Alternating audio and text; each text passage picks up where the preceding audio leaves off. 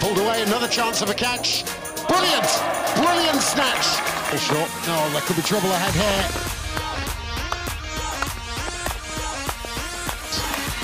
Wonderful start for Middlesex. Oh, what a grab. What a grab that is. Flicked away, chance of a catch taken.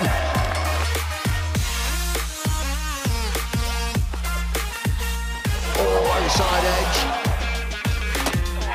Hold him, played on to his stumps.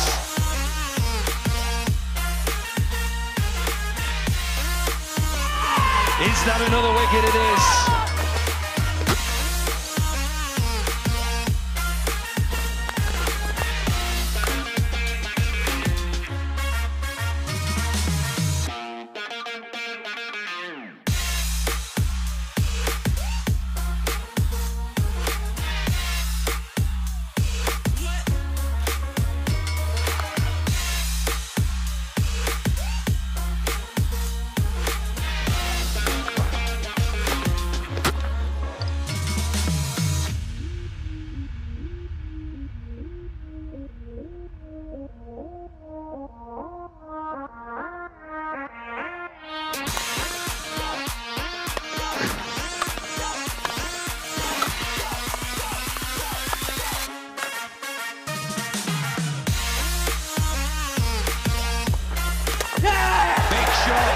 Doesn't connect.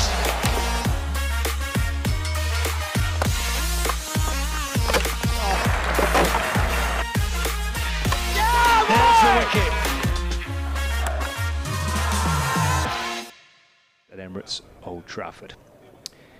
And a very warm welcome to viewers on Lancashire Cricket TV as well. Look at the pictures, look great today. Blue sky and cloud above us, sunshine beaming down. Scott Reed and Kevin Hand, your commentary team this morning. Kevin Howells will join us in the next half an hour. I think he's gone for a cup of coffee or something like that. He was, last time I saw him, he was stuffing his face with a bacon butty. But a very warm welcome to our coverage. Kevin, good morning. Nice to see you again. Morning, Scott. Nice to see you. He's gone for a lie down already, I think, hasn't he? Yes.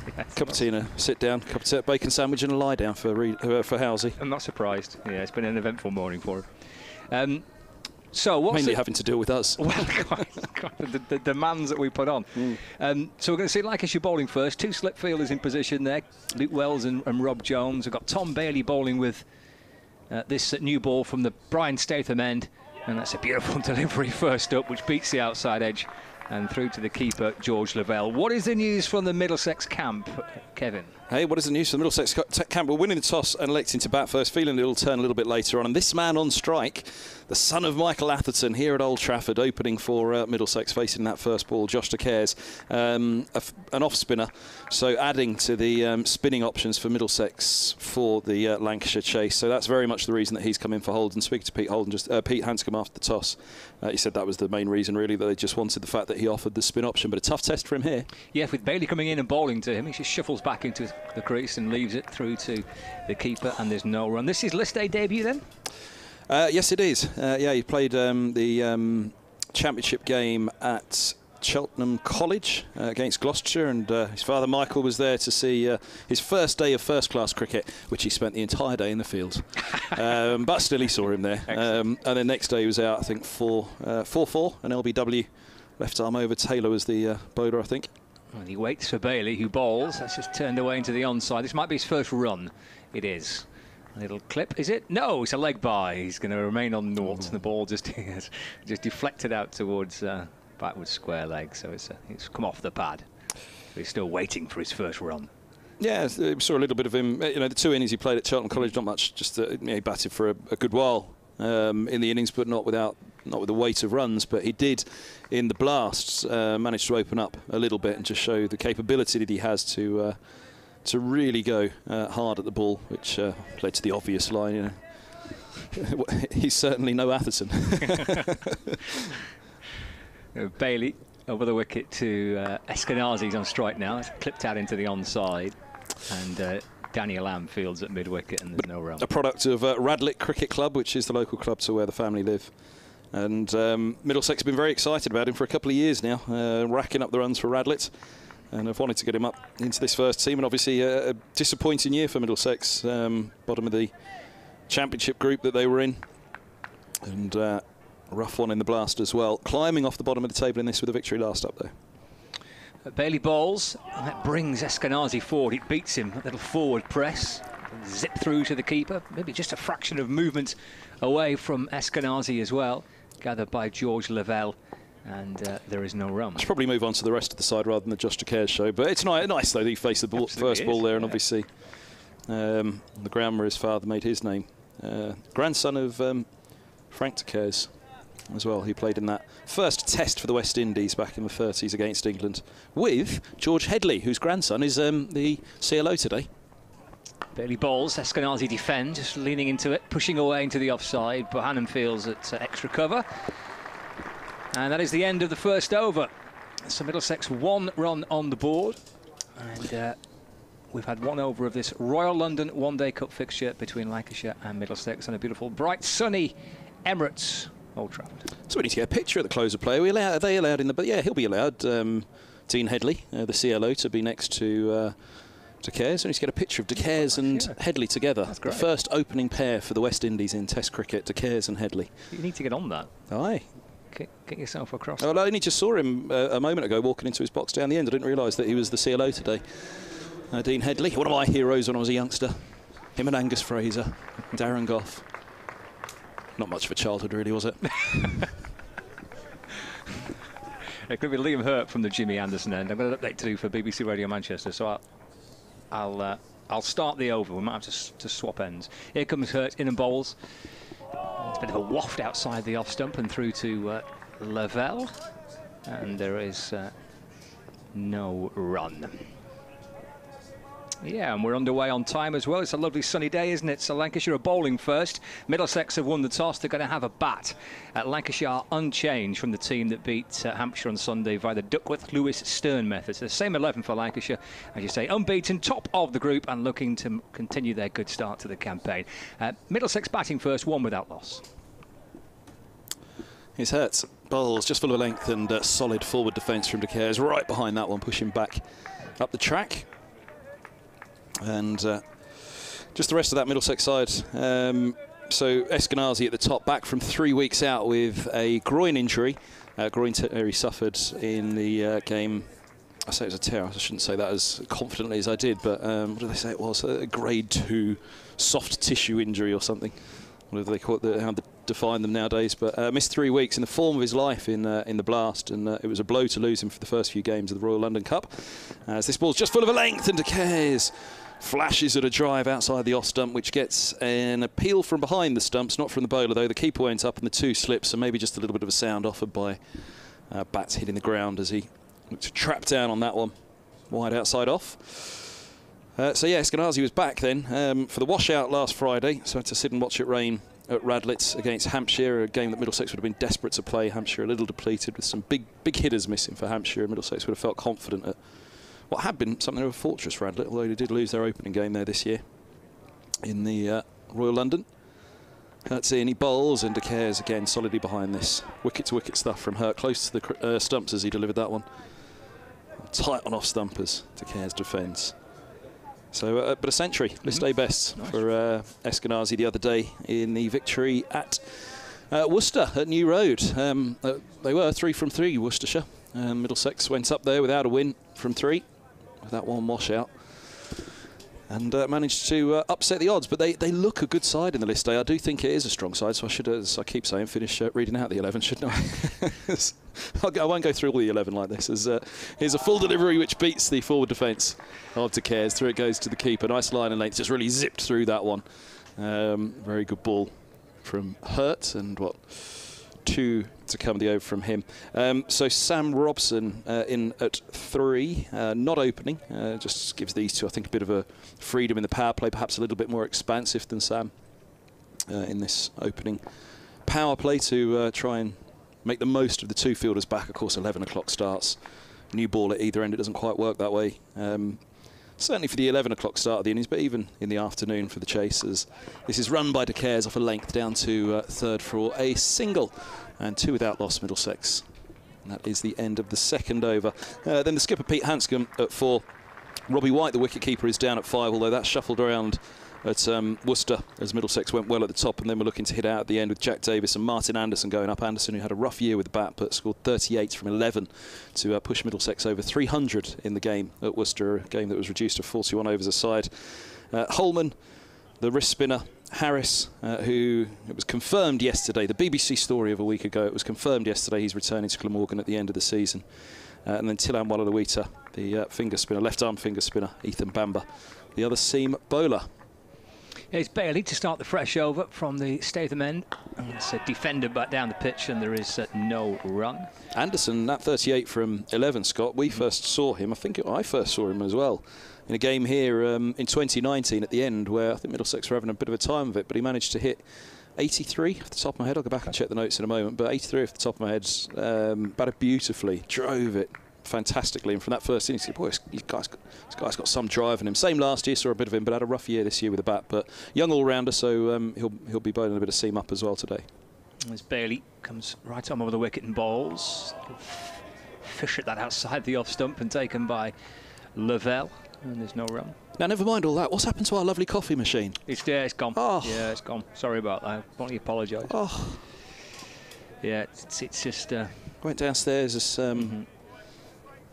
Old sachet stuff, isn't it? Yes, I know. It wasn't it good. Cutbacks, is it? Well, it's been relocated to somewhere else in the ground. Oh. I know. It's been pilfered. It has. It's disappointing, really, because it was a beauty. Bailey bowls, defended to mid-off, and there is no run. Cutbacks, I suppose. They haven't cut us yet, though, Scott. It's only a matter of time, to be fair, though. It's the inevitable conclusion. Or at least not that we're aware of. Maybe they have. It's pre-designed, they just haven't told us yet. Pull the plug already.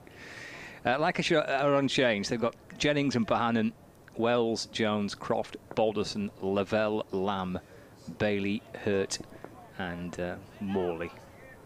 It's Tom Bailey with the ball in his hand, running away from us from the Statham end. And the balls, that's a terrific delivery, pushing forward, a good bounce and carry and zip into the gloves of the keeper, George Lavelle. And it's a testing start here with Bailey with this new ball. He's bowling well. Talks about the power play, the first 10 overs, only 2 back. That's out of the mind, really, at the moment for De Caires and Eskenazi. Yeah. This is clearly an opportunity for Lancashire right now. Middlesex electing to bat first, but they'll have known this will be tough. Mm-hmm. And this man in particular, who's had a good time against Middlesex over the years. He's had a good time against most, hasn't he, Bailey? Yes, bowled beautifully on Sunday, the Aegeus Bowl. It's a fuller ball and off stump. It's driven to mid-off by De Caires, and there's no run, fielded by Keaton Jennings. So yeah, it's going to be certainly a testing start, isn't it, with a new ball from each end and the bowlers tearing in. There's going to be a little bit of juice, a bit of movement. You're probably going to get it in this first half an hour to an hour, I suppose. The pitch will be interesting to see how that plays. So it is to the left of the square. I think there's only 2 further pitches that are on the edge of the square, so they can have different kind of characteristics to the one that's more in the middle. Little forward press by De Caires. That's pushed out into the offside. Croft fields, and there's no run. That's another testing over for Tom Bailey. He's bowled 2 overs, 2 maidens so far. We've had 3 overs of the Middlesex innings, and Middlesex are 2 without loss. As we can see the coverage from Emirates Old Trafford. Those with us on the live stream. The forecast is good for the day. It's a little bit more dicey as the week progresses. It might be 1 or 2 games that might struggle as the week goes on in the one-day competition. But I think today, all those that are starting should be in for a decent day. Yeah, it was a washout on Friday for Middlesex against Hampshire. They're back there this week. Double header on Friday and Sunday. So outgrounds tested even more, of course, by the elements, as here's Hurt in. Bowls full onto the pads, drifting down would be my inclination from our angle, but the umpire, seems to agree, not out. But Hurt went up with strong appeal on that one. He had not gone up for the nick behind that the keeper and the slips went up for off De Caires. He really went up with a great deal of confidence on that one. Hurt, the big wicket, really. Hanscom, the big name in the Middlesex lineup, the big wicket, the form batsman at the moment, Eskenazi. If they could get him early, that would be quite a blow to strike for Lancashire. Sets off once more. Hurt, second ball of the over, and short outside of the off stump. He's cut late by Eskenazi down to third for a single. 3 without loss. Second ball, the 4th over.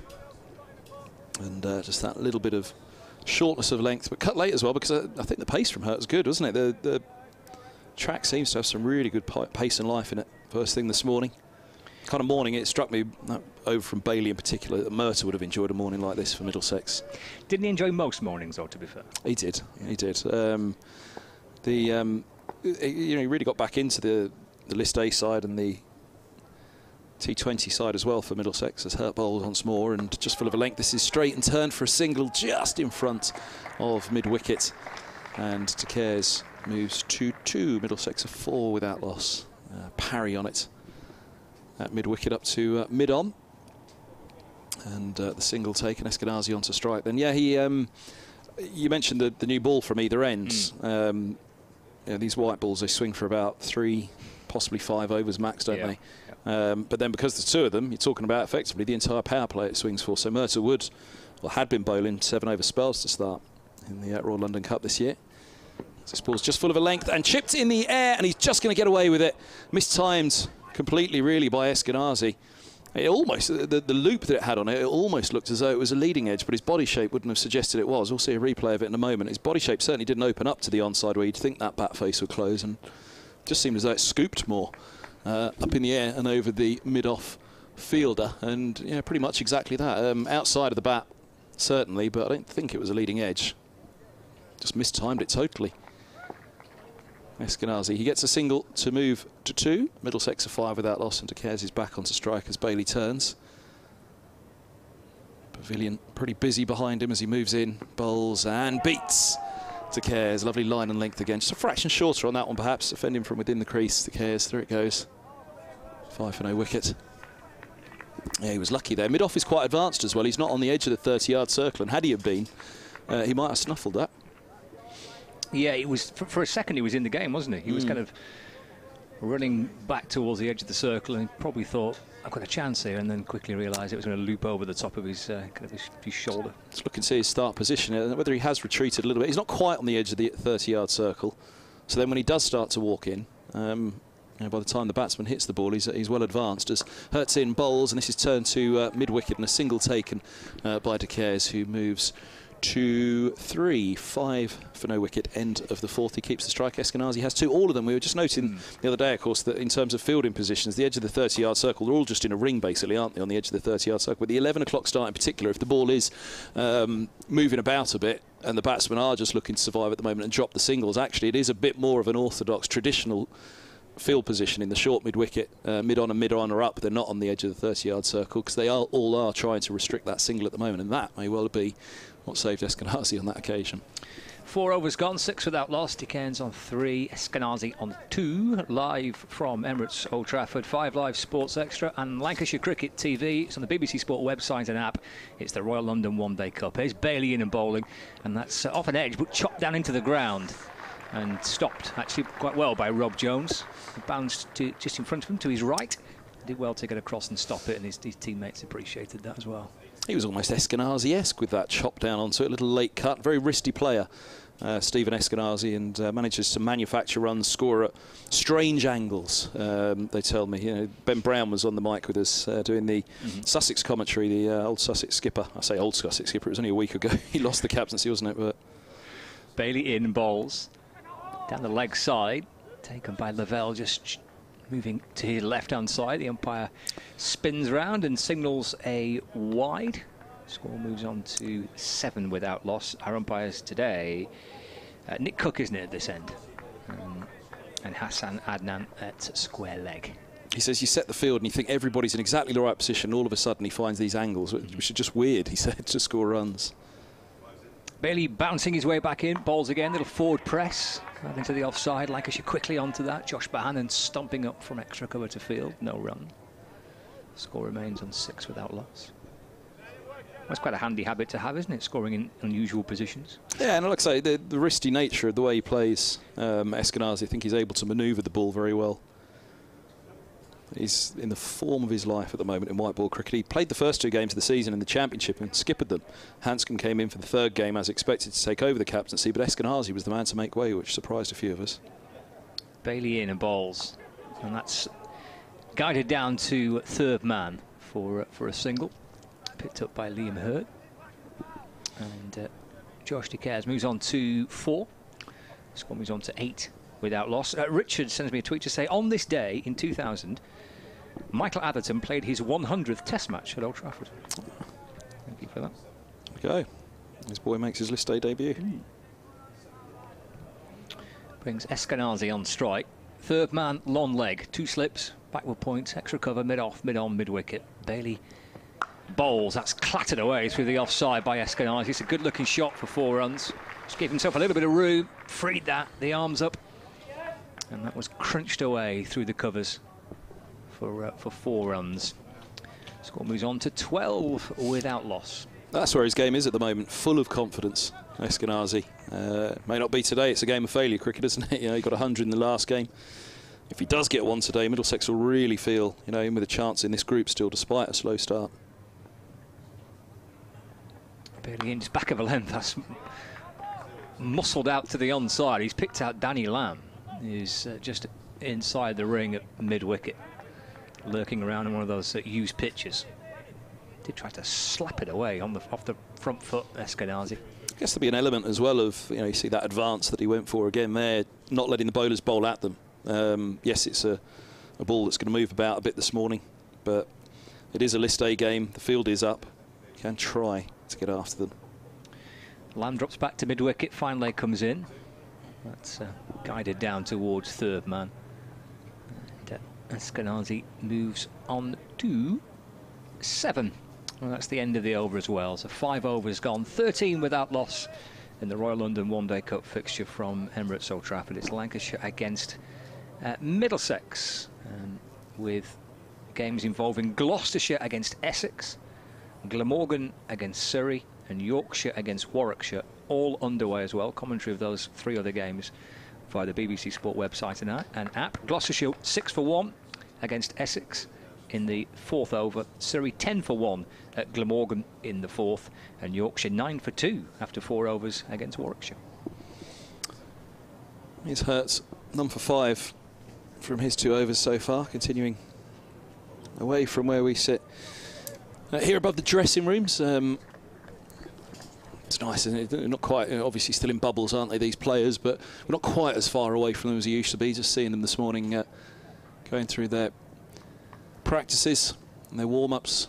They're able to stand on the boundary, or over the advertising board, obviously, but down close to them once more as here comes Hurt, bowls, and just full of length. Oh, that's inside toe edge of the bat from Eskenazi, down to long leg for a single. He moves to 8, very nearly got through there, Hurt. At the start of the 6th over. Middlesex 14 without loss now. Fine block hole delivery. Still 2 slips in place. The 2 fielders set back, 3rd and long leg. Almost around to fine leg down there. Point cover, mid-off, mid-on and mid-wicket. All quite advanced inside the 30-yard circle, as we mentioned a moment ago, as this one's full and clipped to mid-wicket by De Caires, and he's gone. It's lifted it straight to the fielder, Lamb. 14 for 1 as De Caires falls for 4, and Hurt has 1 for 6 in the 6th over. He's actually bowled well this season, Liam Hurt. He's one of a number of players, I think, not just for Lancashire but across the competition this year, that will probably benefit from the Royal London One Day Cup. It allows other opportunities, doesn't it? And he's had a good start to the campaign. That was just clipped, wasn't it, straight to mid-wicket. Just angled into him and flicked it off his pad straight to mid-wicket. Safe pair of hands by Danny Lamb, and Liam Hurt picks up the 1st wicket. Yeah, it looks like the top of the body just fell across a bit, didn't it? And he ended up scooping it rather to the onside. Seeing the quick glimpse of the replay there, it looked as though his head fell across outside off as he lifted it then as a result to the mid-wicket fielder. Had one in the previous over, actually, I think, from Bailey, where I thought the one that went leg side, you just see on that one perhaps just a little bit too far across on it as he played the shot. Yeah, there was one in the previous over that Bailey sent down the leg side and the wide signal, but I did think that wasn't that far across. That wasn't that far away from the leg stump. A little bit of shape on it, maybe bringing it back in, he could have been in trouble.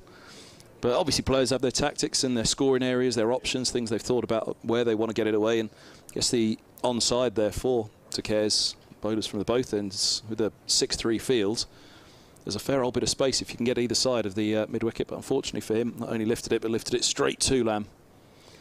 It brings Sam Robson out, the opening pair for Middlesex in their last championship game, which was against Leicestershire. Fine List A player, Robson, played Test cricket for England. 2014, his last Test. And renowned more as a first-class player, but his skills very transferable to List A. Certainly at county level. Hurt, third ball of his third over. He's in, right arm over bowls to the right-handed Robson, who over the top of it defends all along the floor to mid-wicket. Patiently dropped into the onside defensively by Robson, and he'll set up for a slightly longer game here. I don't think Middlesex will look to try to accelerate massively through the power play. 31 on the board at New Road the other day, batting first. That in a game that was reduced to 40 overs a side. I think similarly here, halfway through the power play at 14 for 1, they'll be happy enough to be 30 odd on the board at the end of the power play and look to accelerate through the innings, build the innings. That's past the umpire. He bowls line and length once more and defended by Robson from within the crease. Mid-wicket running up to collect Lamb. One of the really good things about this format, isn't it? You can do that. You can afford to absorb a bit of time. You can afford to lose a few wickets in a power play, for example. You can rebuild. You can put together a proper innings, can't you, as a batting team? The ebbs and flows, I think, of 50 over cricket are one of the best features of it for me. That kind of story that develops and unfolds throughout the course of the game. Hurt hits the crease now. He bowls short of a length, and on the back foot Robson defends into the offside. One to come of Hurt's third over. Yeah, that was very much the story of the Worcestershire game, actually. I thought it really did swing one way or another quite dramatically. And again, that was a game reduced to 40 overs a side. And I was listening to one of the BBC commentaries the other day. Which one was it of a List A game? It's gone from my mind now. I was just tuned in and I was thinking it was the same that I'd seen at New Road. It was a game that was swinging back and forth quite dramatically. And they commented as well that they'd not really seen one. I think that is List A now, isn't it? Because there is that potential to really accelerate, brought on by T20 as Hurts in, bowls full of a length, but straight and turn through square leg for 4 by Robson, just over the top of it, using the pace. And key scoring area for Robson. That's something actually that we all noted when he broke through, that he was very much Atherton-esque. Robson, good square of the wicket player as well, with his time growing up in Sydney, where he spent all of his formative years. 18 for 1 at the end of the 6th. Robson has 4 and Eskenazi has 8. The group table, Lancashire top with 7 points. All right, all right. No, I'm just going through it, just for context. Second time today already. It doesn't. Not even out of the first player play yet. It's irrelevant who's top, but Lancashire top with 7 points, 3 wins from 4. Worcestershire second, 6 points, 3 wins from 4. Essex a third, 6 points, 3 wins from 4. Durham a fourth, 5 points, 2 wins from 4. Gloucestershire a fifth, 4 points. Hampshire is 6th, 3 points from 4 games played. Middlesex is 7th, 3 points. Bailey comes in and bowls. Nudged out into the onside by Eskenazi. He's going to flirt with the idea of 2. In fact, he comes back pretty comfortably for 2 by the time that Bobbleston's come round to pick up the ball. So score moves on to 20 for 1. And then Sussex are 8th, 2 points from 8. Kent are at the bottom. The top 3 qualify from each group. If you finish top of the group, you're straight to the semi-final, and then second and third face. Well, it's not really a quarter-final, is it? It's kind of like a playoff, isn't it? Playoff thing, yeah. One slip now as Bailey bowls, and that beats Eskenazi, who kind of wafts his bat at it through to the keeper, no realm. But it is officially called a quarter-final, so we're going off message.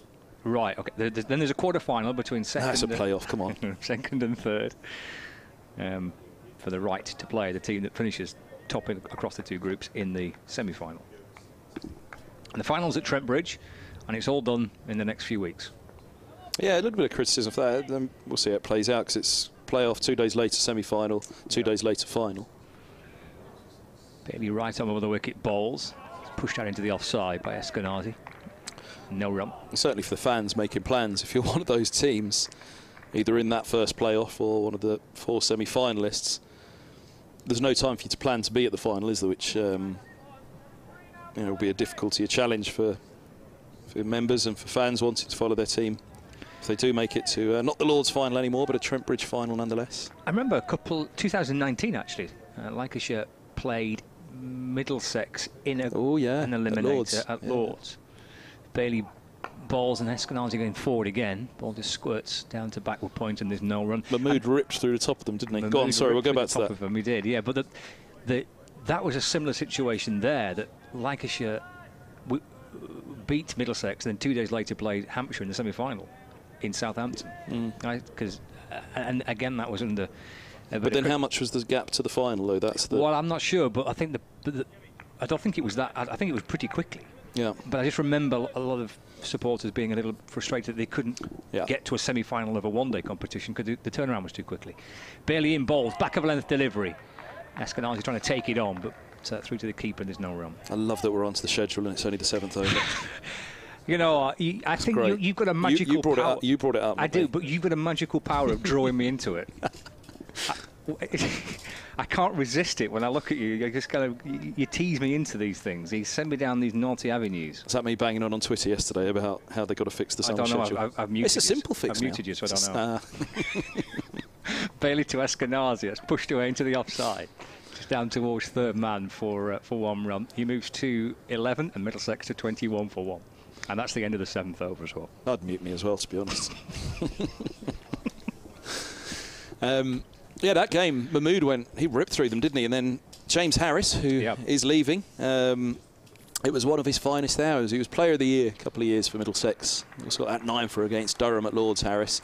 But a century, his only century, was in List A cricket and against Lancashire in that game when he very nearly pulled Middlesex back into it. He and John Simpson, another Lancashire lad, a very boy, but away with the 100 at the moment. Playing at Headingley, isn't he? The Lancashire lad won it for the Northern Superchargers the other day. Big 6 down the ground. But yeah, he was the one who had the partnership with Harris, who went on to that century. As here's Hertz, right arm over, he bowls, and forward goes Eskenazi, full face of the bat. Maker's name shown to the bowler as he defends to mid-on. 21 for 1 at the start of the 8th.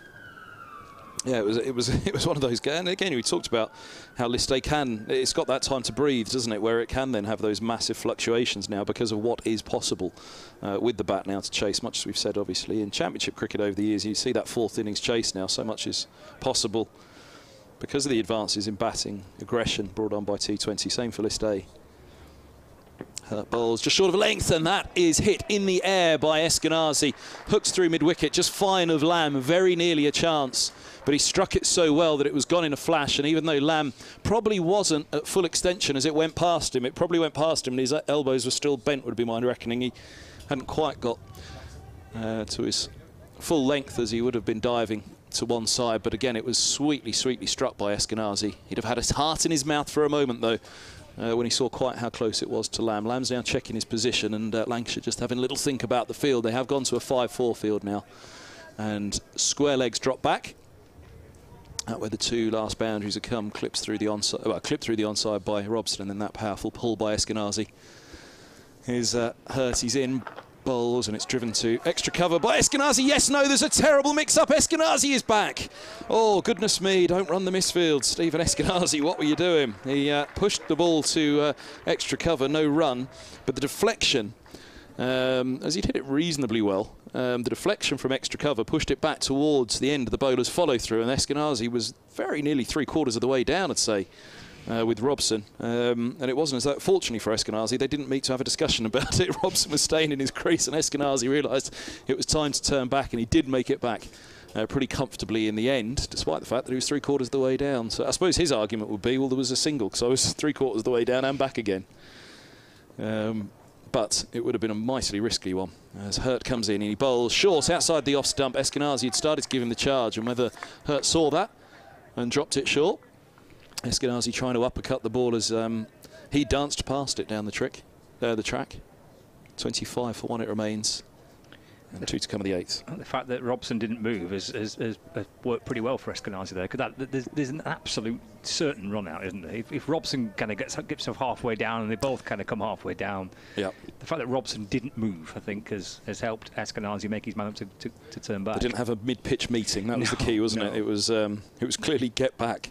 Kurt Bowles, and this is defended into the onside, and they take a quick single in front of mid-wicket, who has advanced slightly because square leg dropped back. That was what caused me to have a moment of worry for Eskenazi again on that one, but 26 for 1 it is. Eskenazi has tried to put the foot on the gas here a little bit, hasn't he? Again, perhaps just not letting the bowlers bowl at him as much as anything. But he is in such good form as well. 16 from 21, Eskenazi. Robson 4 from 4 on strike for the last ball of the 8th. Scott Reed and myself, Kevin Hand here for BBC Lancashire, BBC Radio London. Live on the streams as well, 5 Live Sports Extra with us through part of the day, as well as here comes a short ball down the leg side, an appeal for catch, and they've gone up really big behind the stumps for that one. Nothing doing from the bowler at all, and nothing doing from the umpire. So the fact it was down the leg side, it must have just taken something, maybe a shoulder. His gloves kind of went up to it. I think that's what the keeper and slip were going for, and there you go, just a little indication from the umpire. He reckons it brushed that left shoulder of Robson as it went through down the leg side. 8 overs bowled here at Old Trafford. Middlesex winning the toss, and they are 26 for 1. Robson has 4 and Eskenazi 16. Yeah, just a little reminder for you, that's what's coming up later in the day. The Royal London One Day Cup fixtures all underway at 11 o'clock this morning, and everyone's playing. The forecast is good. So everyone started on time at 11 o'clock, and coverage of the One Day Cup throughout the course of the day via the BBC Sport website and app, and via all the respective live streams as well. And from 3, it's London Spirit against the Northern Superchargers in the 100, followed by the men playing at 6:30. That's the double header in the 100 today. Bailey from the Brian Statham end. Oh, the wicket again, just nudged away into the onside by Eskenazi. And Luke Wells is at mid-wicket to field, and there is no run. 26 for 1. And Bailey for Lancashire. Eskenazi on strike, having been involved in a near run-out just a few moments ago. He's on 16. Robson on 4. 2 overs left of the power play, where the fielding restrictions are relaxed. Comes a little thin inside edge and squirts past at short fine leg, and then down towards the boundary in front of the pavilion for 4 runs. It's a little tentative, little thin edge past the fielder inside the ring at short fine leg and down towards the boundary below the pavilion, which is nicely populated today, where most of the spectators are in the 2 blocks in front of the pavilion, and then underneath the point, just to the left of the pavilion as we look from this media centre end. 30 for 1 now. Pavilion again bowls. Forward goes Eskenazi in defence. It's pushed back down the pitch, and there is no run gathered by Bailey off his own bowling. Just that 1 wicket to fall so far. Josh DeCare's out for 4, caught by Lamb off the bowling of Liam Hurt. There's Bailey, squad number 8. Running away from us, passed on by Nick Cook. And then balls, swing from Eskenazi, another bottom edge past the stumps, and sharp pick up and throw by Jack Morley from short fine leg, direct hit. Takes out the middle stump as he throws down successfully, but the batters are crossed. Got through for 1. It's a 31 for 1. With 2 balls left of the 9th over. First 10 overs of the power play overs in the One Day Cup. I've got a 3rd man and a deep square leg. With 1 slip, 3 in the ring on the offside, and 2 on the leg side at mid-on and short fine leg. Bailey bowls, a little forward press from Sam Robson. It's pushed out into the offside where Josh Bohannon fields, and there's no run. Lancashire have started with Bailey and with Hurt as their opening pair so far throughout most of this competition. First 4 games, Danny Lamb and George Bolson probably likely to be first and second change. And then we'll do spinning options as well in both sides. He's barely to complete the over. Again, Robson on the front foot, just pushing away. To extra cover. That's the end of the over. 9 gone. 31 for 1. Eskenazi on 21 and Robson on 4. Yeah, just an interesting start for Middlesex, isn't it? With Eskenazi just showing that little bit more aggression, which we talk about how many you can gamble to lose at the top of an innings, particularly in list A, because it is a long day, and with the fielding restrictions in place between overs 10 and 40 as well, only 4 back, it does allow for some real aggression all the way through those middle innings periods as well. I saw Durham at Radlett the other day. It was a game they went on to win. They started well around the 22nd, 23rd or so. They'd lost a couple of quick wickets. You thought they'll slow up. They then got a 50 partnership off the next 5 overs, having lost 2 quick wickets. Here's a full delivery inside edge, thick inside edge from Eskenazi as Bailey begins. And you at the pavilion end, started the final over of the power play. Yeah, he was partially forward, but that thick inside edge, we were at the perfect angle to see the deflection from behind Eskenazi.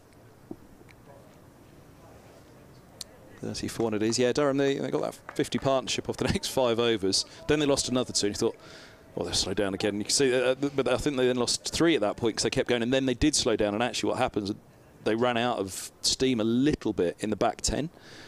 And then, batsman's name, we got it, Denethi. As this ball's full of a length from, full of a length from Hurt, turned into the onside, just a misfield at mid-on. It didn't bring more than the single that was always going to be taken, though. And Eskenazi moves to 22, 32 for 1. Yeah, Denethi came in and then hit a quick fire 50 at the very last, which topped them up in that game at Radlett. A rain-affected chase, though. Middlesex lost 2 wickets before the rain fell for an hour, and those 2 wickets all of a sudden just saw the DLS go flying up for what in the end was too steep a chase for them, and they came back on for I think about 5 overs at the end. Hurts in, bowls, and Robson clips nicely through mid-wicket. It might be 4 and it is 4. Deep square's not going to get there. Mid-wicket had just been taken out and moved to slip. Back he goes. So 1 ball, he moves across. 4 runs for Robson, and they go back to the previous field set in the 5-4 field. 36 for 1. Robson's on to 8. Are the 4 home games for Middlesex all at outgrounds? At Radlett, yeah. Yep, all at Radlett. So another 2 to finish. And actually, you mentioned that table there for Middlesex's hopes. Once they've completed this game, their final 3 against, I think, what are currently 3 of the bottom 4, the other one being Middlesex. So here's Robson on strike, and forward goes the right-hander to Hurt, defending into the offside, and there's no run.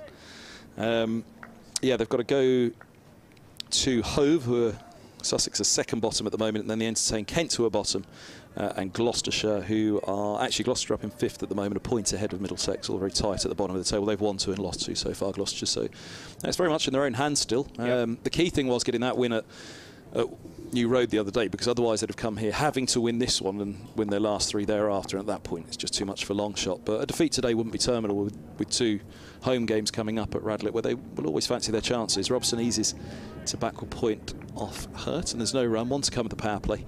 36 for 1. Robson on strike, though, is perhaps why I'm not on the edge of my seat expecting him to charge down the track at the moment. That was very much Eskenazi's role. I'm sure Robson will try and put away a bad ball, but otherwise defend it happily. Yeah, they've had a fortress Radlett, they were calling it. They've had a good record there. They do well at their outgrounds, actually. Merchant Taylor School have had a very good record as well. Beat Leicestershire there last up in the championship game, which saved Surrey from Division 3. What a thought. I'll come back to that in a moment. 36 for 1, as here is Robson defending into the offside of Hurt, and that is the end of the power play. 36 for 1 after 10, Middlesex having won the toss. De Keer's out for 4, Robson has 8, and Eskenazi has 22. If Middlesex had lost that game to Leicestershire, Leicestershire would have gone into Division 2, Surrey would have gone into Division 3 with Middlesex. And bizarrely enough, if Middlesex had lost that game against Leicestershire, they'd have gone into Division 3 with more points than they now go in, because they won 1 and drew 1 with Surrey, whereas they've won 1 and lost 1 with Leicestershire. So having lost that game, they now take fewer points into Division 3 with them. It's a bit demoralising, isn't it? The idea. I mean, that's one of the things about the group stage, the conference thing, is that, I mean, it's a bit depressing. Thought of being in a third division, isn't it? It is, yeah, it is. I mean, Middlesex are obviously having a rough year, and transition is the word that's used at the moment. Attempts at a culture change the last couple of years, and now it's a transition. First bowling change sees Danny Lamb replace Tom Bailey. This is flicked down to fine leg by Eskenazi. Jack Morley, the young left-arm spinner, fielding for Lancashire. 1 run added, 37 for 1. So being in that transition, Division 3 actually has quite an interesting narrative for Middlesex, I think, because they've got to pick up. They've had a tough time in the Championship so far this summer. A tough time in the Blast. They lost their first 2 in this. Angus Fraser has moved to one side at Middlesex from his role as Managing Director of Cricket, and now responsible for the youth channels, which he's been very successful at, because he's had a bigger role. The role's now shifted away from the first 11. Lamb over the wicket bowls forward because Robson just turns it into the onside, up to mid-on, no run. So Stuart Law as head coach is now almost like the supremo of the first team. So he runs the whole lot, does he? He runs the first 11 professional men's setup for Middlesex, and as a result the second, I guess, as well, because it filtered down between the two. So is he kind of recruitment as well? Exactly that. Right. So whoever comes, whoever goes, it's on Stuart Law. Right. Which I think makes accountability clear, and that I think this year was a frustration for Middlesex members and fans. It was like, look, this is a wretched season. Who's to blame? Is it the coach? Is it the Managing Director of Cricket? Is it the players? Now, the head coach is the man you can say, right, what's going to happen? What's your thoughts? Lamb bowls. This is down the leg side. Umpire Nick Cook spins round to signal the wide, waves his arms up and down, and the score moves on to 38 for 1. So yeah, accountability is a little bit clearer now. Okay. But Stuart Law will be fully the man who will be recruiting these players for next year. Harris is off. As we've heard yesterday, Nick Gubbins has already gone, going at the end of the season, but already on loan at Hampshire. Lamb bowls. It's a nice shot, glanced away off the pads by Robson, just leaning into it, flicking it with a bit of bottom hand through the onside. Tom Bailey is stomping after it, and they've come back and they've run 3 as a result. Score moves on to 41 for 1. Robson to 11 brings Eskenazi on strike, and we're halfway into the 11th over. There was 7 out of contract this year, right. Of which Simpson has signed anew, has Eskenazi, Nathan Souter, Harris is off, Gubbins is off. Still awaiting news on Stephen Finn and Tim Murtagh, who are the other 2 are out of contract this year. No news just yet on the new contracts for them, or not. Yeah, there's a bit of chopping and changing in this transition time. And bowls. Eskenazi gets forward, just pushes away into the offside. Bohannon fields at extra cover, no run. And again, that'll put sharp focus on Division 3. In September. 4 games, a couple of lovely away trips. Where are you going? Hove and Canterbury. Oh, that's beautiful. Oh, very nice. Couldn't smile wide enough for me that day. You couldn't. No, I was pretty happy. The alternative was Derbyshire. Well, that sounds like you're going to love Which would have been lovely as well. Absolutely beautiful, yep. Or New Road. There's Lamb's in. It's driven. And there's Bohannon. Go to his left, extra cover to field. Good stop, actually. There was a sweeper behind him on the cover boundary, but good work in the infield, inside that circle by Bohannon. And there's no run. 41 for 1. Final ball of the 11th. We're through the power play, so the fielding restrictions have been eased. There's a long leg, there's a third man. There's a deep extra cover and a deep mid-wicket. And there's Lamb to Eskenazi. Just cramps him up for room as the ball just comes back in a fraction. He defends it. It runs down to George Lavelle, the keeper, who collects his glove, having discarded it to pick up the ball and throw towards the stumps. That's 11 overs done. 41 for 1, Middlesex. Got the delights of Dave Bradley and Dave Fletcher at Lords for Derbyshire and Worcestershire. So very nice. Be a few nights in the tavern there, I reckon. Could be a heavy fortnight, that. But yeah, lovely trip to September. Let's hope the weather's nice. Great Hove, isn't it, when the weather's nice? And Canterbury. Have a wander through both town centres, along the seafront down at Hove, walking in. It's a great place to walk into work in the morning, isn't it? It's tremendous, yeah. Had a great week. Along the coast. Let's hope the weather's good. For Super September. The not so Super September, as I've been calling it for Middlesex. Division 3, yeah. What have you got? What's your fixture list for September? Warwickshire here, first game. Let me just double check. I have to tell you, it was the first thing on my mind when those fixtures came out. Will I be going to Hove? Will I be going to Canterbury? I'll be going to both. Great news. Nottinghamshire definitely away. Oh, and the other one's Taunton away.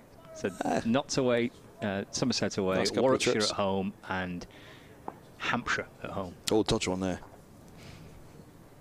Here's a change as Balderston's into the attack. Bowling the 12th, right arm over, sharply through outside of the off stump, skidding through and left alone by Robson on 11. Hampshire is at Liverpool as well, so that's one for Hampshire to enjoy. A little trip to Merseyside, to Egbert. Oh, Sebra. It's not Sebra, unfortunately. I know, but those pictures on the stream the other day, honestly. Glorious. I mean, honestly, it was good enough, the painted picture. I was tuned into you guys, but when I did then go and put the stream on, so you and Adrian Harms and Kevin Howells. Robson awaits as Balston bowls. It's cut out to deep cover for a single. Robson's on to 12. 42 for 1 in the 12th. The last sighting of the Kevin Howells hat, wasn't it? Yeah, he left it there. Us. Yeah, he got that excited about his day at Sebra School. He basically took off all his clothes and left them there. Well, he left a jumper and a cap. He just kept taking items of clothing off. I think he overdressed. He had too many layers on. But he took off all his clothes, you Well, said. not quite all. Okay. Yeah, he kept one or two on. I didn't see that on the stream. It's Eskenazi driving to mid-off. And a single's taken. He's on to 24, 43 for 1. Left two jumpers and a cap inside the media tent at Sebra School. Oh, dear. He got himself all excited. Don't they have a lost and found at the school? Don't you be able to go back? Lost yeah. and found. I think he's retrieved one of his items of clothing, but I think his cap's a goner, which, to be honest with you, is a good thing, isn't it? Because it's dreadful.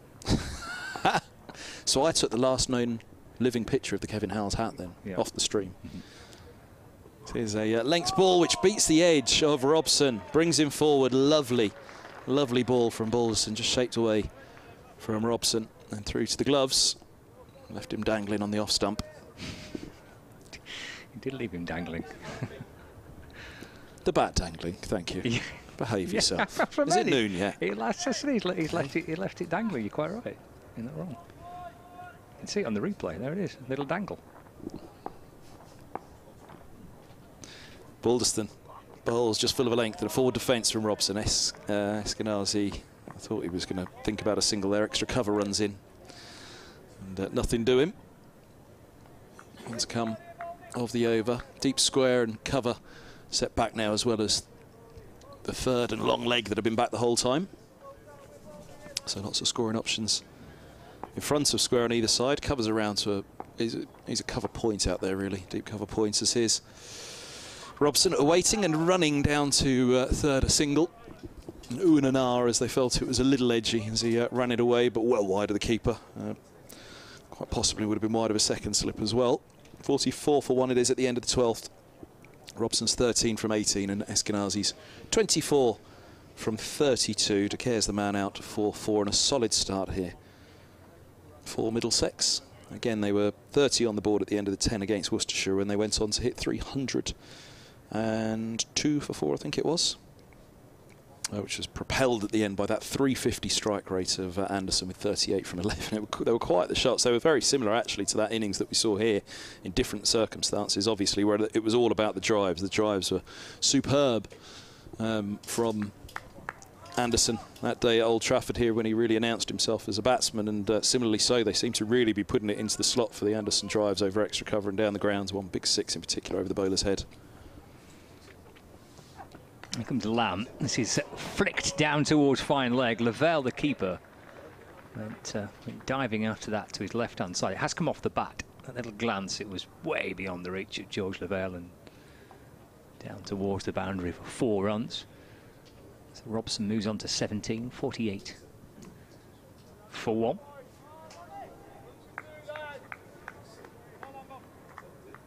A little mooch around the ground, shall we? Look at how the other games have started as Lamb brings Robson forward. Just guided down to deep backward point. Gets through for a single, just leans into it. Steers the ball down through the offside, just a fraction behind square. It beats the dive of Croft, who's just backward of point. The third man comes round to complete the fielding. Robson to 18. And Middlesex to 49 for 1. We're in the 13th over. Lamb bowls, and then that's a steer down to third. George Balderson fields. And that brings up the 50 as well for Middlesex, that. 50 for 1. Halfway into the 13th over. Robson 18, Eskenazi on 25. Yorkshire 46 for 2 in the 12th. They lost a couple of early wickets. They're playing Warwickshire today. And this game taking place at York. As Lamb bowls, that's slashed down to third man. Just for 1 run. By Robson, who's to 19, 51 for 1. So off Will Frayne early on. First ball duck, actually. But Harry Duke and Gary Balance forgot Yorkshire to 47 for 2. Will Luxton, the other wicket to fall for Yorkshire. And bowls again. Eskenazi in behind it, full face of the bat. Pushing it back to the bowler, no run. Surrey a 33 for 2. And they're playing at Sapphire Gardens in Cardiff. Mark Stoneman out for naught. Hashim Amla for 4. And Ryan Patel for 22. The 3 wickets that Surrey have lost early on. Lamb bowls, that's forced away through the offside by Eskenazi. Down towards a wide third-man boundary. That's George Balderson there, who's got across the ground pretty quickly. Gets a good round of applause too for the work out in the deep. 51 for 2 after 13, but he got across the ground. Good slide, good pickup, all this side of the rope, and saves a couple of runs for his team. So 52 for 1, 13 overs gone. The other game taking place is Gloucestershire against Essex, and Gloucestershire are 46 for 1 after 12 in Bristol. 9-wicket win for Essex in the opening round against Middlesex. Alistair Cook and Westley seeing through those runs, both falling just short of, not falling just short, but the innings came to an end with them short of their centuries. That 9-wicket win. Balderston's right arm over bowls, and Eskenazi swats at one into the onside. Nice advance down the track to that one. And again, wristily as he does, rolling over the top of it and working a single out to deep square on what was basically a proper cricket line and length delivery from Balderson. But that's the form Eskenazi's in at the moment. 27 from 36. He's full of confidence. It was the best innings I think I've seen him play. You know, held back because you're kind of comparing a List A innings to some of the first-class innings that he's played. So Robson awaits and Balderson bowls. This is run down to third for a single, and 54 for 1 in the 14th it is now. But I did say to him at the end, you know, was that I felt that it was certainly the best white ball innings I've seen him play. He'd scored his maiden T20 century this year as well. It was his second List A century. But I think he did. I need to go back and listen again on the interview, actually. I'm pretty sure in the answer he did say to me that he felt it was the best innings that he'd played. But you kind of hold back on weighing up first class and List A sometimes, don't you? But it was a faultless innings, you know, and very few full strokes as well. Although the end, towards the end of the innings when he brought up the century, he came back for a second run, and to the naked eye you thought he's short of his ground there. As he waits now, Eskenazi, keeper stands up to keep him in his crease, and he drives square of the wicket for a single cover point coming around on the boundary rope, and they've got back for 2. In fact, it was finer of the fielder than I realised. Eskenazi moves to 29. It's 56 for 1. And then as you looked at the replay and rocked and rolled, as you can do on the stream now, oh dear. Close, was it? But not really. All right. But the poor umpire was unsighted by the fielder who ran across in front of him. Okay. As here's a length ball, Eskenazi standing in the crease, chops down on it off the top of off. He cuts it to backward point, and there's no run. 56 for 1. So it was a strange moment because the roar kind of went up around the ground at New Road with it was a tremendous crowd in on Sunday there at New Road, similar to there is here at Old Trafford today. And they thought he was run out, and then Eskenazi had to pick himself up, take his helmet off and raise the bat. Then a reluctant applause then had to come, or a belated applause had to come thereafter, as Eskenazi's on strike and Balderson bowls just full of a length, straight delivery, which he defends to mid-wicket. So the umpire got himself into position but just had the fielder blocking his view. Yeah, I mean, I didn't rock and roll it that as many times as Frank Watson did that afternoon, but he said, the reports afterwards as well, when we spoke to people about it, the umpire said, I couldn't see. The fielder ran straight in front of me at the key moment.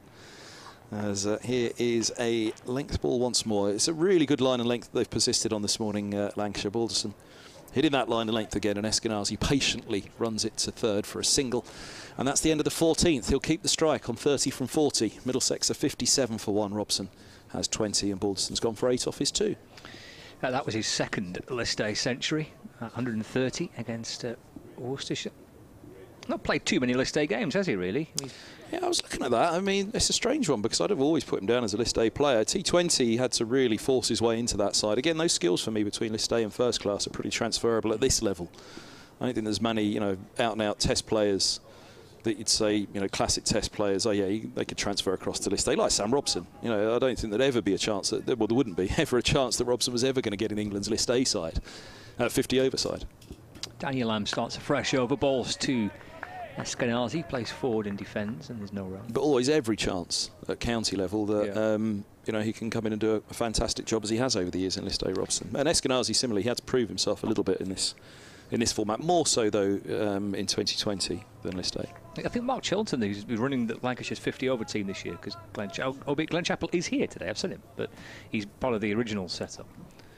There's Lamb balls, it's banged in short and wide. Eskenazi coming down the pitch, but missing the ball through to Lavelle, no run, and he views the 50 over format in that same way, as the ability to develop players because of the longer format as opposed to the T20. Allows some players who've played perhaps quite a decent amount of first-class cricket, but not too many one-day matches, and there's a few in the Lancashire team in that category, that this few weeks, Lamb balls to Eskenazi, that's guided away through the onside for a single, 58 for 1, will help them kind of further develop those skills that will be transferable to four-day cricket. Well, you look at this, Middlesex have the luxury of not picking Tim Mercer. And that's with 7 players missing, including the three bowlers who'd have played. Helm, Finn, Blake Cullen would have played. And they're missing Toby Rowland-Jones at the moment, injured, Middlesex. So, yet still they're able to not pick Mercer. Lamb balls, that's off an edge down towards the third man boundary, but I mean it's safe enough, there's no slip in place. The third man deep in the boundary, it's perhaps a little bit more of an open face of the bat rather than the kind of a genuine edge. We look back on the replay here, I think that's a clever shot actually, to be fair, and that's a good shot from Robson. He's deliberately, I think, just worked that down towards the third man boundary for 4. Moves on to 24 not out, 62 for 1. Yeah, nicely played in the end by Robson. You just have to make those adjustments, suddenly I think he did there. Lamb over the wicket. This is getting off the pads this time. It'll flash down towards long leg. It's scooped up by Jack Morley. And Robson moves to 25 not out. Score moves on to 63 for 1. And we've got 1 ball left of the 15th over. Again, Max Holden makes way today for Middlesex. England under-19 captain a few years back. He holds the record list day score for a Middlesex batsman, the youngster, but he's not selected. He's nudged out into the onside, out towards square leg by Eskenazi. That completes the 15th over. Keeps the strike as well with that, and he moves to 32. Robson to 25, 64 for 1. After 15. So is that a combination of Middlesex just wanting to look at some different players? I think the main thing for De Caires on selection today, because Holden's an off-spinner as well, but De Caires they obviously regard more highly as an off-spinner then. So that's why he's come in. Handscomb said that on the interview this morning, that that was clearly the only thought. They just felt that De Caires will offer them another option with the ball, and they think that spin will be key later on today. So Sam Robson, perhaps bowled a bit of leg spin as well. Waller Louisa and Holman, the 2 frontline spinners for Middlesex today, but that was purely the option on that. But the thing about depth, and the players that have been called up in some counties have been decimated. Middlesex have obviously got a little bit of luxury of the players that aren't playing today. So it's Balderson to Eskenazi started the new over. That's driven for a single straight to the deep cover. Eskenazi's on to 33, 65 for 1. So even with 7 called up, a couple of late call-ups as well, Cullen and Cracknell, 2 youngsters, called up by the Spirit, but even still Middlesex are able to rest. And again, that's why I think the List A, because you can call on the Championship players to come into this and don't feel that, you know, you're particularly detracting from the skills, which is what we're talking about, the skill sets, isn't it, between the formats. Whereas if it was the Blast that was played now, then perhaps those skills aren't as transferable. There's a full ball to Robson, which he drops for a single just in front of point. And they scamper through. Robson's on to 26, 66 for 1. Middlesex in the 16th. Yeah, if we were playing the Blast at the same time now, then I think you'd look at the Middlesex side and feel they're missing a few here, aren't they? But and as such, they're only fielding one overseas, although I'll explain fully why that's not quite correct. But they were hoping to have Daryl Mitchell as a second overseas for this competition, trying to extend his stay from the Championship and the Blasters. Whoa, that's a big pickup from Eskenazi. Goodness me. Just a proper line and length ball again from Balson, but Eskenazi fancied that. A massive 6 over mid-wicket. Just a sweet, sweet pickup from Middlesex's form batsman. And he's heaved him into the onside. What, 10 rows back? Over mid-wicket. Clatters it away. Middlesex 72 for 1 in the 16th. That was a bit of a statement of intent, wasn't it? Yeah. Long old clamber up the stands to retrieve that ball. How many are shut today? 4 stands shut today, 3 stands. Everywhere else is open. We've got 2 to our right. The pitch to the left of centre as we look across at the pavilion. So the stands to our right are shut. Eskenazi drives a single for full-length ball with an open face, just playing a little inside out to get that manoeuvrability fine of the extra cover for a single. Moves him on to 40. 73 for Middlesex. Yeah, the stand to the left of us that is open, and the seats in front of the pavilion and below the point, but the other stands are closed today. Still quite a decent number, isn't there? Certainly on that far side of the ground as we look. This one's full of a length from Balderson, defended by Robson. Got an extra cover. And a few Middlesex fans are making a weekend of it, a long weekend of it, from New Roads up the motorway up to Manchester.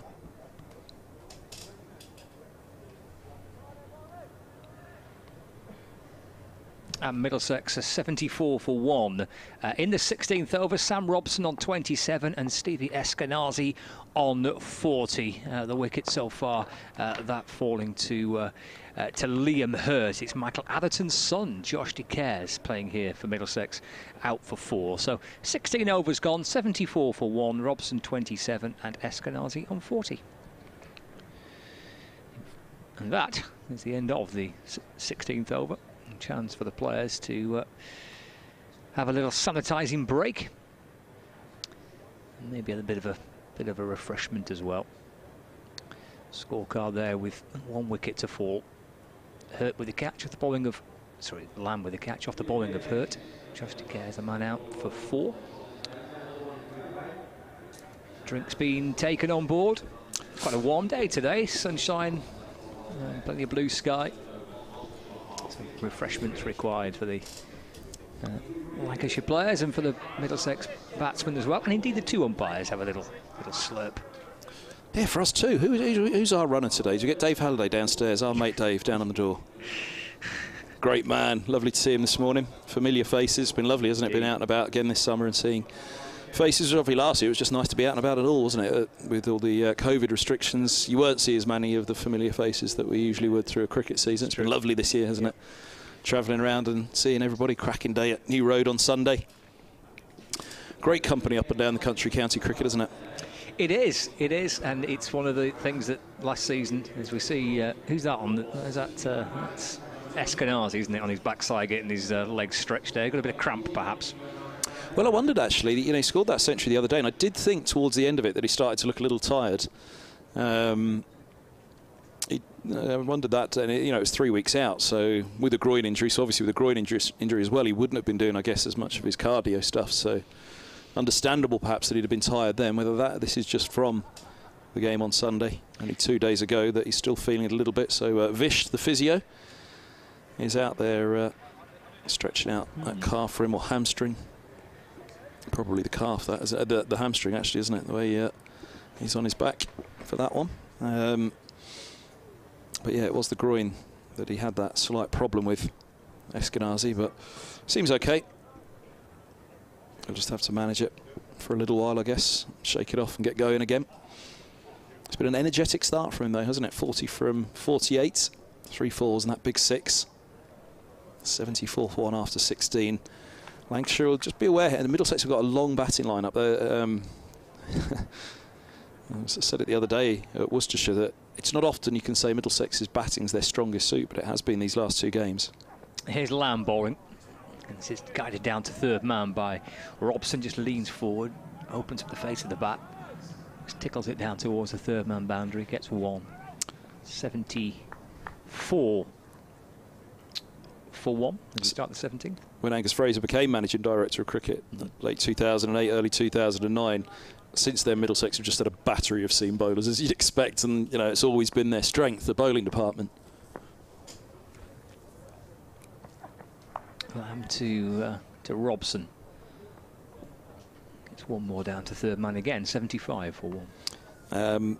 And in some ways, you know, too much so. The batting, certainly since they won the title in 2016, Middlesex, it's been a bit of a decline for the county, and the batting's been the major problem for them. That season they were relegated 2017, the year after the title. I remember it was a game against Lancashire actually at...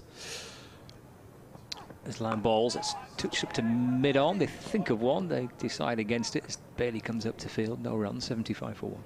I've forgotten the name, just south of Blackpool. It was Stanley Park, I think, wasn't it? Yep, at Stanley Park. I remember that was the game where I thought, hey, oh, something's wrong here.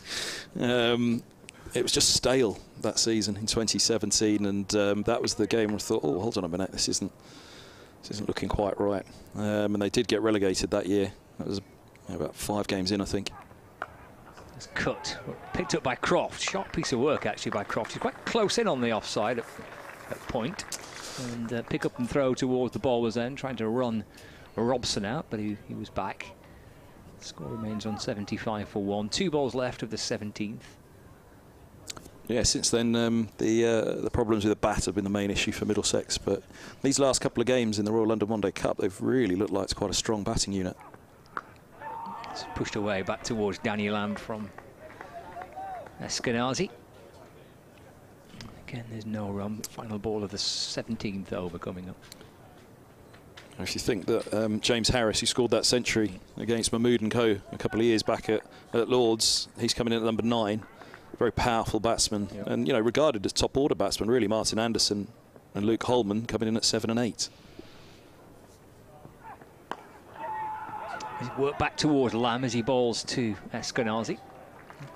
Little flick of the wrist and pushes it back towards the bowler, who gets low down to his right. Lamb to stop the ball on his follow through. That completes the 17th over. This is a very good start for Middlesex, as Kevin's been describing the strength of their batting lineup as well, with plenty to come.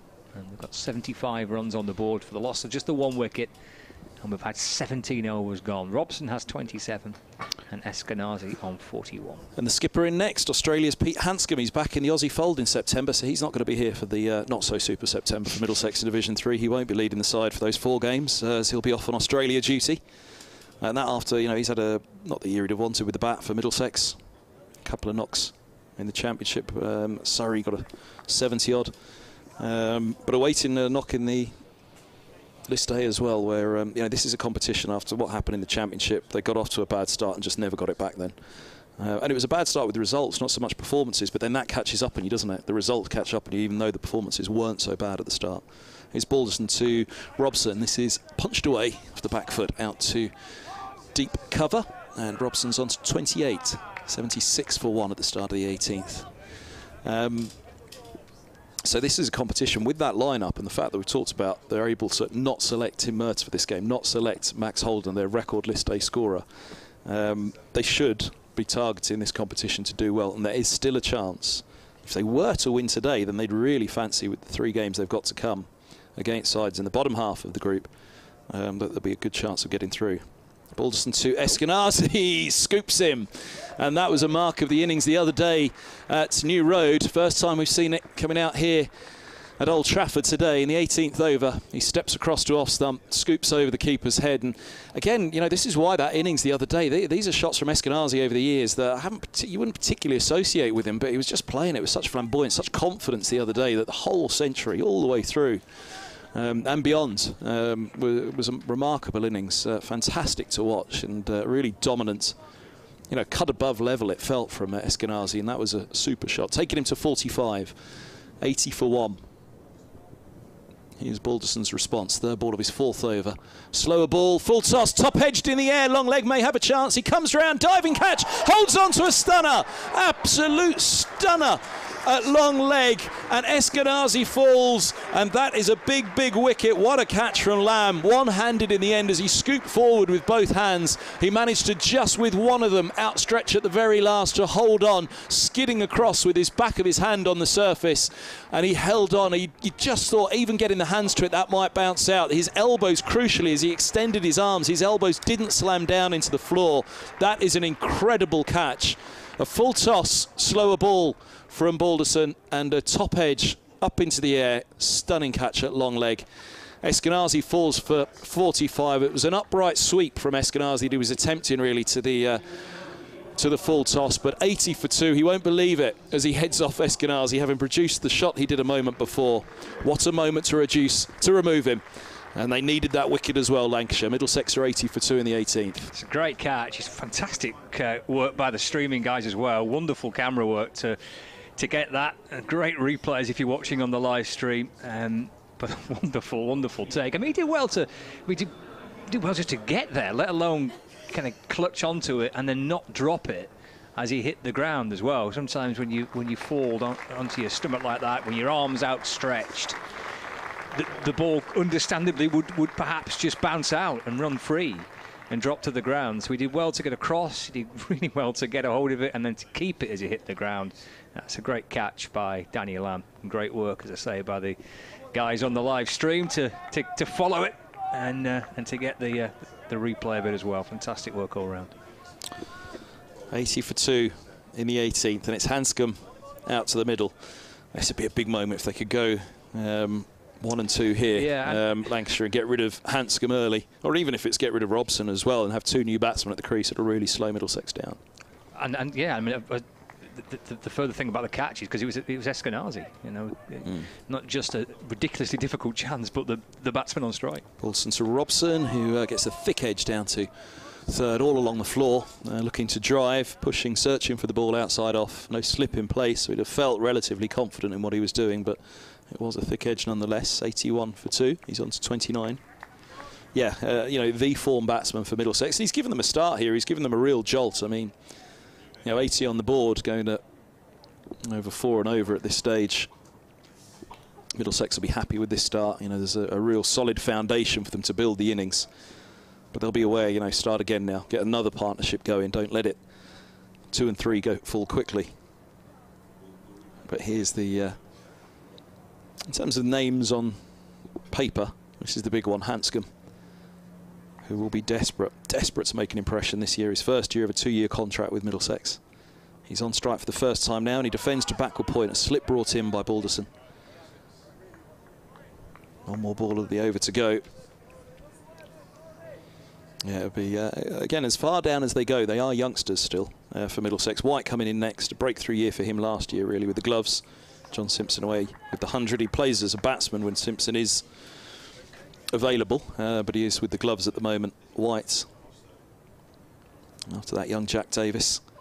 This ball is line and length and driving, looking to square drive. Hanscom, he's beaten. Will it bounce in that perhaps for Balderson to end the over? Very nearly a second wicket for Lancashire. 81 for 2. Balderson 1 for 23 from his 4, and that one is a big one. Stephen Eskenazi, a stunning catch by Lamb at long leg. It hung up there in the air for a long, long time, didn't it? For Lamb to get around, but that didn't make it easy, though. It just kept him interested, and then at the last, more than interested, he really pulled one out of the bag to, you know, 1, get there, 2, hold on, especially as the body went clattering into the ground. Great, great, great technique on the catch from Lamb, because again, when you drop down your elbows like that, that's when it kicks out the ball sometimes, isn't it? But he really kept those Elbows extended out. 81 for 2. He's in bowling now. Daniel Lamb swinging in a little bit towards the batsman Robson. Clipped out into the onside. Liam Hurt fields at mid-wicket for Lancashire. And there is no run. We're starting over number 19 on the Middlesex innings. Danny Lamb's in a good competition so far with the bat and with the ball, and now in the field. He's over the wicket bowling again. That's worked away off the pads. Again, Hurt fields at mid-wicket. And there's no run. Unbeaten 86 in the first match of the group stage at Sebba. And then 5 wickets against Gloucestershire for Lamb in the second game. And now with a spectacular diving catch at Emirates Old Trafford, just covering the ball with his left hand as he bowls. And Robson goes back and works the ball away through the onside. Up comes Jack Morley. Sharp piece of work from long leg, getting to the ball. Good throw right across the stumps, taken by George Lavelle, the keeper. Score moves on to 82 for 2. Robson moves on to 30. That brings Peter Hanscom on strike. Takes Garn from umpire Nick Cook. Bowling from the Brian Statham end from Daniel Lambs, and running towards the Jimmy Anderson end, the pavilion end. In beautiful bright sunshine. Here comes Lamb. Halfway through this over. Swatted out towards mid-on by Hanscom, but doesn't quite connect with it as sweetly as he was hoping for. And Bailey at mid-on just able to get across a few paces to his right to stop the ball, and there's no run. That's amazing to say. It's only really been that one innings of note, which was in a run chase in the championship match at the Oval, when he and Gubbins looked as though they were steering Middlesex to an unlikely victory until the rain fell in the chase. Lamb in again, bowls. Hanscom plays forward from the crease. Just bounces out into the offside. Bohannon fields inside the ring at extra cover, no run. You can tell he looks a class act, Hanscom. He, arriving at Middlesex, everyone knew he has this distinctive, it's his own technique. Just the way he taps the ground, if you watch as well. Normal couple of taps, and then the third one, he precisely taps the bat down at a very different angle. There we go. There's Lamb. He's in and balls in. Bit of width this time. Oh, he's bottom edge of that. Past his off stump, past the keeper's gloves, down towards the boundary. He's got 4 runs for it, but they're a little bit streaky. It's the old double teapot from Danny Lamb with his follow through. There's that under edge. Bounces past the stumps, beyond the grasp of the keeper. Down towards the boundary for 4 runs. He's off the mark, Peter Hanscom. Score moves on to 86 for 2, 19 overs gone. But all that said, even the class of Hanscom, you still just sometimes need that shot, that knock, don't you, just to get you going again. And it was a long time ago, that match at the Oval now. He wasn't playing in the blast for Middlesex, so he had a long time sat on the sidelines during the blast. Then Middlesex went to Cheltenham College and played a match there. And the next week they were to play Leicestershire in the Championship, and he was tested positive for COVID, so had to isolate for a little while as his.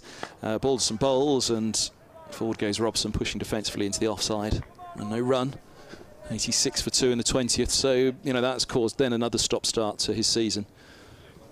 And then coming into this competition, Middlesex just would have been desperate. They kind of identified it. Look, put everything else to the side. This is its own competition, this own little block now.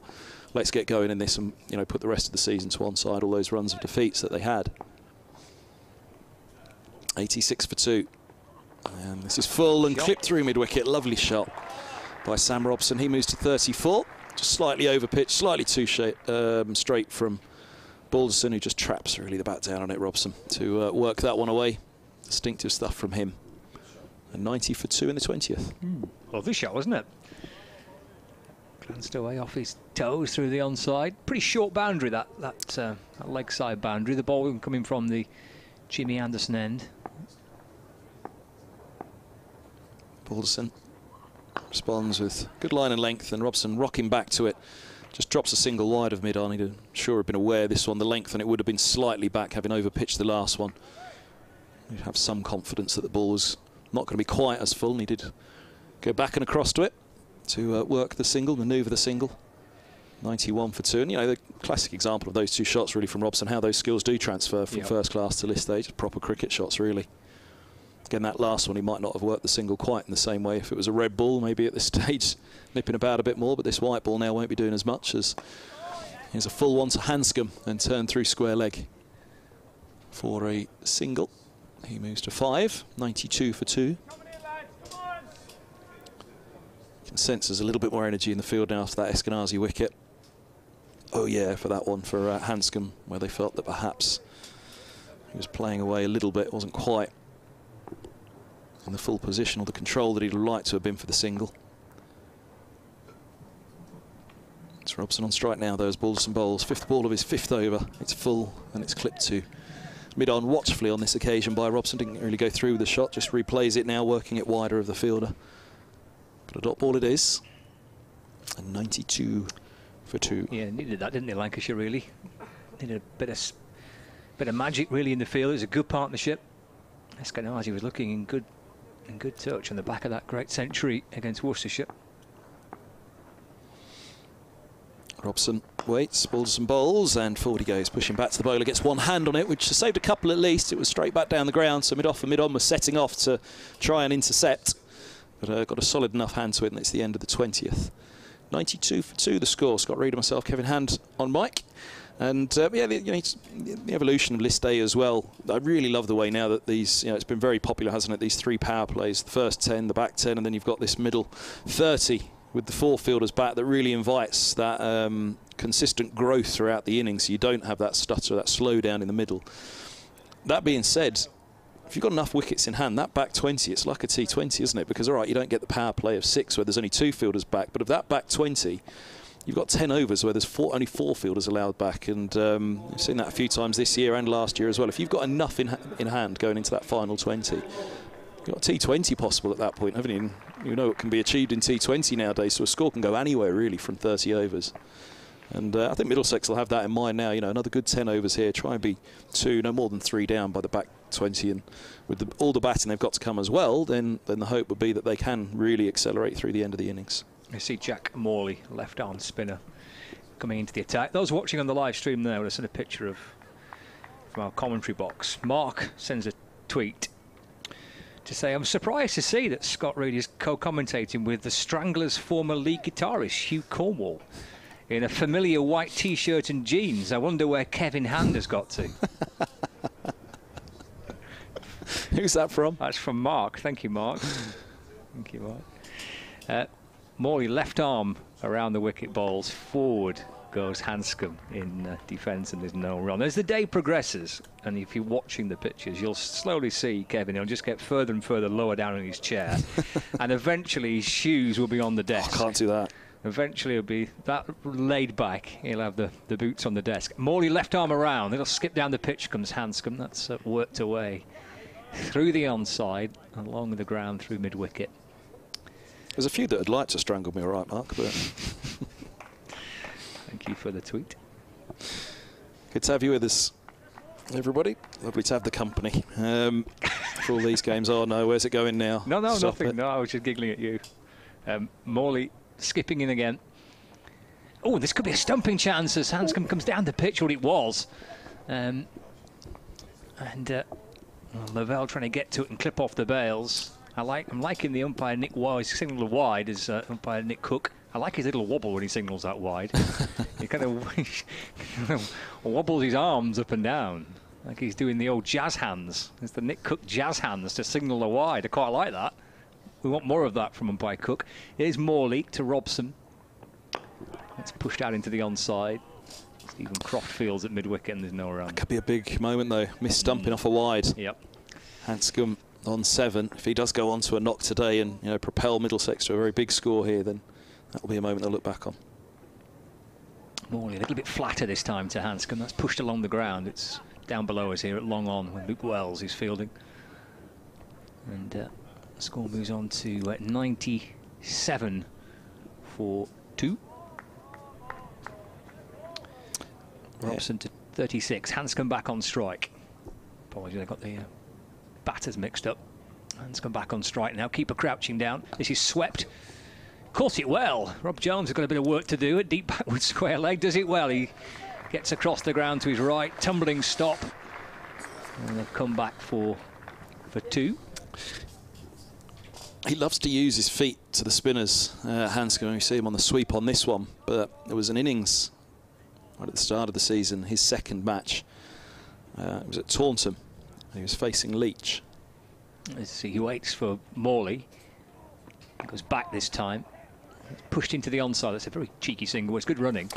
To the right of Croft at mid-wicket. Get through for one. End of Morley's first over. It's gone for 9, but with that opportunity for that stumping that wasn't taken. 21 overs into it. The 100 up for Middlesex. 100 for 2. Robson 36 and Hanscom on 10. Yeah, he had a great little tussle with Leach. It was only a cameo, though. Real good use of the feet. And it looked as though this was going to bubble up to a really great encounter between Leach and Hanscom. He only scored 18 or so because came down the track, pushed a single straight of mid-on. Little did he realise that the mid-on had changed to a sub-fielder, Roloff van der Merwe, who's a fabulous fielder. And the super sub swooped in. It was straight to his left hand, picked it up, underarm throw. Down went the stumps, and Hanscom was run out by a long way. And that was the start of, because he'd got a duck in his only innings against Surrey in his first match, then a couple of low scores there, and it just went into a really slow run for him. Hanscom building a lot of pressure on him and the side. He's on strike now as Balderson bowls, and this is driven up to mid-on watchfully by Hanscom on 10. 100 up for Middlesex, 100 for 2. And again, a solid start here and a real opportunity to see a bit more of what really have mostly just been cameos from Hanscom so far for Middlesex. He's a fabulous guy. He was brought in specifically by Stuart Law, the former Lancashire man, because of his personality, because of what leadership qualities he has. He's on strike now as Balderson bowls to him, and it's driven straight back, crisply so by Hanscom, but straight back to Balderson in his follow through. So, you know, the lack of runs obviously would not be ideal for him or for Law, but I was mentioning the transition season that this is called by Middlesex. Prior to this, it was a cultural change that they were looking for in the dressing room when Law took over the first year. All the buzzwords that we're accustomed to nowadays. Loads of them down there, haven't you? Yeah. Here's a quick single taken out to deep mid-wicket by Hanscom. Moves to 11, just clipping off his pads. 101 for 2. Well, you know what it's like. As soon as things go wrong, you get all these buzzwords come out of how to describe what's really happening. if the team's winning, then no one cares. Well, yeah, you identify what you're doing well, don't you? Absolutely, yeah. But cultural change was the buzzword for the first year or so of what needed to change to reverse a couple of years of decline.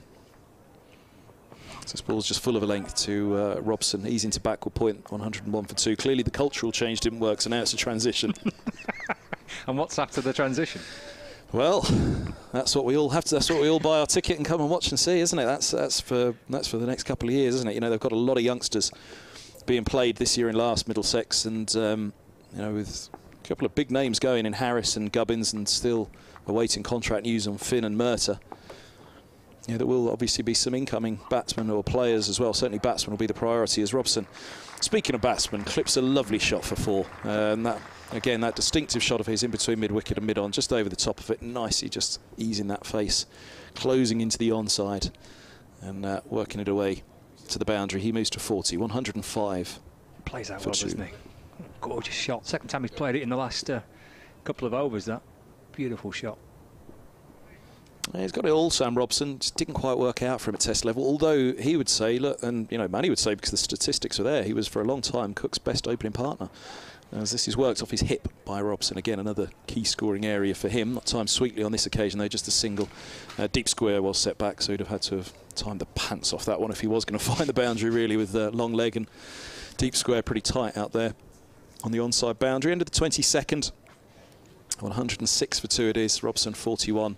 Keeping the strike with the single, and Hanscom has 11. But yeah, you know, batsmen will clearly be the priority, I think, for Middlesex, because that has been the difficulty for Middlesex since the title, since the likes of Compton and Vogis and Franklin, players that have all moved on since then.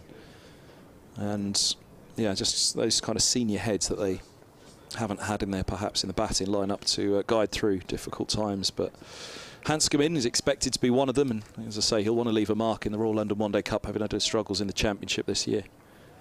Opportunity here for him today. Back-to-back wins would really position Middlesex well at the halfway stage of the group. Morley to Robson. He goes off the back foot, and that's pushed away into the offside, and there's no run. Well, by today it'll be just gone the halfway stage. The last game was the halfway stage, wasn't it? So this is the 5th of 8 in the group stage. Yeah, 4 at home, 4 away. There's Morley bowls, and that's Robson pushing it back down the pitch, and there is no run. Kind of randomly drawn, weren't they? You don't play everybody home and away. It's just the 8 group matches, 4 at home, 4 away. Morley's in. Robson comes skipping down the pitch, plays a little into out. Good looking shot though. Nice follow through, driven along the ground through towards a wide long off for just for 1 run actually, and that's Bailey. He's done well to field the ball. And the score moves on to 107 for 2. Robson on to 42 brings Peter Hanscom on strike for Middlesex. Lancashire's keeper Lavelle crouching down behind the stumps. His left arm around Morley, getting used to the feet, worked the ball away through the onside, and deep mid-wicket comes up to complete the fielding, and there is a couple of runs. Hanscom comes back for 2. He moves on to 13. Score moves on to 109 for 2.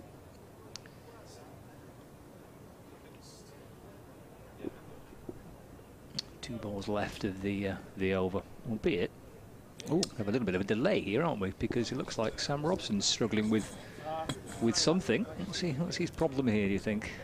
He's taken his gloves off, hasn't he? And looks a little bit sick, doesn't he? I thought it was a Zidane moment for Sam Robson there. I thought get a little bit further away from the track than that, Sam. No, it's not. It's his right hamstring by the looks of it, isn't it? It did look as though he was kind of bent double with that. Yeah. He's going a bit unwell, but breakfast perhaps hadn't settled nicely. But no, he it looks as though it's his hamstring. And Eskenazi similarly. I mean, maybe it's cramping up.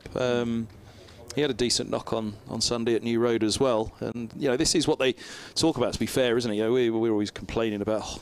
I mean, because after the 12th of August, Middlesex don't play a game unless they get through this group stage.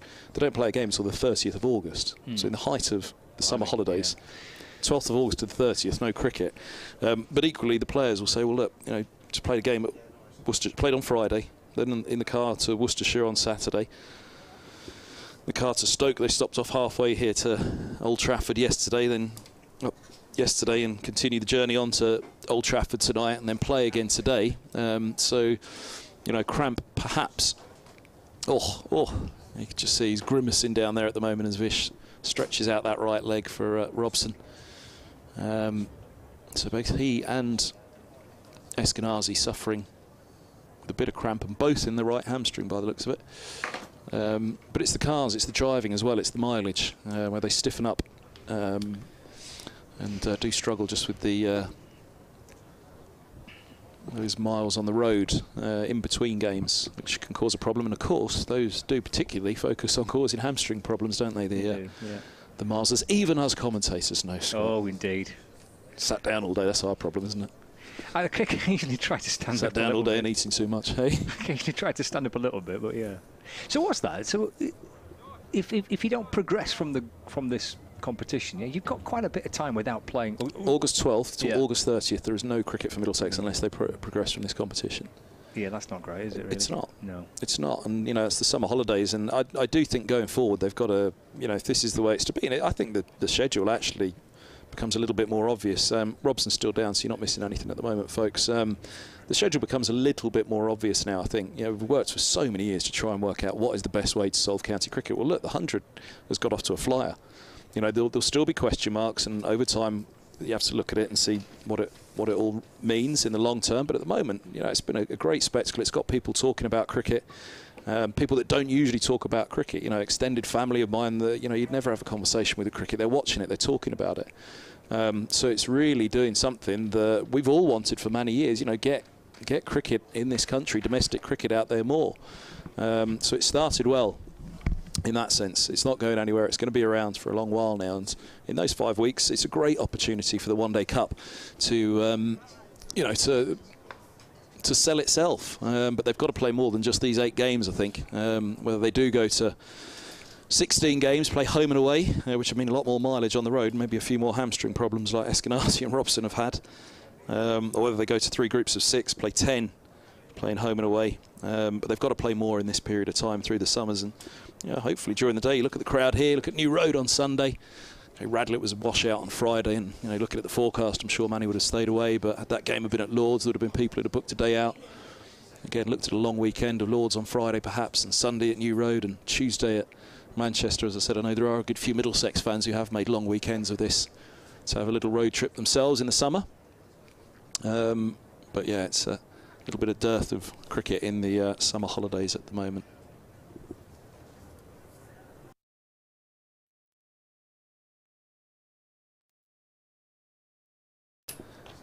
Nearly ready to go again with Robson up on his feet. Hanscom having a natter with him. There goes Vish, the physio's finished. It was a long old work on him, wasn't it, for Robson? He really was.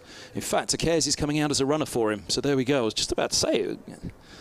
The length of the treatment that he had to be given there, it would have been borderline on, well, does he need to go off? Does he need to retire hurt? 'Cause it was a fair old stoppage. I managed to solve the county cricket summer, so... I just tuned out for a second. Sorry, mate. Well, can you just repeat it? Most did, but it filled the break, didn't it? You were gone. Sorry, I don't want to do technical. Tell you what, ungrateful so-and-so.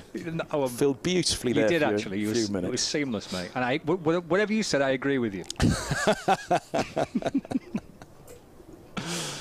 Getting as bad as that man howls. Where is he? I don't know. I think he's sleeped his bacon butty downstairs.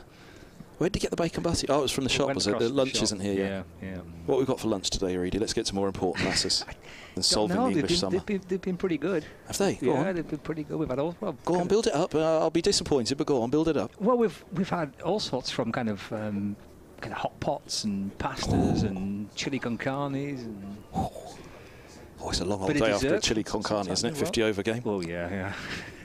I'm sure it could be a long afternoon. Yeah. What a dessert! Go on, keep going. We've had the cakes a few times and a bit of fruit as well. Oh no, don't worry about that. Okay, forget the fruit. Does fruit count as dessert? I suppose it does. I guess so. Yeah. You got to have that with dessert, don't you? That can't just be dessert. Well, no, I suppose not. No. There's no cream or anything like that. Bit of fruit on the side, maybe. What with your chili con carne? We're nearly going again. Look, we've still got 2 balls to bowl of this, the 23rd over. Yeah. Well, let's hope he's all right. Got a bit of treatment, didn't he? Yeah. I tell you what, we also saw in the middle of all that, the Peter Hanscom's magnificent hair. I mean, that is lovely, isn't it? The long locks. Oh, that is tremendous. Here's Morley in the balls to Robson. That's a little flick down towards fine leg, and Hanscom, and they get through for 1 run. Who was it? The Stranglers. Did any of them have long hair like that? We could put the band back together, couldn't we?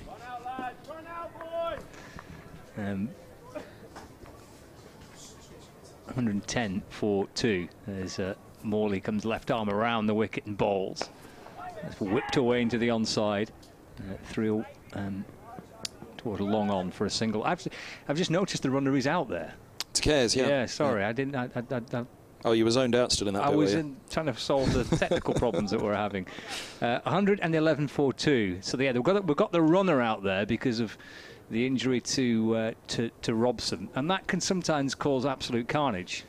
Maybe not so in this 50-over format. When you get a runner in a 20-over game, that can sometimes result in all sorts of chaos when people forget they're not allowed to run and this, that, and the other. So basically, the Canes will be at. We'll do the running for Robson, essentially, because of this injury. So just still struggling. He's got a painkiller here, I think, as well, hasn't he? Sam Robson. He's having some more liquid than a painkiller. So yeah, it must be close to having to go off here, surely, with the amount of delay it's causing. Yeah, quite possibly. Oh, he's struggling. Have another painkiller. Have some more water. So there's 3 of them there now. Robson won't do any further running in this, but you can get some kind of comedy moments, can't you, when a runner comes out? I always enjoy watching a runner, especially when the batsman who's injured forgets that he's got a runner and tries to run, and then does himself some more mischief.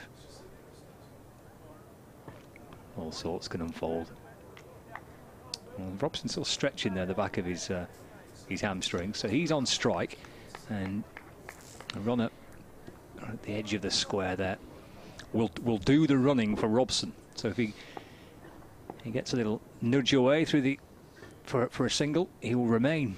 Well, Robson, here is Wells. That's muscled away through the onside. That's a good-looking shot. Forget about your running. You don't need to when you can play them shots. Off the back foot, pull through mid-wicket.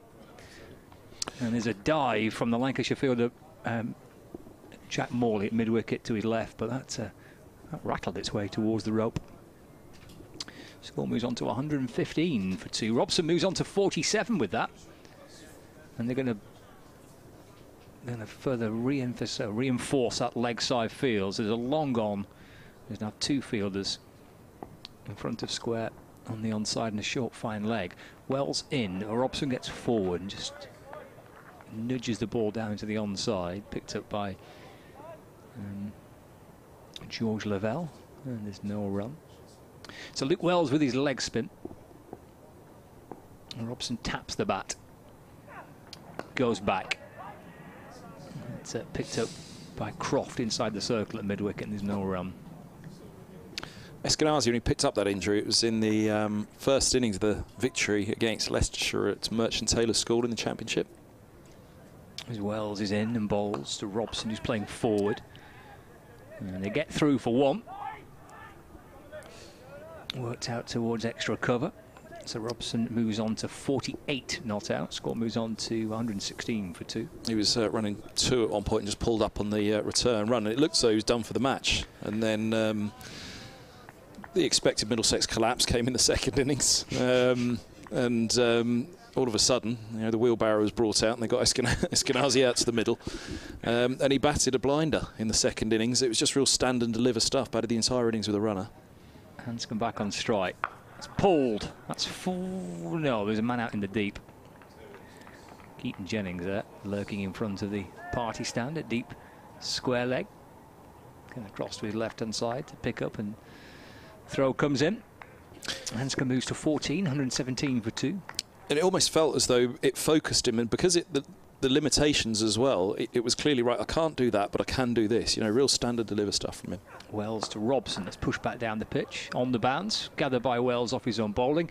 And Luke Wells' first over of leg spin from the Jimmy Anderson end is complete. He's gone for 6. We've had 24 overs of the Middlesex innings. 117 for 2.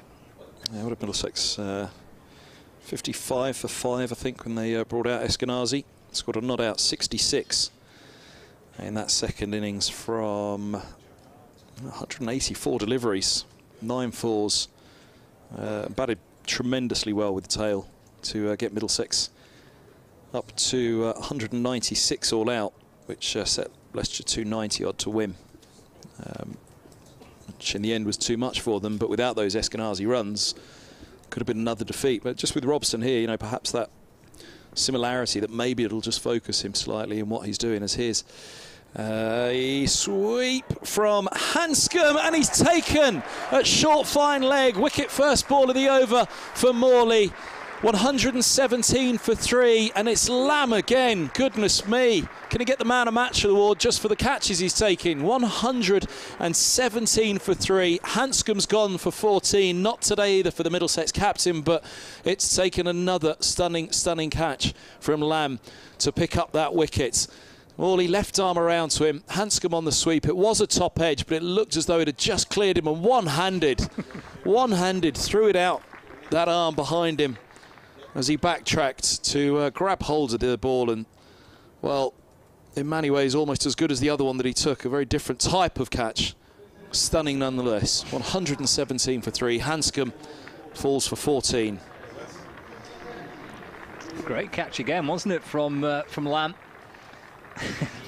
He's taken all 3, hasn't he? He's caught all 3 wickets so far. As I mentioned, he's had a good year in the One Day Cup for Lancashire. He's got runs, he's got wickets, and now he's taking spectacular catches. Oh, we're going to have to be going to Andrew Sampson and the stats if he takes any more, won't we? How many outfield catches in an innings by one player? All 3 so far. Always a loopy top edge, but that's his first. Mid-wicket. Towards mid-wicket. Compared to the other 3, or the other 2, that was dolly. It was a pretty routine one. It'll clip off the pads to mid-wicket, the first one. And you got that absolute worldy down below us for the second one. Diving forward, taking it one-handed, and that one was, the last one was going to up off his toes and catching it with one hand above his head. Spectacular. Yeah, all three different fielding positions as well. Long leg, short fine leg, and mid-wicket. Where are they going to send him next? Robbie White is the new batsman for Middlesex. He's had a decent year with the bat for Middlesex. Not quite set the world alight, but none of them have in the batting ranks this year, as this ball's just full of a length for Morley. Left arm around to him and he drops a single just fine of the extra cover fielder, who snaps in a throw above the head of the keeper. And that was very nearly taking the head off White, or indeed it was the runner De Caires who came through at that end, but also the keeper as well was going to fling himself to try and get something on it. I think he did get fingertips, which meant backing up Lamb was able to prevent it being any more. Here's Robson on 48, and around the wicket comes Morley, and that's worked for a single. Bit of a belated call on that one, down to long on, but they're comfortably through in the end. Robson on to 49 from 53. Hanscom gone for 14. White on 1. And again for Middlesex, it'll just be a little period of rebuilding here. Robson with his restrictions. Just have to hang on for a little while as the set batsman. White awaits as Morley takes the pace off that one, and it's eased to backward point by White. No run. On to come of Morley's third over. But yeah, again, halfway stage of the innings reached. Only 3 down, so it's still a strong enough start for Middlesex, but they will want to build once more as Morley bowls. And backing up to this one, White nearly gets himself tucked up. Skidded onto him a little, and he defends into the offside. Been pushed a little bit back outside of leg. Last ball of the over. Morley giving a nice bit of flight, a slight shuffle to advance to it from White, and he eases into the offside, no run. 119 for 3, so Hanscom caught at short fine leg. Another blinder from Lamb. Morley with the wicket. 1 for 14 for 3 from him. Hanscom gone for 14. Robson will have strike on 49. White has 1. It's a second spectacular catch, a diving one if you're watching on the live stream, and that loopy top edge, snaffled with his feet off the ground, one hand above his head. Great catch from Lamb. So they're the 3 wickets, all 3 caught by Lamb. Robson is a run away from a 50. Still having to have some support out there. He's batting with a runner because of an injury of some description, and Luke Wells comes in. And he'll get his 50 here. It'll push up towards mid-on for a single. Liam Hurt fields, and Robson moves to 50 from 54. How long can he go on for with his muscle injury, his hamstring problem, or a groin, whatever it might be? He's got 50 off 54 deliveries, 7 fours as well. 57 off 53 for him on Sunday against Worcestershire. Eskenazi got that 130. Holden, who played in that game, gave it a good start as well with 39, but dropped today because they wanted the more spinning option of De Caires. Forward goes White. Ball comes off the inner half of the bat. Rolls out to mid-wicket, no run. White didn't bat on Sunday. They advanced Davis and Holman and Anderson up the order ahead of him because he is a bit more of a nudger and nerdler. Robbie White. Forward goes White. Easing the ball out through the offside for 1 run. Rob Jones comes up from the boundary to field. White moves to 2. Score moves on to 121 for 3. He's a bit more of a Neil Fairbrother. He's a nudger and a nerdler, like and a manoeuvre of the ball. So you won't see the big booming shots down the ground from him. And yeah, that was where Davis and co were elevated on Sunday. Rolls in and balls to Robson, who goes back and works it into the onside. And get through for a single. Robson moves to 51. Score moves on to 122 for 3. Well, that was where they were looking to accelerate at the end of that innings, and then, as I said, Anderson topped it up with 38 off 11 at the very end. Davis and Holman have both gone nicely as well. 19 for Davis and Holman 14, where they were just coming and swinging at the very end of the innings. Wells to White. Gets on the front foot. Guides the ball down towards short third man where George Balderson fields, and there's no run. But here now, I think these two, again, they'll be asked another 10 overs or so. Yep. You know, get a partnership going. Just build that middle innings foundation. Not slowing up particularly, but there is an opportunity for Lancashire just to put the brakes on slightly here. yelp from Luke Wells as he releases the ball from the Anderson end, and that's clipped away through the onside. Had taken juggling Keaton Jennings with a pickup, and eventually the throw comes in. That's the end of the 26 over. 123 for 3. White 3, Robson 51. Those 3 catches for Danny Lamb, who now needs 1 more catch to equal the Lancashire List A record of 4 catches in a match. From a non-keeper, an outfield. Yes.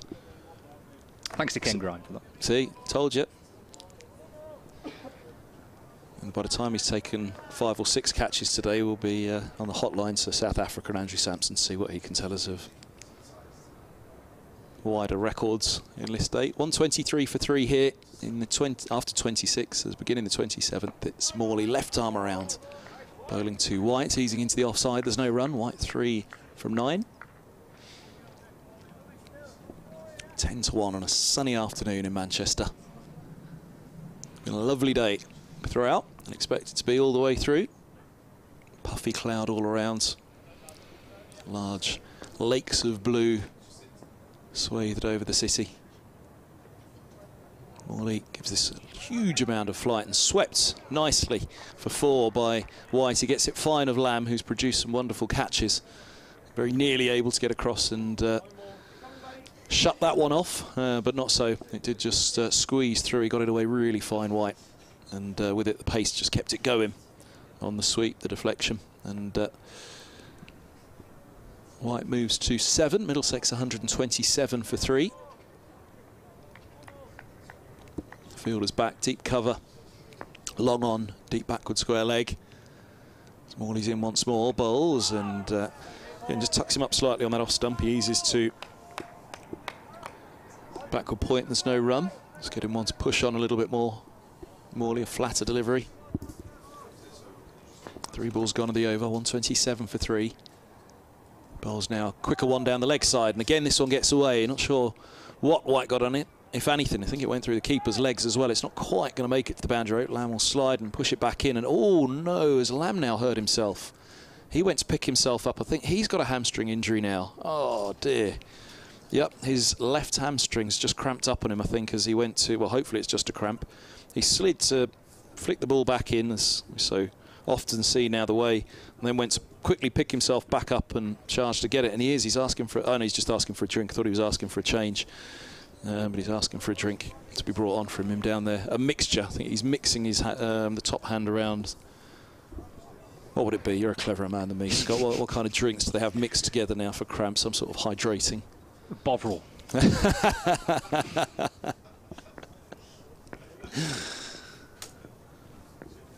Here's Morley bowls. This is cut to backward point by Robson. No run. 130 for 3. That's for the cold Tuesday night in Stoke, isn't it, in February? It's the commentator's cure, that one. It is, yeah.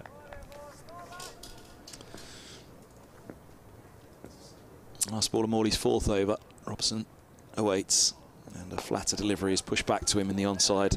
Tumbling stop, end of the over, 130 for 3.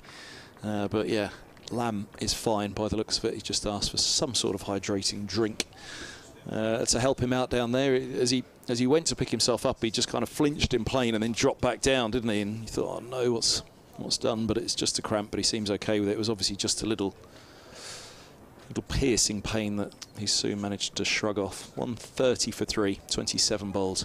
Robson 51, White has 10. Well, a question for you from Jason. He says, do I get a run up at it? Yeah, I'm going to be put on the spot. No, you can have a run up. I'll go through the start of the Luke Wells over. What experienced batsman do you think Middlesex could go for? Any rumours or inklings on who may be coming in? Here's the question. Is Luke Wells preparing to start his 3rd over? He's in bowling to White. It's onto the front foot, and that's pushed out into the offside. Wells, off his own bowling, goes round to complete the fielding. There's no run. Back to the top of his mark, Wells. Tall man over the wicket and bowling. He'll skip down the pitch from White, and it'll dab away. He sees the ball deflect out to square leg, and George Lavelle is across the ground like a whippet there, isn't he, the keeper? To get to the ball, denying the possibility of a run for White. He remains on 10. Score on 130 for 3. Jason actually goes on to say, great to see the young talent There's Wells bowls to White. There's a run here. Weaved away, back with a square on the offside. In fact, they'll come back for 2. Rob Jones, the pick up and throw, but they have squeezed 2 in. So White moves on to 12, 132 for 3. So Jason says, great to see the young talent providing a glimpse of hope in a, he says, a grim season. So pleased for Eskenazi and Robson, 2 experienced guys who have worked hard and stood up to show their character. We're halfway through this. Luke Wells over as he bowls to White. Loops away into the onside, but for no run. Well, I mean, yeah, one of the options is obviously bring back Daryl Mitchell. I know that there's, he said it in the interview with me when he left, you know, that he'd love to come back, be that second overseas for Middlesex alongside Hanscom. Very, very popular in the dressing room this year, in particular with the coach. Stuart Law was a huge fan of him, said that, you know, again, going back to those buzzwords, the cultural change that they wanted, you know, he and Hanscom in the dressing room, I think, have made the kind of impact that Law wanted to see. So, you know, Mitchell coming back in next year as a championship player who's brought in for the Blast this year. The back foot by White, that's forced away through the offside out towards Rob Jones at deep point for 1 run. White moves on to 13. The score moves on to 133 for 3. I think New Zealand are on tour here next year as well, aren't they? So, you know, it'll fit around that schedule, perhaps, for him to come back as the second overseas for Middlesex next year, if that can be worked out. Wells in the sunshine bowls to Robson. And it's played back into the ground. Bounces up to Luke Wells, who jogs away after completing his latest over. He's bowled 3 overs for 13. 28 gone for Middlesex, 133 for 3. So other than bringing in an overseas, you're then looking at, well, what players are out of contract, and that's the difficulty, isn't it? And that's where long-term planning comes into it for Stuart Law, because it's not as easy as, oh, it's the transfer window. What are they going to do? And finances are tight for every county at the moment after COVID. You know, everybody had their difficulties, didn't they? In county cricket, with the loss of last summer and the loss of the Blast this year as well. That the Blasts, where they didn't have the full houses at Lords, that would have hurt Middlesex like it hurt all the other counties as well. You know, the big cash cow just wasn't available for them for the 2nd year in a row. So here's Morley, left arm around, bowls to White, who stands up on the drive and pushes a single out to deep cover, moves to 15, 135 for 3. I'm just trying to think off the top of my head of players that I've heard that are available around at other counties at the moment, coming to the end of the contracts, and there's one very big name that is available this winter, because we know his contract's running down, so and he hasn't signed a new yet, as this ball's driven out to deep extra cover for 4. Lovely shot by Robson. He would have had to stretch that right hamstring as he thrust his front pad forward to drive that one away through the covers, and sweetly struck just a little shuffle to the pitch of it from Robson, who moves to 55 from 59. 138 for 3 in the 29th, and Morley steps away from us to bowl, and Robson drives attractively again down to long off for a single. 140 for 3. Robson moves to 56. And now you want to know that name, don't you? Well, I remember reading something from George DeBell, who put something up about players out of contract. Go on. So I've managed to dig out well done. The article. Phil Salt's the name that springs to mind for me straight away. Massive name for 17 other counties that could possibly afford to say, go on, don't sign a new at Sussex, go somewhere else. Here's White, who bowls, and this is pushed back by Morley, who bowls, and this is pushed back by White. Stop distracting me. 139 for 3. Well, of course, he's a Manchester Originals player at the minute, so he's I'm sure chatting to Glenn Chappell quite a bit. Here's Morley, bowls, and this is punched away into the offside, and they take a quick single. White moves to 15, 141 for 3. I think that's the biggest of them. You can tell me George Bell's list in a minute, but it's the Salt signing this summer is a bit like the James Harris one, where Middlesex got him from Hampshire. There were 17 other counties that wanted to sign James Harris, and Glamorgan wanted to keep him, and it was a big signing for Middlesex to manage to capture Harris, and Angus Fraser to convince Harris that, go on, straight down the M4 and get yourself to West London, to North West London and Lords, as this ball's cut away by Robson down to deep backward point, and a slide will hold them to 2. They might think about the third, because the slide actually has pushed it away from himself down towards third. but he has managed to hold them to 2, and 142 for 3 the score, as Robson has moved to 58, White has 15, 29 bowled here at Old Trafford. Middlesex winning the toss.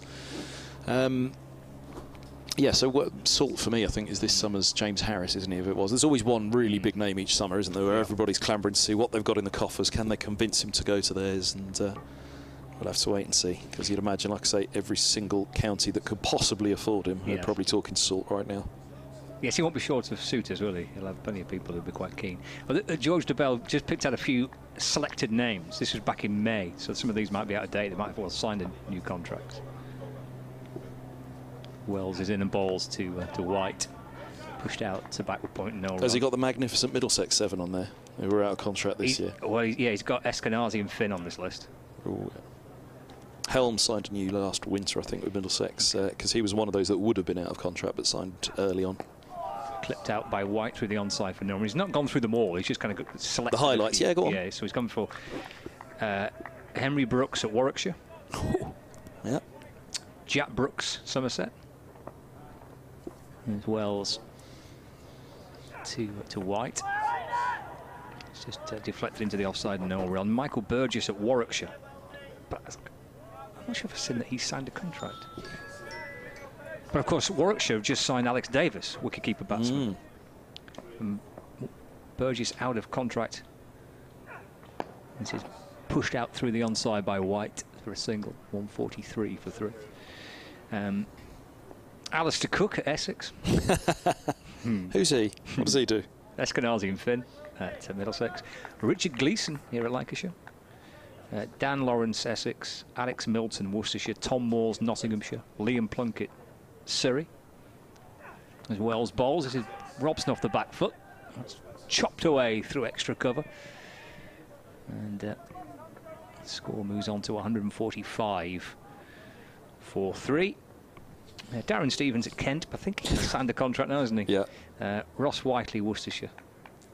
And it's just that they're just a few of the selected ones that George DeBell picked out. That was middle of May. That article was put up on the Cricinfo website. Wells to Robson, who plays forward. It comes off an edge, and that disappears down towards the boundary below us. That's Stephen Croft frantically chasing after it. But it's gone for 4 runs down towards the third-man boundary. Getting forward. Bit of turn there from Wells, I think, as well. And that edge sees it disappear down. Croft, like a man possessed, chasing after it. Puts the dive in, but couldn't keep it from reaching the boundary rope. End of the over, 30 gone. 149 for 3. Middlesex won't mind seeing that turn at all with Walla-Louisa and Holman and De Caires, who's out there as a runner at the moment. And actually, now I think about it, Sam Robson, who's the man who requires the runner, was the 3rd spinner at New Road on Sunday, so they'd have hoped to have got a bit of leg spin out of Robson, but the runner out there at the moment would suggest that Robson probably is done for the match when this innings is up, that he won't be out there in the field and won't be bowling. So that selection to go with De Caires over Holden as an off-spinner actually looks a pretty decent one now with the injury to Robson. Morley's around the wicket. This is driven out to deep cover for a single by White. Moves to 17. 150 for 3 Middlesex at the start of the 31st over. So again, you know, the old adage of double your score at 30. Middlesex probably about there, aren't they? 150 up off 181 deliveries. So here's Morley bowls, and a little shuffle once more from Robson to drive down to long off. You can see he's restricted, but he didn't massively feel that he was in a great deal of pain there, as he did use the feet to that one and push down to long off. He just seems to come to a bit of a juddering halt every time he. There's no flow thereafter once he's played the shot. It's Morley bowls, and this is cut out to deep cover for a single by White onto 18. 152 for 3. But yeah, from here, I think double the score minimum would be Middlesex's want.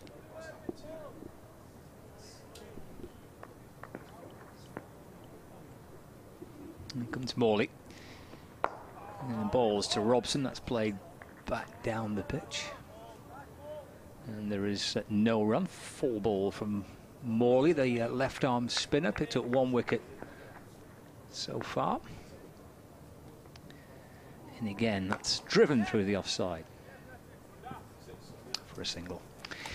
Daniel Lands picked up 3 pretty spectacular catches today. Middlesex are 153 for 3, a wicket each for Morley, Bolson and Hurt. Sam Robson is 66 not out, and Robbie White unbeaten on 18. So 31 overs gone, and Middlesex are 153 for 3.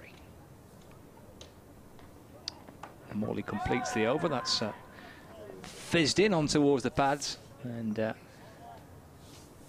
is no run. End of the over. 31 gone here at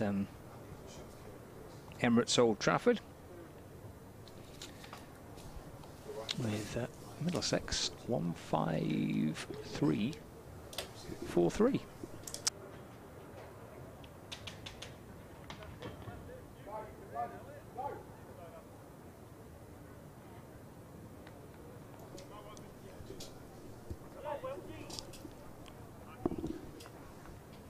.153 for 3 it is. 31 overs bowled, and Robson awaits as Wells bowls. It's driven down to long off for a single. So yeah, just thinking of that score on Sunday, Middlesex managed 302 off 41 overs against Worcestershire, but that was with the real charge from Eskenazi. I think he go out 130 off 101 balls, as this is full from Wells and driven by White to extra cover, no run. Anderson with 38 for 11 at the end, which is what really propelled them up over 300 with a real push at the last, as this ball takes the edge. White looks to chop away outside off, but a quicker one darted through by Wells, and the catch taken behind the stumps. White's gone for 18, just looking to find those runs, nudge it backward of square in the offside, but really ripped through a quicker one there, and just a little nick from White through to the gloves, and it's 154 for 4 in the 32nd. Just every time you think Middlesex might be at a moment to accelerate, a wicket tumbles, and Robbie White will drag himself off on 18. So still really only Robson 67 and Eskenazi into the 40s with substantial innings here for Middlesex. But still a fair bit of batting to come. 4 down in the 32nd is a reasonable position. Lancashire will know. Try and turn 1 into 2 in quick succession, which that would really put the brakes on Middlesex. As here comes Jack Davis out to the middle. Young batsman, a fleeting appearance last year, but this year a couple of breakthrough innings. And a little cameo on Sunday, topping up Middlesex with 19 or 14 balls, I think it was, in the end, as he came out and just opened up to try and push that score on. 70 on his list day debut in the defeat at Radlett in the opening round for Middlesex. But a useful little player who has a good mix of defence and attack. From what we've seen so far, opened in the Championship against Hampshire, a couple of lovely drives down the ground of Kyle Abbott in particular, I think it was, who thought, OK, this lad's got something. And then showing that he has got a little bit more to him in white ball cricket as well. An England under-19 cricketer, glovesman by trade as well. Spoilt for choice with wicket keepers at the moment. No Simpson, but they've still got well, 3 in the side if you include Hanscom today, and Cracknell, who's away with the 100. Another keeper. Left-handed bat, Jack Davis, and he awaits now as Wells has moved a slip into position. He's right arm over the wrist spinner, and Davis defends to mid-wicket. 154 for 4. It will just slow Middlesex's charge a little here, as Davis will look to get himself in, and Robson will look not to get himself out as the set batsman at this stage. Got long off back, deep cover, and deep backward square leg. As this ball's short and giving himself room, Davis manages to punch a single out to deep point to get off the mark. Second ball, 155 for 4. 1 to come of the 32nd. Wells 1 for 22 off 4.5.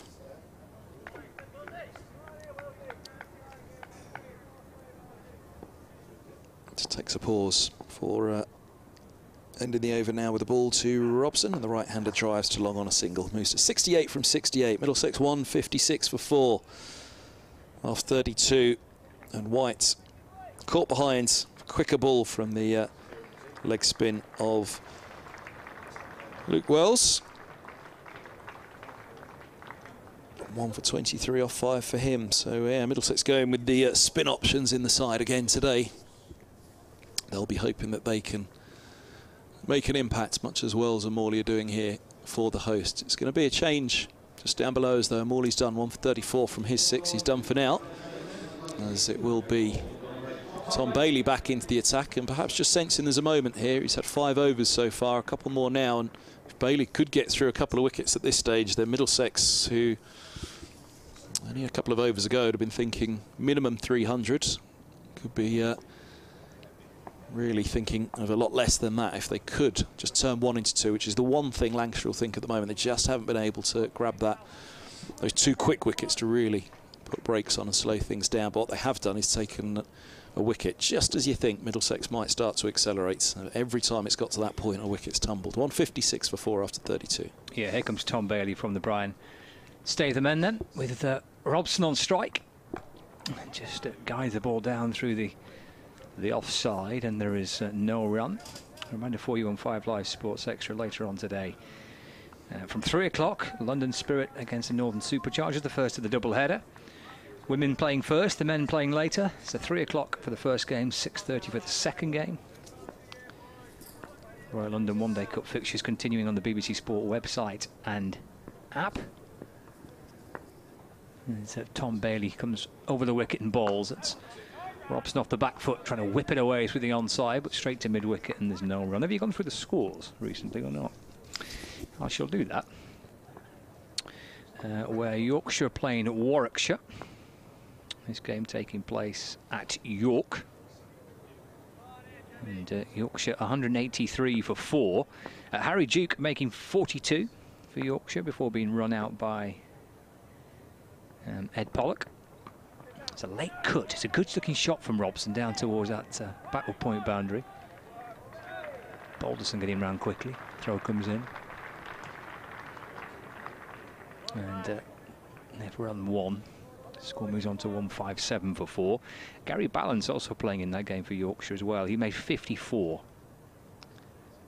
Yorkshire 184 for 4. 36th over of the game between Yorkshire and Warwickshire. And Glamorgan against Surrey. Tom Bailey there just making sure he's happy with his field setting. Davis waits. Davis off the back foot, just slicing the ball down into the offside. Croft leaping up high to his right-hand side to stop the ball. And there's no run. So Glamorgan against Surrey. Surrey 108 for 8 after 34 overs. A bit of a shocker. Andrew Salter with 3 wickets for Glamorgan. And Davis from the crease as Bailey bowls over the wicket to him. Pushed away into the offside, no run.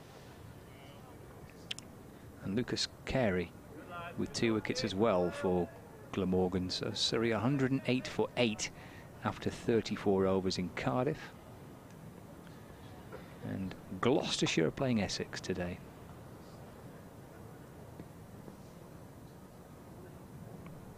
There's Bailey just about to start his running, but loops around and comes back in again. Arms pumping back and forth in and balls. That's him forced out through the offside by Davis for 1 run. Doubles his total, moves up to 2. Score moves on to 158 for 4. And that completes Tom Bailey's first over back into the attack. Gone for 2 runs. 33 overs gone.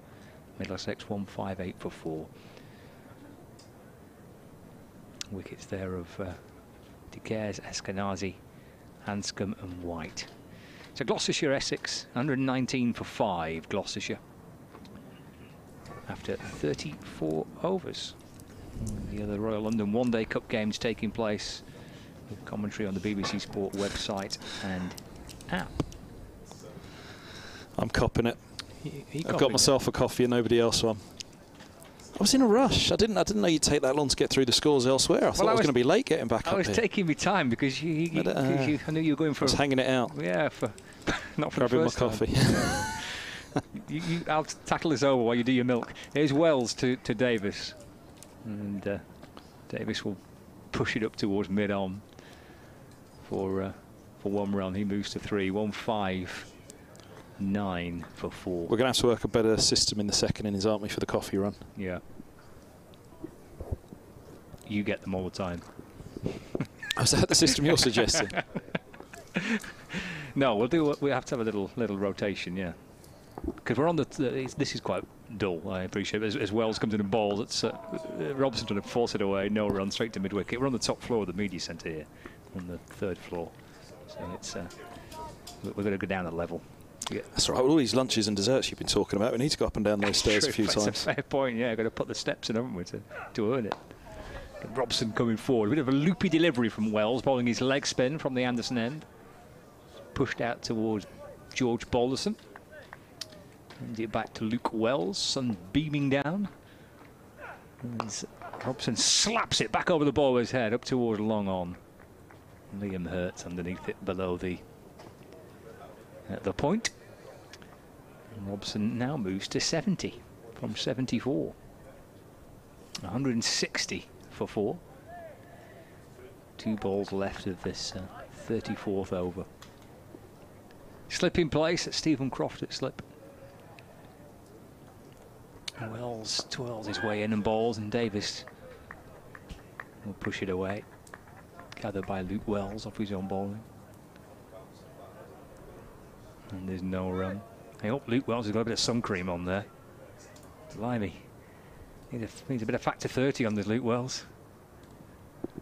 As he comes in and bowls. That's cut down towards the 3rd man boundary by Davis.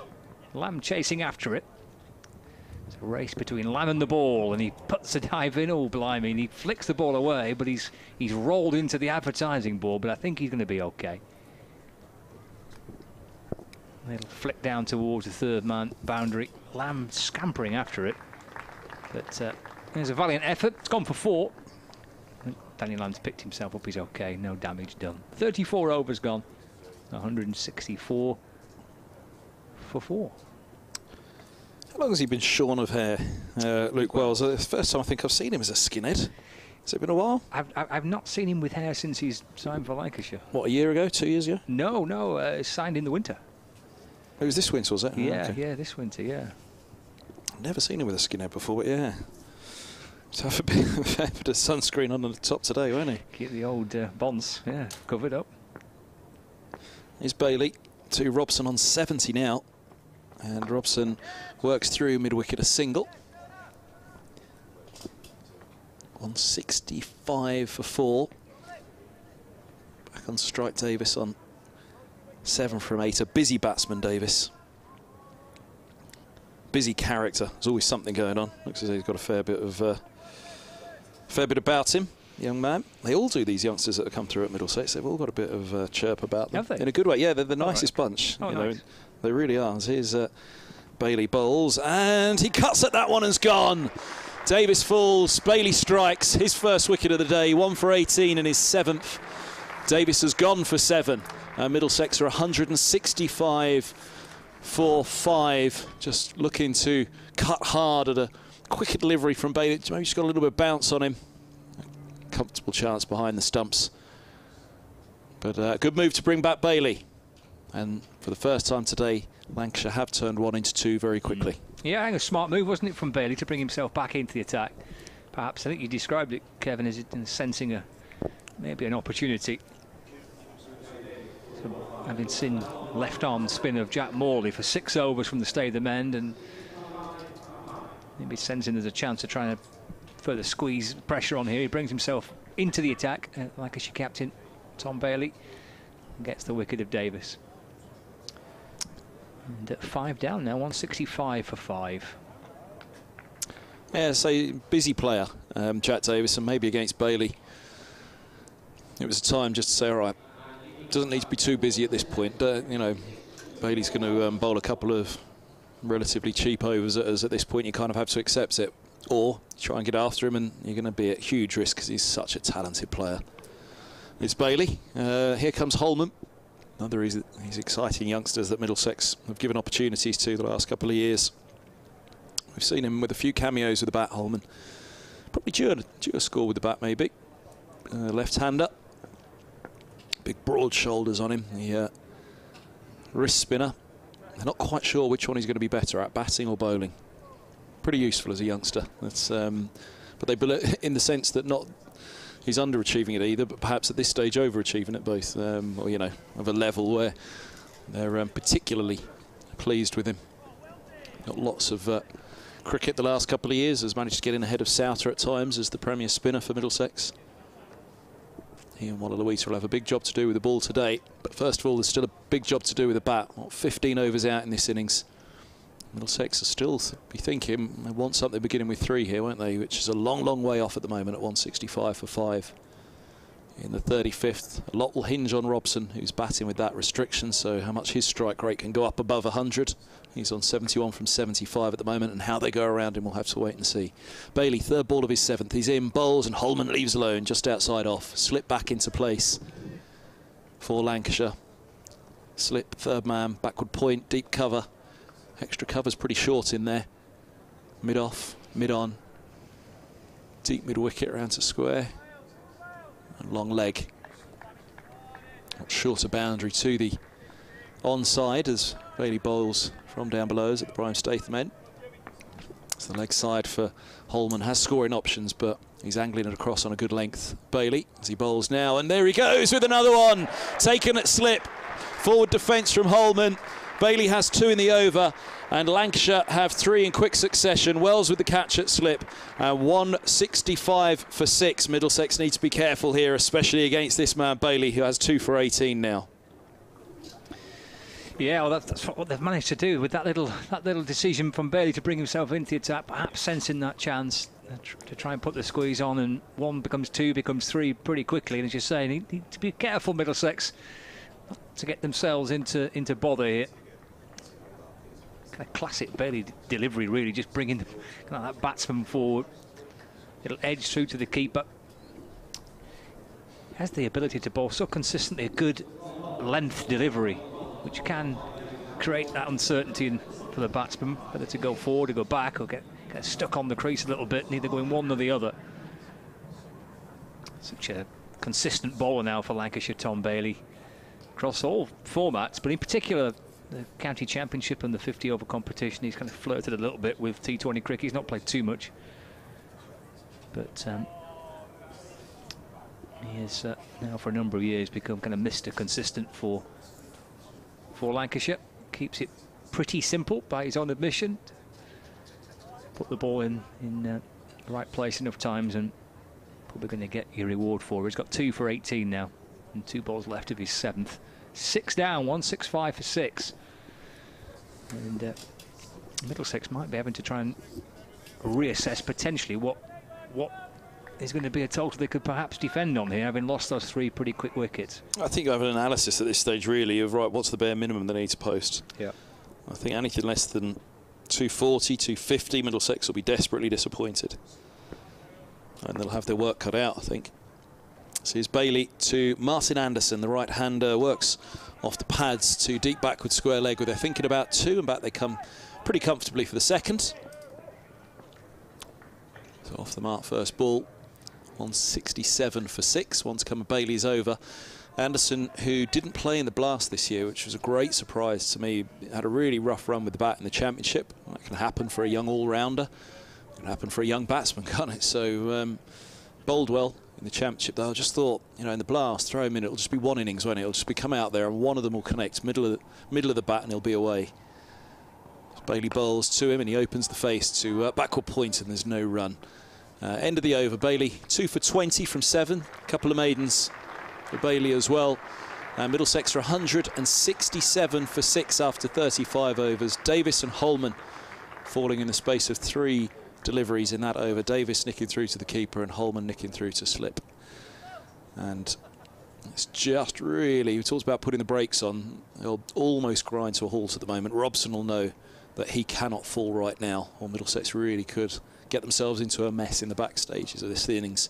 167 for 6 it is, but yes, Martin Anderson, it didn't happen. They didn't get that go in the blast, but then walked out to bat the other day with Middlesex needing a little acceleration at the end. Not needing it, but it would have been nice, and it was more than nice. 38 off 11. He just got a couple of drives away, and he thought, oh, here we go. And then he really lit up New Road with some powerful hitting the other day.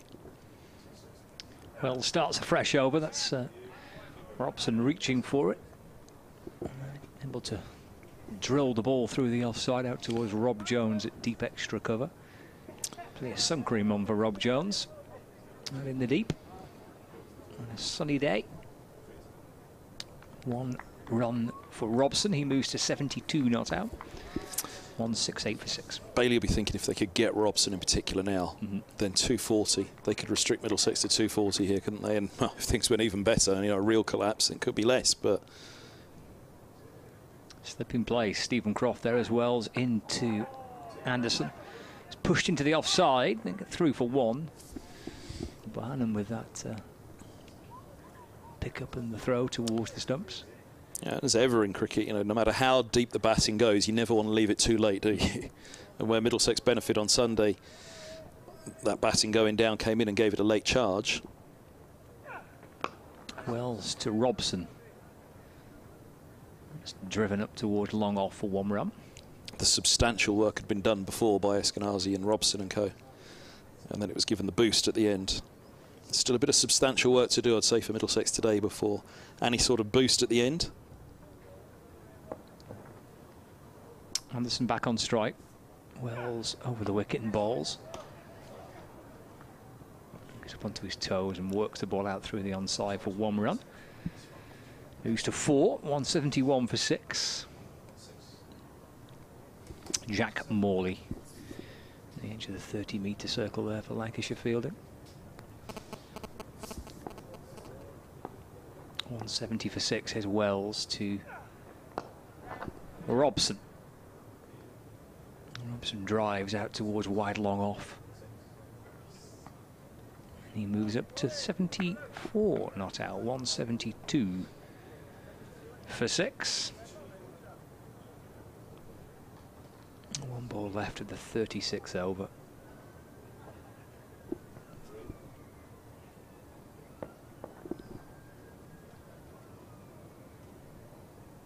Wells to bowl it. Anderson defends. No run. 14 overs left. 172 for 6. Middlesex won the toss and batting first. Live from Emirates Old Trafford. 5 Live Sports Extra, BBC Sport website and app, which is where you'll find links to coverage of the other 3 Royal London One Day Cup fixtures. We're live on Lancashire Cricket TV as well. The pictures beamed from Emirates Old Trafford. You can access the stream via Lancashire's website and I presume Middlesex website as well. Scott Reed and Kevin Hand with you throughout the course of the day.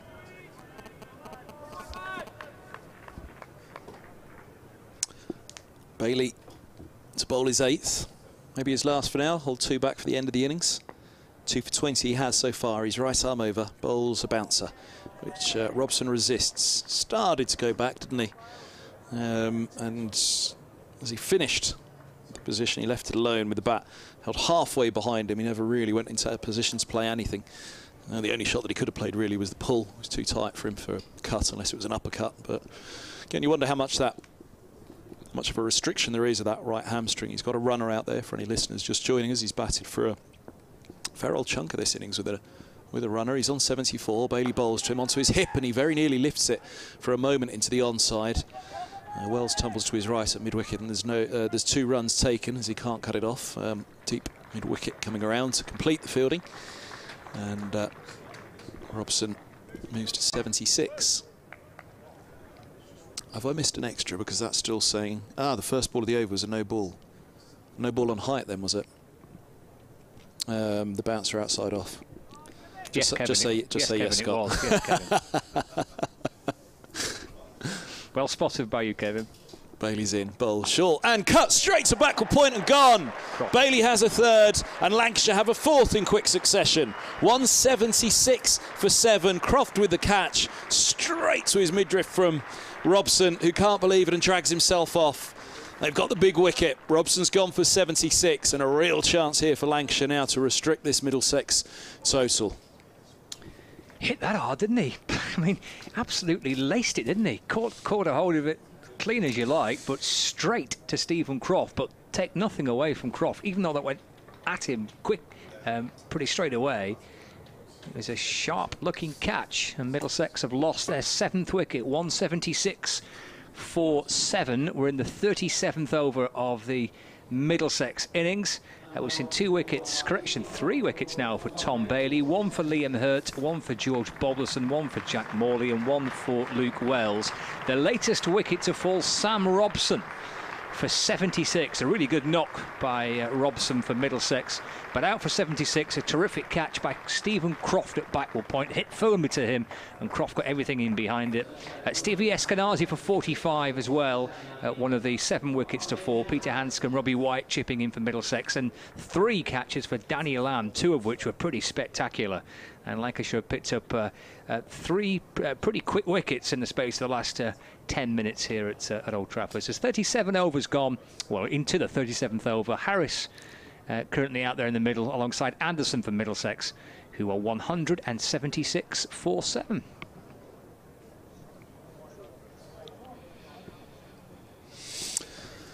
Big wicket. And Middlesex are now in that situation that we warned of. Turning 1 into 2, they've turned 1 into 4. Lancashire and Harris and Anderson. It's almost a last chance saloon for Middlesex. Both Walla and Bamber to come, a decent batsman. There's no real fears for them, but they're not going to be perhaps Walla, but in terms of a substantial score, they'll look to this partnership and these two to knuckle down now and see out the majority of these overs remaining. Bailey, 3rd ball of his 8th over, he bowls to Harris, who defends into the offside, slip in place once more for the new batsman. Anderson's on 4 from 5 at the non-striker's end. And Lancashire will be absolutely delighted with this fight back here. Great thing they did, as we said all the way through, is they just picked up a wicket at every moment when you thought this will be the moment when Middlesex really looked to start pushing that run rate up a bit now. And then they've been just held them pretty tightly all the way through. They've now gone through some quick wickets, and Middlesex in danger of a collapse here at the end of the innings. As Bailey comes in, and Harris goes for a little late cut at that. Through to the keeper it passes.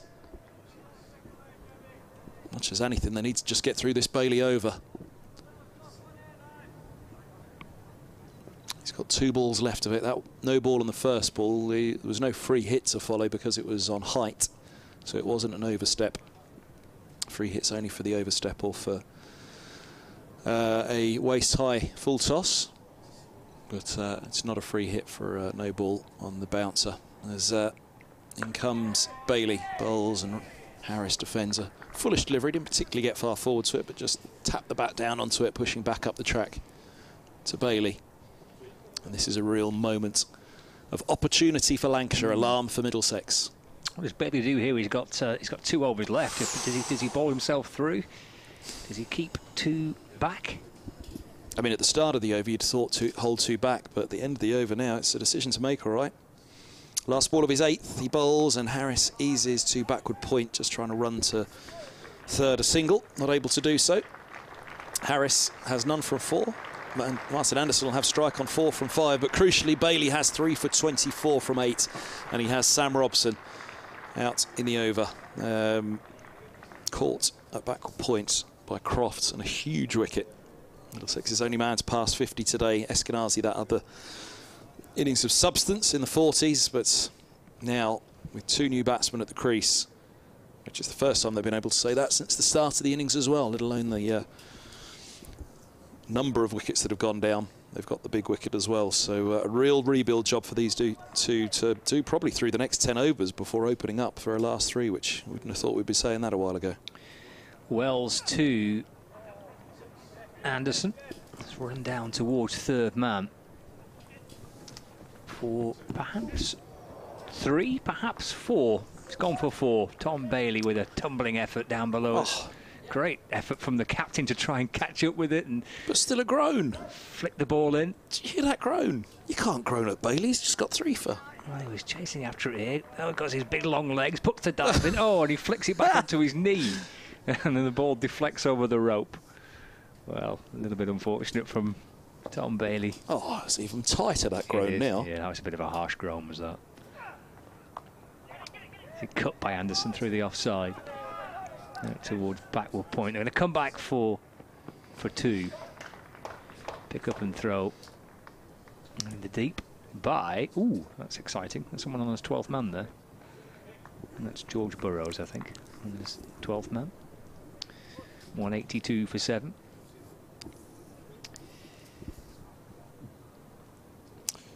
Yeah, Harris, well, it was a situation not too dissimilar to this, was it? A collapse once before against Lancashire.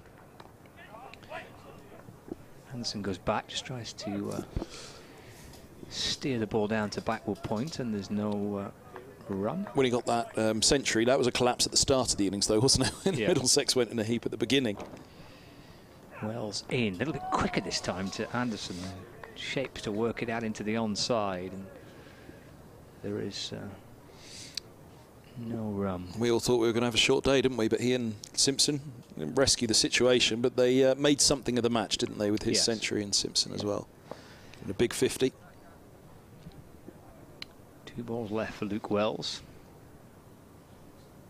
from the James Anderson end. Balls. Anderson just chopping away through the offside towards Burrows, who's on his 12th man there, squad number 21. I'm not quite sure who's off the field, but George Burrows doing 12th man duties for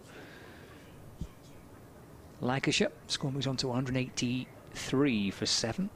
1 ball left of this Luke Wells over. He's bowled 8 as well. Got through it pretty quickly, hasn't he? 1 for 41. That's the question at the end of this delivery is, will the captain bowl himself through, complete his 10 overs. Harris drives out through the onside, through mid-on for 1 run. 38 overs gone, 184 for 7. Live from Emirates Old Trafford in Manchester. Quite a hazy day at the minute. A little bit of cloud cover around, but plenty of sunshine predicted and forecast for the day. And we've had 38 overs of the Middlesex innings, 184 for 7. Those tumble of 4, now's probably a good time to look at the economies of the bowlers, because you'd think that probably their economies from here should, Middlesex will slow up. So this would perhaps be a more natural reflection of the economies across the innings to this stage, because it's only really with the Robson wicket that you think, oh, things are really going to slow down a bit now for Middlesex. And it's interesting because Middlesex obviously went with the extra spinner. At the moment, they've only got the 3 seamers in for this one, in Harris and Bamber and Anderson. But Bailey, tremendous, and Bailey isn't. Morley is back in, I should add. But Morley is back into the attack, so Bailey's holding 2 back. He's got 3 for 24 from 8, so his economy's 3. Hurt with 1 for 20, he's got an economy of 4 from 5 overs. Lamb has an economy of 5.5, none for 27 off his 5, as his Morley left arm around. Bowls, and this is driven down to long off for a single by Harris. 2 from 6 he now has. Balderson 1 for 35 from 6, so an economy of just over 5.5, and similarly Morley 1 for 34 from 6 at the start of this over, so an economy of just over 5.5. Wells 1 for 42 from 8, so just under 5.5 and over. As this ball's just short of a length from Morley, and so pulled away, not with any great aggression, just steered away into the onside by Anderson. Moves to 12 from 11. 186 for 7 in the 39th. But yeah, interesting really that the spinners have been going at a more expensive, well, I say more expensive. Hurt and Bailey have been particularly good, haven't they, at the top? Economies of 3 and 4 respectively. And Lamb under 5.5 as well. Morley will look to get his down now at the moment, as this is just full of a length around the wicket once more to Harris. He defends into the offside and there's no run. Balderson and Morley being the most expensive at this stage with 5.83 and 5.67 respectively. As a bit of flight from Morley goes past the edge of an attempted cut from Harris, who sits back in the crease and reflects on the shot. Bit of bounce there too, wasn't it, from Morley? Well, Wallaluita will like that. Yeah. Middlesex's left arm spinner. He's just got a few more inches on Morley, I'd say. He's in now, bowls, and this is clipped to a straight mid-wicket where Bailey fields. And they run again for Harris. Just 2 off the over so far. And this will be the way, I'd suggest, for a good 5, 6, 7 overs now at least for Middlesex. Morley bowls and Harris cuts to backward point. Another dot ball. Just a little bit of frustration there for Harris, but again, match situation. They have got to knuckle down at the moment and perhaps put the shots away for a little while. 39 bowls here at Old Trafford. Middlesex winning the toss, batting first. They're 186 for 7. Harris has 2 and Anderson has 12. Yes, well, important partnership now, isn't it, to try and settle things down. 3 wickets in hand, 11 overs remaining. I want to try and have wickets remaining for the little burst towards the end, see what they can get up to.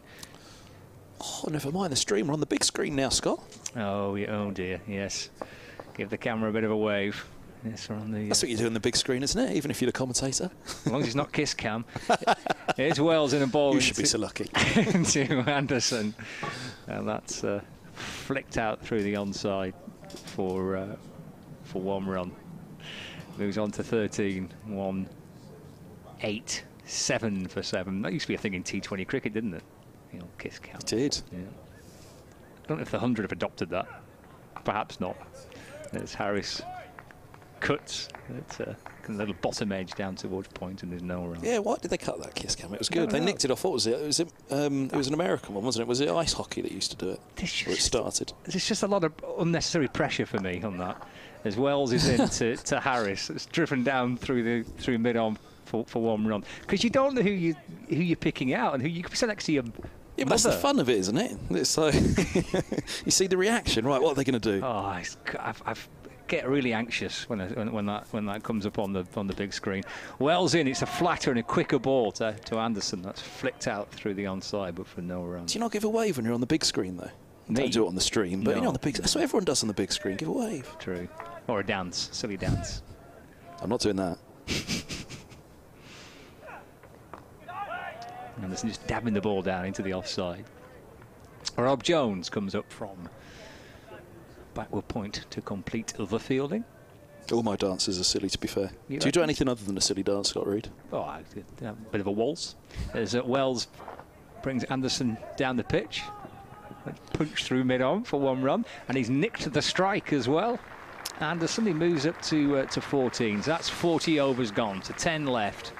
189 for 7. And Middlesex dancing to Lancashire's tune here at the moment, aren't they? Very good, Kevin. Thank you. 10 overs to go. 189 for 7. Very good. I mean, you are in good form today, aren't you? Look how happy you look. Look at your little face. Harris on 3. Anderson on 14. Again, they've got to sit in. I just don't feel the charge can come until the last 3 or 4 overs now for Middlesex, and get to the last 3 and 4 overs as much as anything. Make sure you bat out those overs. Thanks to Peter, who spotted that Stephen Croft was the man that went off the field with, he reckons, perhaps an injury when he took that last catch. Ooh. So he's currently off the field. It was sharply to him, wasn't it? As you said, he really struck it sweetly, but straight really to the belly button of Croft. Here's Morley, left arm around. The final power play begins, and this is clipped to mid-wicket by Anderson for a single. He moves to 15 from 16, 190 for 7. How many back at the moment? They can have 5 back, but they don't need to right now because the skids are on for Middlesex. Long off and long on are back. Deep cover and deep square. As Harris awaits and Morley bowls, it's turned to one of 2 mid-wickets. The short straight mid-wicket collects. And yeah, only 4 back. That's a reflection of where the game's at the moment. They could almost have another one up, couldn't they, really? As this ball goes straight through Harris and bowls him. And Morley has his 2nd wicket. And Harris beaten on the back foot Was there a little inside edge on it, or did it just manage to get straight through on him? He'll be massively disappointed either way, Harris. He was just defending on the back foot. He's gone for 3. And, well, no, he's just undone by it. Skidded one through, Morley. 2 for 37 for him. Middlesex 198. And the great disappointment for Middlesex there will be was he wasn't trying to do anything, really. He was just defending. But beaten by a good ball. 190 for 8 in the 41st. In the middle of that little huddle is Stephen Croft as well, so he's back on the field. Croft just went off, perhaps have a little look at the injury or the problem he had with his hand. But there's Stephen Croft in that huddle. Wicket for Morley. And Middlesex 8 down. Yeah, trouble now. RLODC's quite an expansive player. I don't think he can really go any other way. So Middlesex have a little bit of a conundrum here, or in particular Martin Anderson does. You know, is it a stick or twist moment for Anderson? With only 2 wickets at the other end, is there any point trying to bat out the overs now, or do you try to accumulate quickly and get on with it? Because he could be stood at the non-striker's end and bang, bang, the innings over. So before Anderson's really had a moment to make an impact. So 15 from 16, RLODC will be expansive. He will play his shots. I think Martin Anderson perhaps is going to have to do the same now for Middlesex and try and get this up to a... Again, we said, you know, if Middlesex are anything less than 240, they're going to be massively disappointed. Well, this collapse, now they're in danger of, as I say, 2 in 2 balls now. They might not even make 200. And we'll see him bowl quite a bit, will we, I guess later on? Absolutely. Yeah. Yeah, well, that was the key, wasn't it? Late in this innings, or late in this day, they really thought this pitch would be turning. How late will the day go? Middlesex in the 41st over only have 2 wickets standing. Morley's going to be left arm over the wickets, the left-handed RLODC. Again, an expansive player. Can he rein himself in for his side at the moment? Morley's in, bowls to him, and RLODC eases to backward point, short third. Tumbling stop from Lamb, who got it all going with those 3 catches for Lancashire today. Morley again. RLODC rocks back and punches into the onside to mid-wicket, and there's no run on to come of Morley's 8th. It's a great effort to get his entire name on the scoreboard as well. I mean, top marks to squeeze that. There's a lot of letters. And Anderson's pinched 2 S's as well because he's Swedish, so... A lot of flight on this from Morley. It's swept out to deep square by RLODC for 4. And there we go. 4 from 3 from RLODC. 194 for 8. Middlesex at the end of the 41st. But they've lost James Harris now as well. And the wickets just keep tumbling for the visitors to Old Trafford. Indeed, but a bonus runs. That'll sweep out towards square leg. So 194 for 8 with 9 overs remaining of the innings for Middlesex, and there we go. That's impressive work to squeeze all those letters onto the scoreboard. There's a lot to fit in a very small space. Did you give yourself a good run up today ahead of RLODC's appearance for Middlesex? Oh, yes. Beautiful! You have. You've had a good old go. I was waiting for you just to say it a few times. It's rhythmical. It's got a nice little rhyme to it. RLODC. A little roll of the tongue for it. He's at the non-striker's end, though. Anderson waits for Wells. And fortunately for the heart rate of all his teammates. He's guided down towards short third man by Anderson, and there's no run. No, he gave it a cracking thump the other day at Radlett in a losing cause against Durham. Wells bowls, cut. Oh, and it beats 2. Down towards the boundary. It might even get all the way for 4. Stephen Croft is tearing his way after it and slides down and scoops up the ball, but they've run 3. As the ball was weaved down through the gap between kind of short third man and backward point. And the score moves on to 197 for 8. So it brings RLODC on strike. He's on 4. That's final ball of the previous over, which he swept towards the square leg boundary. What's Luke Wells doing here? He's pointing all over the shop. He's got a deep mid-wicket and a deep backward square leg and a long on. They're the 3 outside the ring on the leg side. If you're watching on the stream to the right of camera, deep mid-wicket, deep backward square leg and a long on. It's off the back foot and force the ball away through the onside. Pick up by Bohannon inside the ring. And just the extra run for Middlesex, 198 for 8. Yeah, he's an expansive player, RLODC, and he's got the shots. His first-class debut, he charged down the track first ball and missed it. Excellent. There's Anderson from the crease, flicks one through the leg side, through mid-on for 1 run. And a pretty decent bat at the other end in Tom Helm, and Middlesex were trying to scramble some runs together. I just remember Helm leaning on his bat, head down at the non-striker's end, thinking, what have you just done? Well, I'm sure that was what he was thinking anyway, I don't know. But at that point, you thought, oh, dearie me. Well, Luis, I'm not sure about his cricketing decisions, but he's got the shots, as he's shown us since then.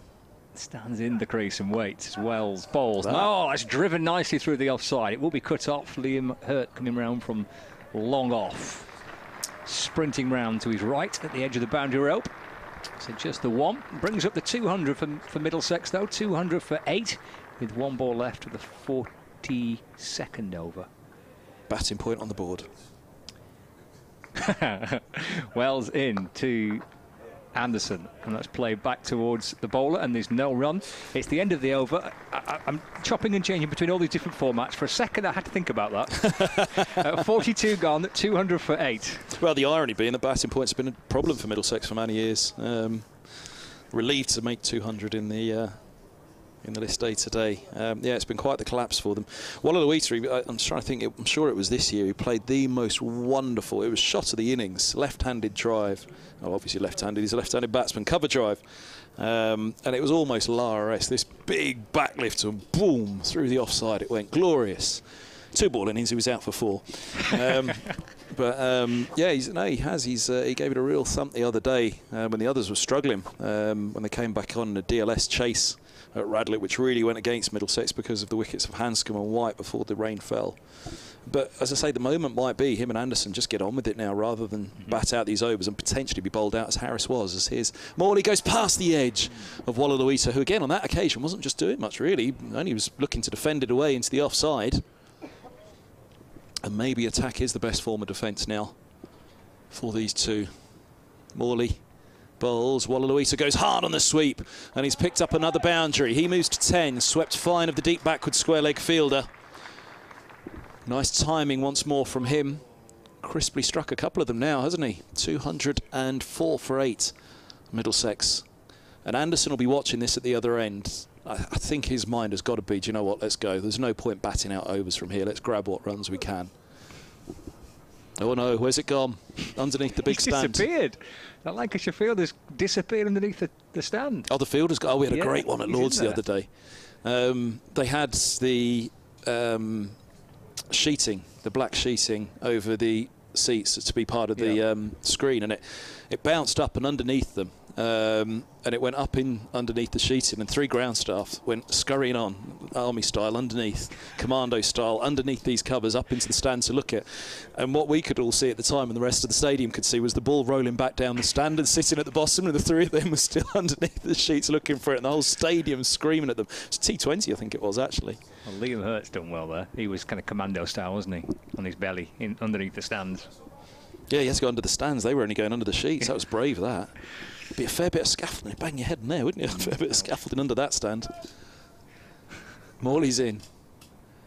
He bowls, and RLODC goes hard at this one again, but a bottom edge on an attempted pick-up into the onside. Deflects to the short fine leg, and there's no run. He's 10 from 9 now, RLODC.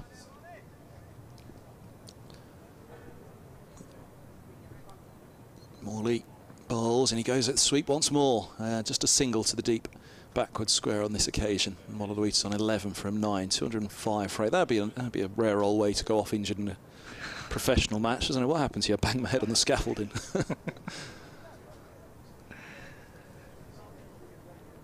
It's a horrible one, actually, over the years. Was it Chaminda Vass playing for Middlesex at Chelmsford many years ago? Went for a catch at long off. I mean, you do see it occasionally now, don't you? And he was diving backwards on the rope, and as he dived backwards, his head smashed back onto the advertising board. It was extremely worrying. Fortunately, absolutely fine. Did have to go straight to hospital, but released a couple of hours later and absolutely fine. But horrible, horrible moment. As here's Morley bowls, and this is tickled by Anderson. Fine of the short fine leg. He does very well getting around there to make sure there's no run. as that could have squirted away. We've seen Lamb in there earlier, trying to cut off a few that have gone fine. That one would have got away for 4 if it did beat the infields. 206 for 8, and Morley comes in, bowls, and RLODC goes with a big pick-up. And this time, no clambering under the stands. Or there might be. It's gone straight down into the stand. Away to our left. Massive shot to deep mid-wicket for 6 for RLODC. It is the shorter boundary, but nonetheless, that was a sweetly struck 6 from RLODC once more. He's on to 17. Middlesex are 212 for 8, and it has been retrieved a little bit more ease on this occasion, but it went down into one of the stairwells in that stand where you emerge into the stand from behind. But easily retrieved on this occasion. That one could have really been lost, couldn't it? 212 for 8. He did slap that one, didn't he? Got a hold of it, and then some. Well, this is what I was saying. This could last for another 7 overs, and Middlesex will hope it lasts for another 7 overs, but it could last for 2 deliveries. And that's why I think this man on strike now for the start of the new over, Anderson, you know, he was batting at 5 that day when he hit 90-odd here a couple of years ago, and he's dropped down the order to 7 this year because he hasn't got the runs this year. But he has been, you know, a top order batsman, a top 5, top 6 batsman. So right now, he's a big name out there for Middlesex. And what he did the other day, 38 off 11. You know, what would Middlesex give for something like that now? Yeah, that would be a real bonus, wouldn't it? A ferocious twirl of the bat from Anderson as Danny Lamb comes into the attack because Luke Wells has bowled out. And he's forced to defend the first delivery he faces. Playing it back down the pitch, and there is no run. But Lamb's had a great day in the field with three catches, 2 pretty spectacular ones. He's now got the ball in his hand, Daniel, looking for his first wicket of this match. Gone for 27 so far, just shielding the ball, covering it with his left hand, disguising what he's trying to do, where the seam's positioned as he bowls to Anderson. That's flicked down towards fine leg. And the score moves on to 213 for 8. Brings RLODC on strike for Middlesex, who's 17 from 10, 2 fours and that big hit for 6 in the previous over. What's he going to do to Lamb? Will he try and disguise the ball again, Danny Lamb? I suspect he probably will do, putting it in his right hand, and he'll shield the ball with his left hand, just his palm wrapped across the front of the ball, just to hide the ball away from the batsman. In and bowls a short ball, a slow ball as well. It's dragged down towards short fine leg, where Jack Morley fields inside the circle. And the score moves on to 214 for 8. It's interesting as well, isn't it? You know, we were just saying a couple of overs ago, they've only got 3 back on the boundary rope. Well, RLODC's exploits, all of a sudden, all 5 are out now in this final power play, as you'd usually see at this stage. It's just how long will it last? We know it's going to happen quickly for RLODC. 18 off 11 at the non-striker's end. Lamb to Anderson. Again, it's dug in short, but slow from Lamb. Anderson trying to pivot around and pull the ball, just loops out into the onside. And they get through for 1. Telegraphed that one, Anderson, didn't he? He was about 3 steps down before I think Lamb had even leapt. Anderson to 22. Leaping Lamb, I didn't mean that, sorry. That was terrible. Even worse because I didn't mean it.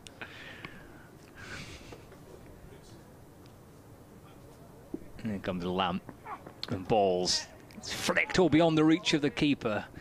It's all right. It's picked up inside the ring by Morley, but it's gone through for leg by. So no bat on that from RLODC. He remains on 18. The score ticks along to 216. Here, I'll take this from Howard. You 2 youngsters, he says. The boy zone of commentary teams. Time for your own show, says Howard. What kind of show would they give us, Reedy? Show us the door, maybe. I don't know, but I was always more of a Westlife fan. Oh, yeah? But, you know, we'll take boys home. Who was it that did the Billy Joel cover, Uptown Girl? Was it Westlife? That was Westlife, yeah. I heard that on the radio the other day. Well, not a bad cover, but you're not going to beat the original of that, are you? You're going to hear it every time and just think, oh, I wish it was Billy Joel. Lamb to Anderson. It's a full ball.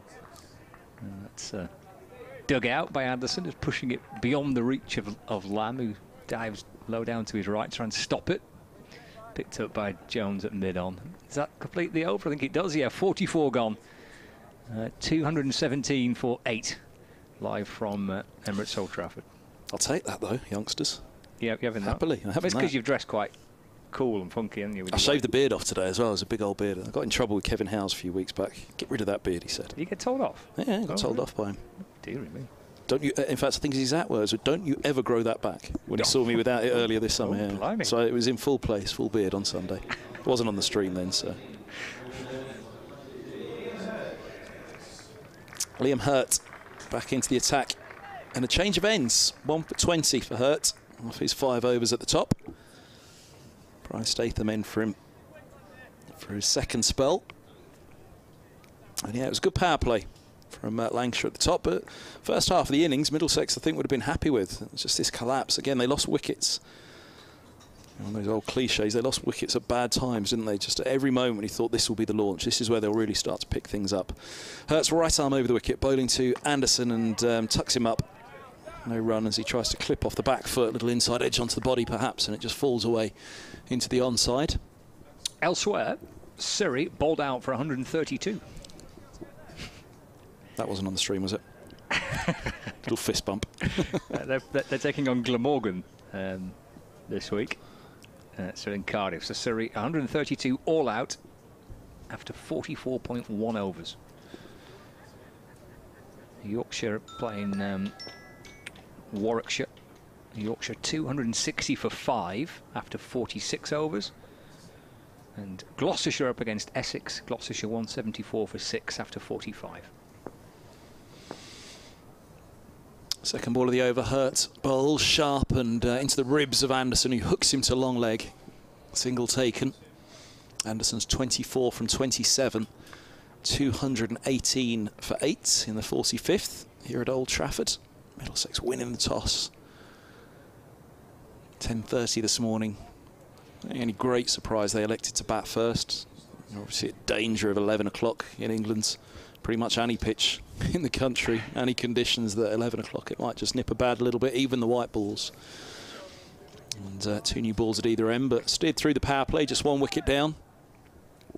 And looked to be building solid foundations all the way through until pretty calamitous collapse that has left them now teetering at the end of this innings, really, with well, at the moment, I mean, even just this little cameo from RLODC here has got it up to 220. We said anything below 240 and Middlesex would be really desperately disappointed, and that was probably midway through the collapse, let alone the full onset of it. As Hurt's in, bowls short, and oh, RLODC has picked that up over long leg for 6. What a shot from Tilham RLODC.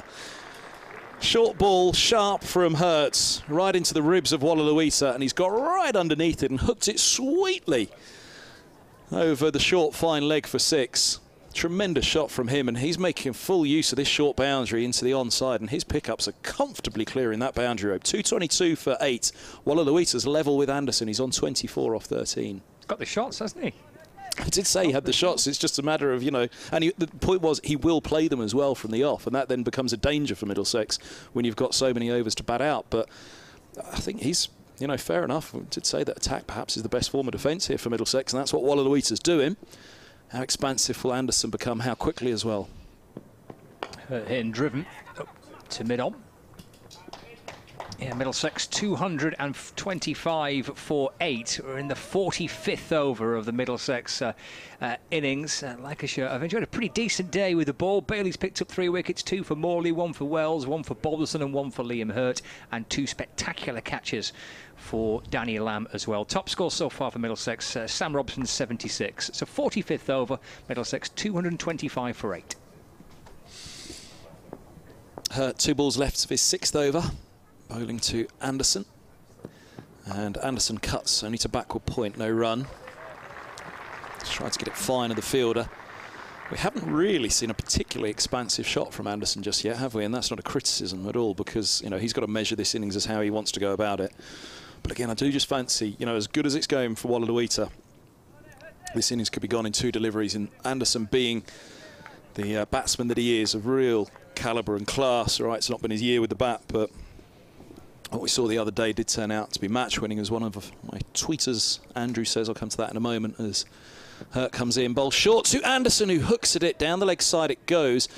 Anderson's step across was enough, I think. The umpires are saying Anderson's looking to see why that wasn't a wide, but I think his step across meant that as the bouncer passed down the leg side, it was pretty much passing over the top of the leg stump. 225 for 8 after 45. Middlesex, we said they were in danger of not batting out their overs, even if they did fall short at the end now.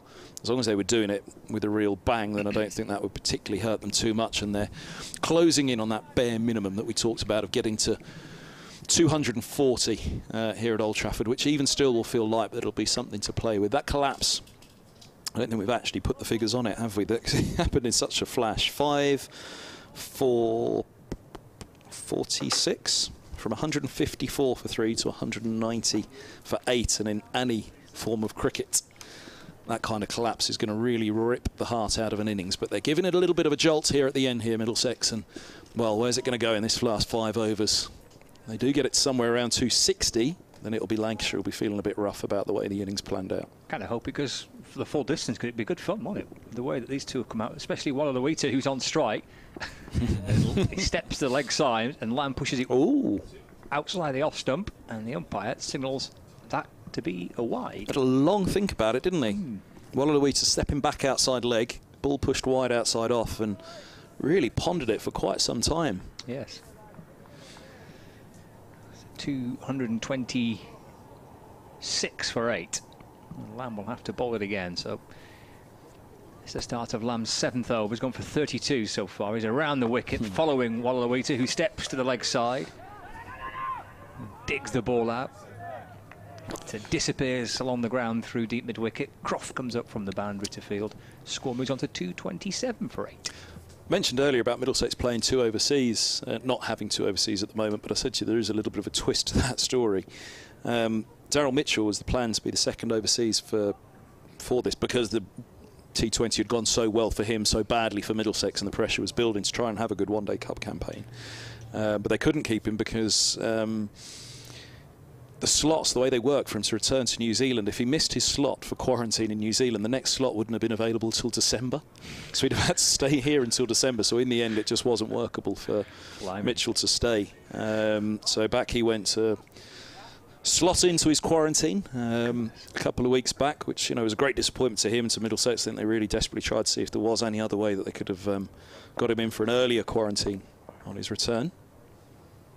There's Lamb balls to Anderson. That's off the back foot, pushed into the offside for 1, 228 for 8. So there was no other way of kind of going via a different country to quarantine. No, I guess just with their quarantine on return. Yeah. I think that it's quite a strict ruling in New Zealand, isn't it? But what it has meant is Tilan RLODC, who's been a Middlesex player for a decade now, having arrived from Sri Lankan born. He arrived at the age of 10 in the UK. He waits for Lamb. It's just taken off the hip out towards, or down to long leg down below us. Morley coming round to complete the field. He'll come back for 2 and moves to 28, and the score to 230 for 8. The understanding was last year, I think, was his 10th year actually in the UK, and he'd qualified as a non-overseas last November. And he only played last summer because Pete Hanscom was unavailable because of COVID. Otherwise, he wouldn't have played last summer because he would have been an overseas. But because Hanscom wasn't there, he could play and just take the overseas slot, even though he'd been on Middlesex's books for 10 years as a youngster. Come through the ranks. Potters Bar, his club in North London. Lamb in balls. It's a low full toss, which he's punched uppishly, but it's safe enough because long on is out to, well, mid-on has been pushed back towards the boundary at long on. George Balderson with the sunglasses on, or at least he was before he removed them. 1 run, 231 for 8. But there has been a complication or a delay of some description with his passport, so he is actually this season playing as a 2nd overseas again now. So Mitchell had been here, RLODC would have been unavailable because there has been a delay on his British passport. Don't ask me how to explain what the delay is, other than there is a delay on it. But Middlesex very much hopeful that it's going to be wrapped up pretty soon. Lamb over the wicket bowls. It's fallen off stump, and Anderson drives for extra cover. There should be 2 because the field's set back, and he comes back for a second. As the throw comes in, actually, it deflects off the batsman's pads. 233 for 8. Yeah, I think it deflected even off his bat. Was it almost going to be a Stokes moment that missed out there? Anderson could have middled that for 4. To 27 from 31. 233 for 8. 1 ball left of the over, and then 4 overs remaining. Lamb in. Well, that's gone through to the keeper, but was that off a little thin edge or not? I thought I heard a noise. Did you? I thought I did for a second, but I didn't see a deflection, but I thought I just heard a little nick on it. that's the end of the over. So 4 left. 2, 3, 3, 4, 8. See if we can spot it here. Yeah, it bounced short anyway, but that was what we couldn't see with the keeper's back turns, was that it did just bounce a couple of inches short of the gloves. 4 left. Well, this is a very handy partnership, isn't it, for Middlesex? They've got to that 240 we talked about. It's not some sort of magical mark, but as I say, before that collapse had fully set in, what do we say, it was 5 for 46. Even midway through that, we said, look, if they fall anything below 240, they're going to be disappointed. And that was they were in real danger when these two came together of falling below 200. So this is a real recovery from these two. Where does it go from here, though? Wallaluita's on 29 from 17. And Hurt is in. Bowls swimmer takes off stump out of the ground. Huge swing from Wallaluita, looking to pick up into the onside again. Swing and a miss, though. And Hurt strikes. 233 for 9. Start of the 47th. Bamber will come out to bat now to join Anderson, who I would imagine will look to really try and get that strike back, farm the strike. And he almost yorked himself, didn't he, with the swing from Wallaluita, who walks off with a smile on his face. He's that kind of character. Tilan Wallaluita, 29 off 18. He's done a tremendous job for Middlesex to get this score up towards something defendable. Where does it go now with only 1 wicket left, though? 233 for 9. Well, it was good fun while it lasted, wasn't it? It was, and you know, I think I said it at the start. You know, whatever happens with Wallaluita, it's going to be fun because he will play his shots, and he did from the off, didn't he? You could just see that backlift was there, and he was ready to go. The way that he was kind of going about it, though, I think Liam Hurt looked at it and think, well, if I just bowl full and straight, there's every chance if he's stepping to the leg side trying to free up his arms. And you miss and I hit. Absolutely, yeah. Pretty sound bowling that, wasn't it, from Hurt to say, well, I'm going to fire it in full straight, see if he has a swing and misses, and he did. So Anderson now, he's having a long chat with Bamber, and the chat's just got to be, look, defend, defend, defend when you're on strike. Ethan, and just let me take the strike otherwise. Let me take the shots on. He's on 27 from 32, Anderson, but he's at the non-striker's end, and this is, again, in any form of cricket, always the danger when you've got a batsman of Anderson's quality at one end, and there's only 2 wickets left. You think, it's only 2 deliveries, and the innings is over, and you're left stranded. So that's the situation he's in now. But Bamber's a decent bat. He knows one end of the bat from the other. Hurts into bowl to him, second ball of the 7th, and of his 7th it is, and Bamber defending. The ball squirts away down to third off a back foot defence from Bamber, and it means that Anderson does have strike with 4 balls remaining of the 47th here at Old Trafford. Commentary for BBC Sport from Scott Reed and myself, Kevin Hand, for BBC Radio Lancashire, BBC Radio London together for this one. And well, it looks as though whatever happens now, again, you know, Middlesex have got something to play with on the board, haven't they? So it shouldn't be a stroll in the park for Lancashires. In comes Hurt, and a nice little uppercut from Anderson's going to pick himself up 4. He moves to 31, 238 for 9. Short and sharp from Hurt, but efficiently struck by Anderson as he got his angles right on that, and there was no chance at third at all to get around to cut that one off fine. Raced away to the boundary. 31 from 33, Anderson. Does his onslaught begin now? Again, I don't particularly feel, through all of Wallaluita's exploits at the other end, Anderson's going at a decent strike rate, but I don't feel we particularly see him open up just yet. This surely will be the moment. Again, he'll pick the bowler, he'll pick the delivery. As Hurt comes in, bowls to him, and Anderson drives a single to mid-off. 2 to go of the over as Bamber comes back onto strike. He's got a pretty solid defence from what I've seen him over the years, Bamber. He's come up with a couple of useful cameos in first-class cricket, just playing proper cricket shots. But at the moment, I think put all the shots away, Bamber. Just focus on your defence, and 2 balls left to this over. Let Anderson go at the other.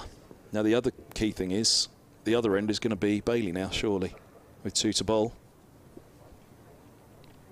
Hurts in, bowls, and Bamber chips into the onside quite nicely, actually. A full delivery onto middle and leg, and he's just clipped a couple here, straight to the deep mid-wicket.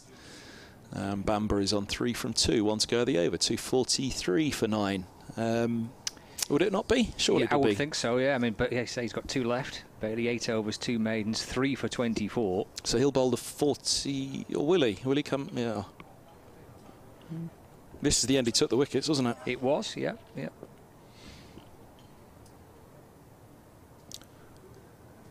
Hurts is in, bowls, and this is driven by Bamber to cover, and just instinctively they thought, oh, is there a single there? But of course, even if there was, it wasn't one to take, because it's the end of the over, and Bamber has 3 from 3.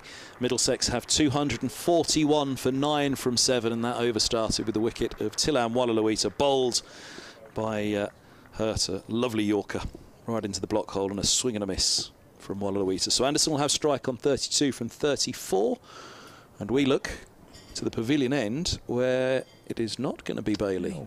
So Bailey perhaps will replace Hurt down below us. Just had a word with Liam Hurt there, did Tom Bailey, so maybe that's the decision. Of course, Bailey, captain of Lancashire.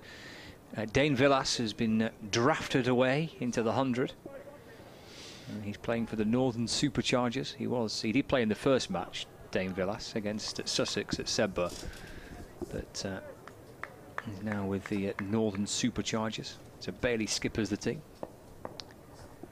Here is Lamb in the balls as Anderson comes down the pitch to him, and he's pushed it in a little short and wide, but it's a legitimate delivery. It's through to the keeper, and there's no run. Oh no, square leg has called the no ball on height. They obviously, again, they've taken a while in their decision making, which is fine. You know, I've got no problem with that. I prefer an umpire take his time and think about it. Ultimately, they've come up with the decision of no ball at the end of it. 1 for the over signalled by the umpire. I think he also just lip reading there, said no free hit, just to remind the batsman that it's not a free hit, the no ball, because it was on height, the bouncer, rather than overstepping or a waist-high full toss. Yeah, just had a little clarification, didn't there, between the 2 umpires. Nick Cooks at square leg. There's Anderson again coming down towards Lamb, who fires one in full and straight, and perhaps as quick as he possibly could. He might be a bit grumpy. And it's clipped down towards short fine leg for no run. Bamber came charging down. Did you see him? Sent back. No, said Anderson. 5 to go at the over. 32 from 36, Anderson. I think he'll go after Lamb here, don't you? I think he'll really take this over now. Probably expecting Bailey to come back in, aren't we, from this end? Lamb is into him. Oh, that beats him. That's through to the keeper, George Lavelle. And there's no run. Oh, he's been busy, hasn't he, Anderson? I mean, he's used his feet. He's come down the pitch to Lamb. I'd say that innings the other day was nice, and this is a good one from him. 32 from 37. Even though that innings went so well, it was so chaotic. 38 off 11. It was just non-stop hitting. There wasn't a moment to think. It was just swing, and it came off for him. Waits for Lamb again, using his feet. Takes 1 step down the pitch. Lamb asks if that's an LBW. There's a little deflection down to the keeper. It's a solitary appeal, and there's every chance it's because Anderson's hit it. Yeah, I'm pretty sure that was an inside edge onto pad. It sounded like 2 noises, didn't it? Trying to clip, but Anderson's heart would have been in his mouth, because he could have played all around it and bowled, couldn't he? Or if he didn't get the inside edge, played all around it and been in LBW, but I fancy he did. Umpire Hassan Adnan at the Anderson end. Nick Cook at square leg. This is guided away through extra cover by Anderson. It's a good stop from the captain of Lancashire, Tom Bailey. He's inside the 30-metre circle, kind of a wide mid-off. And he's getting across low to his left. Stops the ball. Anderson takes the single with 2 balls left of this over. So he moves to 33. Cracking over from Lamb, though. Started with that no ball, which really disappointed him, but 3 dot balls, just a single now, and well, 2 for Bamber to just survive. Anderson, as I say, in his mind, I'm sure he'd have thought of this over, and he saw him advance a couple of occasions. This was the over that he wanted to go, but hasn't been able to. Well bowled, Lamb. Who's in to Bamber. They're going to run here, take the single.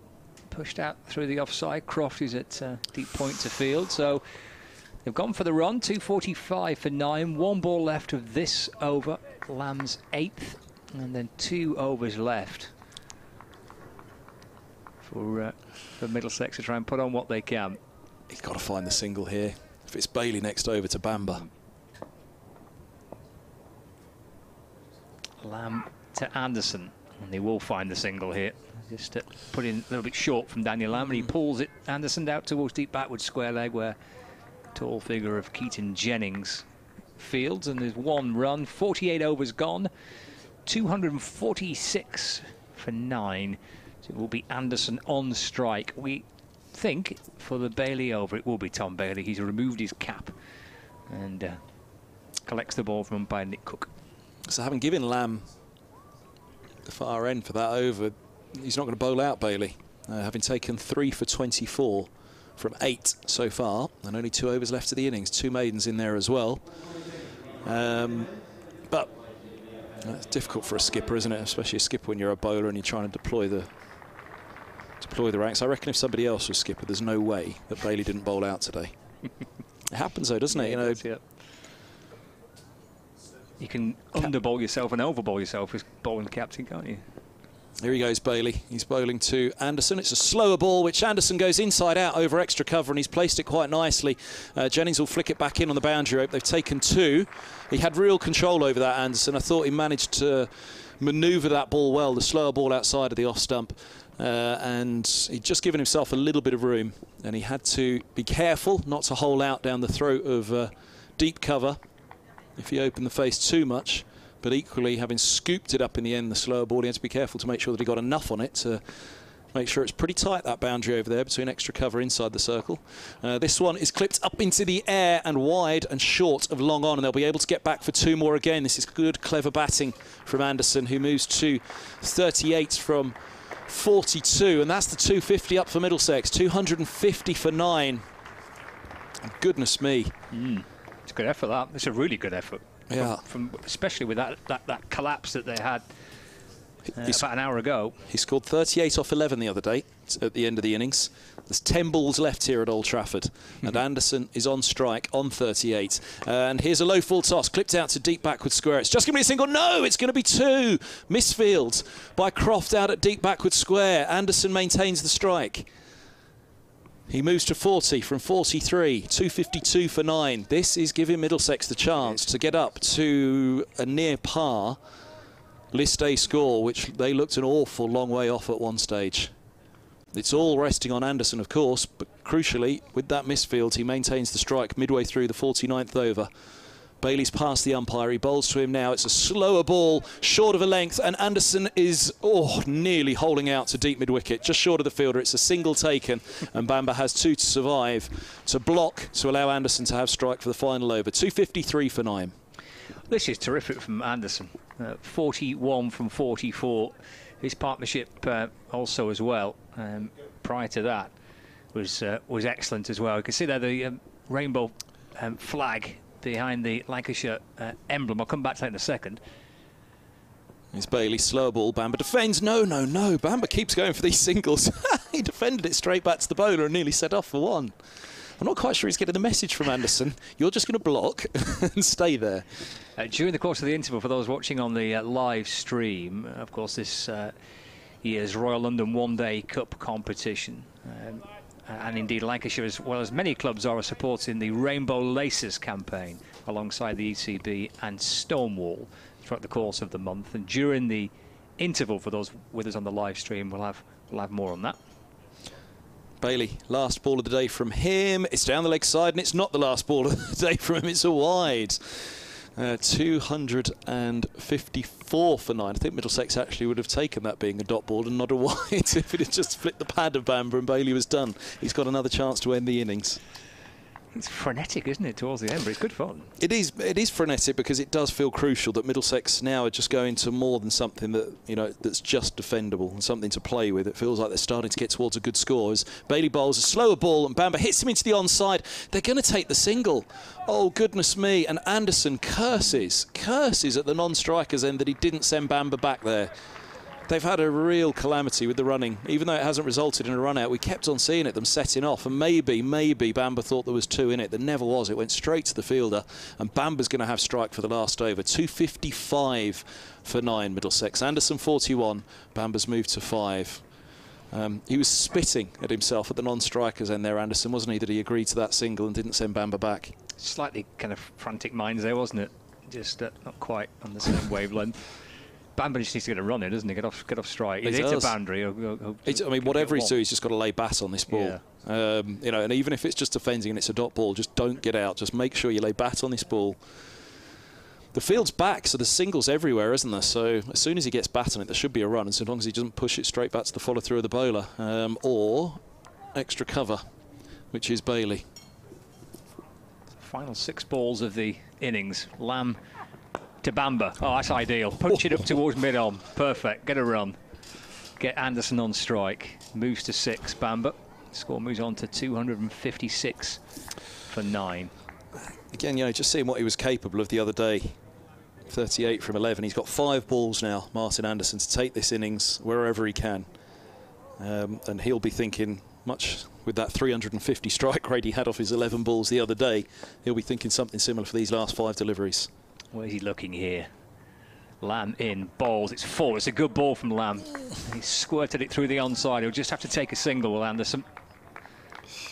It's broken his bat. Needs a new bat. He thought about that single. Brought him back, hasn't he? Yeah, he said, look, you're at the non-strikers end, so wait. You know, don't do it now. He thought about that one long and hard, didn't he, that single into the onside, because there's nobody there. It was his own bowling that Lamb had to go and collect it, and he obviously thought there might just be 2 in it, but there never was. 257 for 9. Lamb to Bamber, swing and a miss, but they'll go through, potentially. No, he's been run out. Well, he went to go and hit it, try and get himself off strike, and Anderson on, made no contact with it.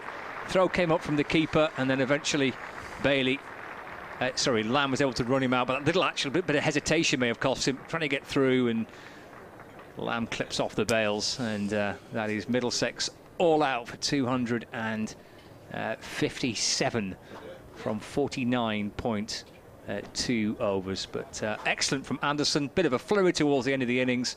He's a bit messy, but Bamber just doing what he had to do, really, was to get off strike and get Anderson on, but didn't quite work out. So 257 all out, and that's 258 to win. Which is a good game of cricket, I think. You know, unless they get off to some sort of incredible start, Middlesex will always think, look, just keep control, and there'll be a chance that they similarly can force a collapse or grab those 1 or 2, 3 quick wickets that just slow an innings down, and all of a sudden, you know, things tighten up. But yeah, it's a good match, isn't it? 258.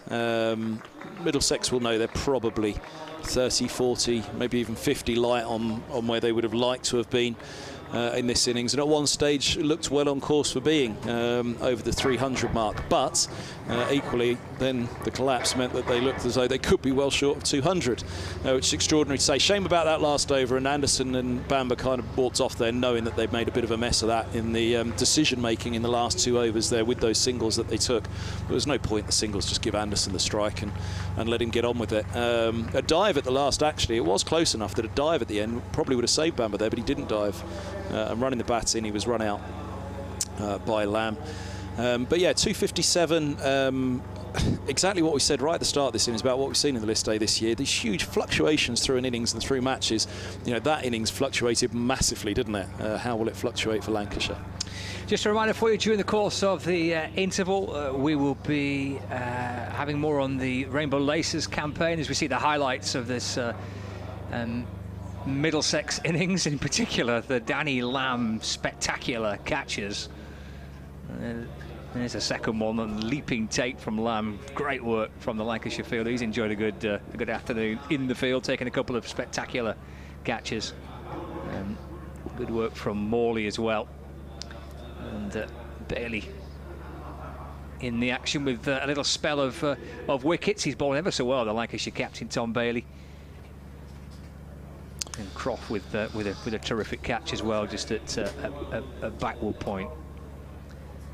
Morley's done nicely with the ball, also for Lancashire. But there's a bit of spin there will encourage one or two of the Middlesex bowlers a little bit later on. I guess the whole thing had to be capped off by Lamb, because it's been his day, hasn't it, so far in the field. And there he is with a run out.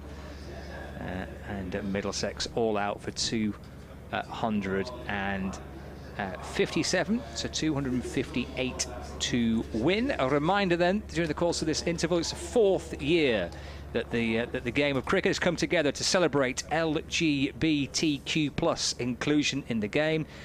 This year's activities taking place across the Royal London One Day Cup. Lancashire displaying the rainbow colours across its digital and social media platforms throughout the course of the campaign, and of course wearing the logo proudly on their kit as well. So it's the 4th year that this is that Lancashire is supporting the Rainbow Laces campaign.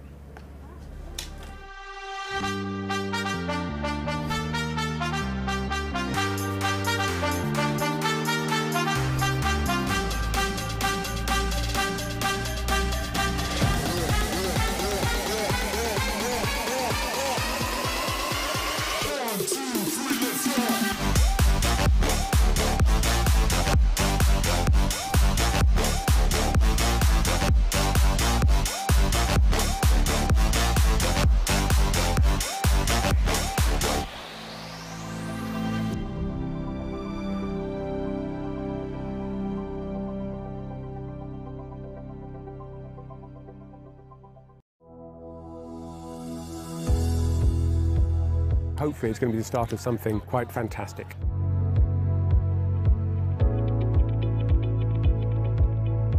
Today is incredibly special because it's the first time in history anywhere in the world that 2 fully inclusive LGBTQ+ cricket teams are playing a game of cricket against each other. I came up with the idea of setting up the Unicorns last year during the first lockdown in the pandemic, but I was also very aware that for a lot of people in the LGBTQ+ community, they didn't have access to the sorts of venues and hobbies and activities that they normally had, so it'd be quite isolating. So I decided to try and find out whether there'd be interest in starting a cricket team. I supported Grace's a couple of seasons ago with the LGBT Rainbow Laces campaign, and I went and umpired a game for them. And then when this second club was born during lockdown, it was a great opportunity. And as soon as I was told that this game was happening, to me it was a celebration. It was, yes, this is something that we've been waiting for such a long period of time. To join a team like the Unicorns, it's incredibly special. There's a need to join them because it's not just about playing a game, a sport. It's so much more than that. It's like a weight is lifted off your shoulders, and everyone's so great and so accepting, and not like my former teammates in hockey or cricket weren't like that. They were brilliant, but that's just because we love the sport, a mutual love of the sport, whereas here, it's the same. We love the sport, we are the same as each other, and that means so much. In 2007, knowing that I'm a proud gay man, I found out there is a gay cricket club in London called Grace's Cricket Club, and I contacted them online. They made me feel welcome from the day one, and I've been playing for them for the last 13 years, and it's the best club I've ever played for.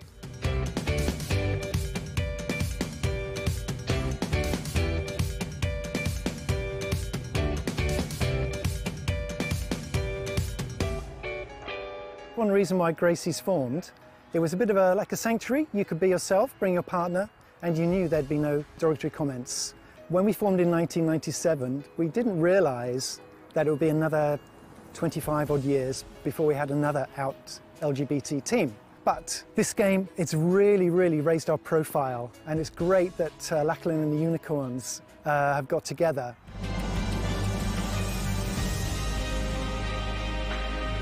We know from the new members that join the club, from teams that we play against, and from people that get in touch with us online via social, that there are people who have stopped playing the game because they don't think it's a game for them. So clubs like Grace's and now Unicorns, and today's match especially, is just, you know, about showing those people that cricket is very much a game for them.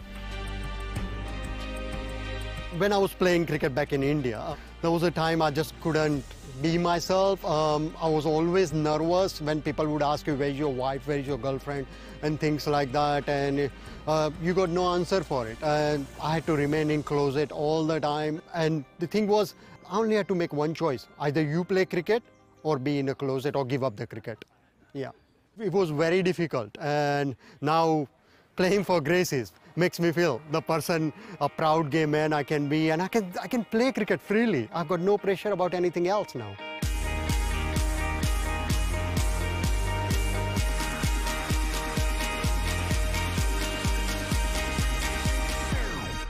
It's a fantastic way for the community to come together, both the LGBTQ+ community as well as the cricketing community, so we're really looking forward to the day. I think it's perfect for visibility within cricket, and also just as important for cricket's visibility within the LGBT community as well.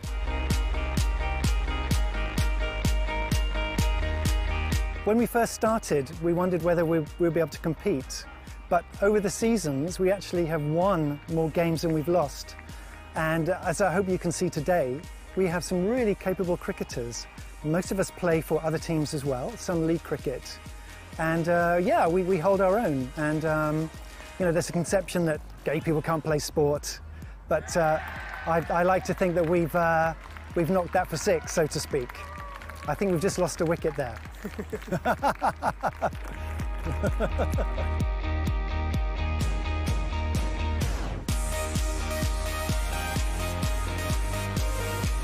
I feel proud of everybody for being so welcoming, really.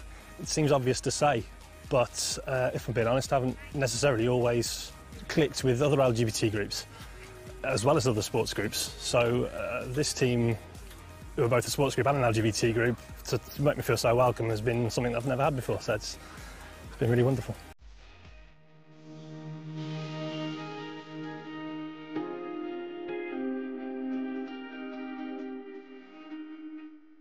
What makes today's fantastic, with my father here, who's an umpire and has umpired for Gracies a number of times. He used to be an ATO umpire. My brother's here to support, and his partner is actually playing for the Unicorns, so there's a bit of family rivalry, which is excellent. My partner's here, and his godson and wife are here as well, so there's a nice sort of family support from a personal level that I think is really, really terrific.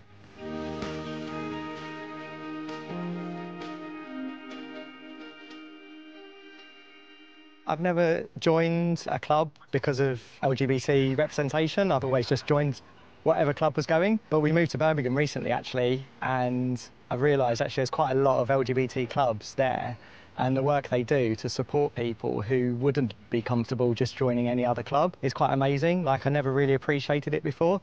Being a part of the Unicorns and seeing the people that have joined that would never have played cricket otherwise, I just think it's fabulous. I really do, because it'd have been such a shame if they'd never played cricket.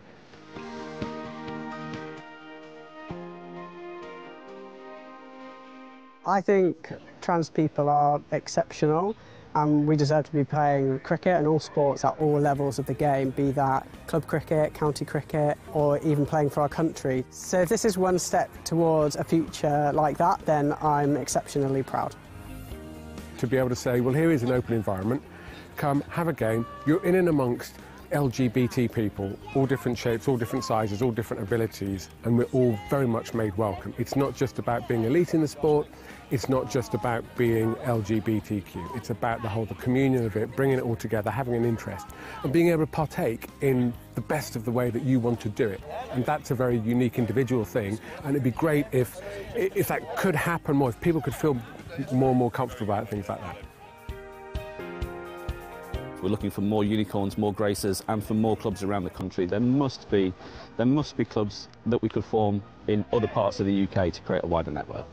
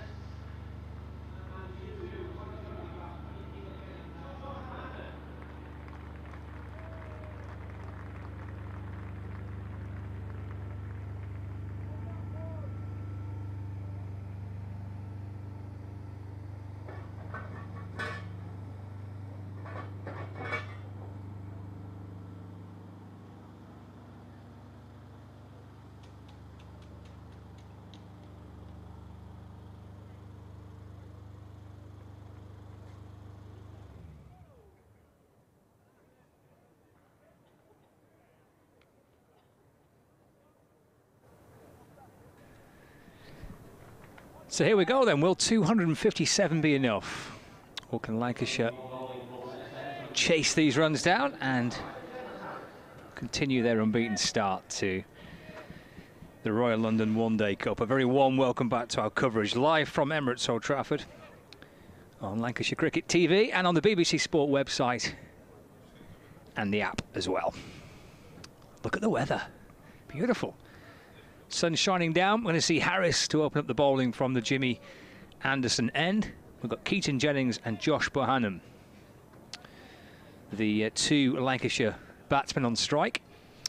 Bohannon preparing to face this first delivery from Harris. And he lets it go through to the keeper. And there is no run, so 257 all out, Middlesex, from 49.3 overs. Sam Robson 76, Stevie Eskenazi's 45, but then Anderson's 42, while Aloita's 29, and that little partnership was quite handy for Middlesex. Bit of fun towards the end of the innings and getting up to a total of 257. Harris to Jennings again, it's left, and through to the keeper, Robbie White. And there's no run. Two slips there to his left-hand side. Stevie Eskenazi at first slip and Peter Hanscom at second. Harris bowling from the Anderson end. Is it a third man? No, there isn't. There's a fine leg. And then everybody else inside the 30-metre circle. Middlesex on the attack with those two slips early on. Harris coming in and bowling to Jennings. It's wide again and through to the keeper. And there's no run. Scott Reed and Kevin Hand, your commentary team throughout the course of the next few hours to take you through this run chase. A few clouds above us, but plenty of patches of blue sky. Flags are fluttering gently in the breeze on the roof of the pavilion. Keaton Jennings on naught. Let's face the first three balls of the reply. What a decent start, these two, as an opening pair in the One Day Cup this season. Plays forward in defence, just off the front foot, pushing away out into extra cover. And there is no run. Coming to this fixture on the back of a rain-affected game at Hampshire. Jennings making 18 and Bohannon making 5, but the match before that put on a good partnership. Bohannon and Jennings made 71. Likewise in the game against Gloucestershire was a good opening partnership for Lancashire. Harris just pulling away, and he was coming in to deliver his 5th ball of this opening spell. So he was wandering back towards his mark. Jennings with a little shuffle in the crease. Harris in the balls to Jennings, just nudged away out into the onside up towards mid-wicket, and there is no run. It's Lancashire 0 for 0, 1 ball left of the first over of the Lancashire reply.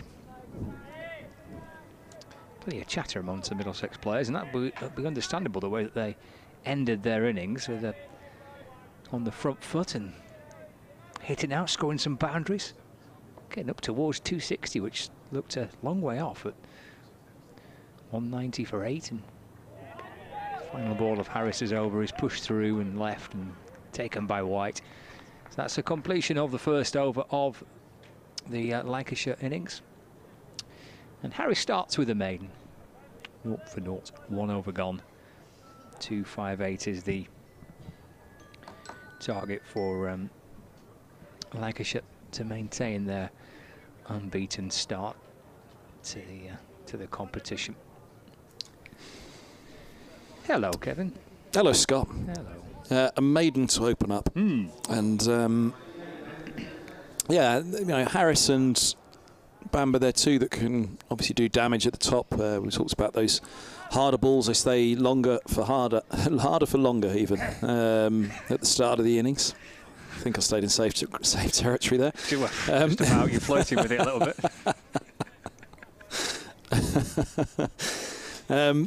But yeah, one new ball at either end, so makes it a little bit more exciting. But pressure's off this power play, isn't it, for Lancashire? As Bamber's in, he bowls, and outside the off stump, Bohannon leaves alone. His first ball face, about high up in the air.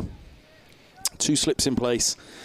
Bamber, opening bowler in the championship, so if there is anything to be had with this ball, they'll hope that Bamber can find it at the very top. And Lancashire go out and open like a championship innings. If there is a bad ball, put it away in the power play, but otherwise, don't give Middlesex a sniff here at the beginning in that wickets column, because if Lancashire bat out their innings, you fancy they win this match. Bamber's past the umpire. He bowls, and this is played off the back foot, down to deep backward square leg for a single. And Bohannon's off the mark, second ball.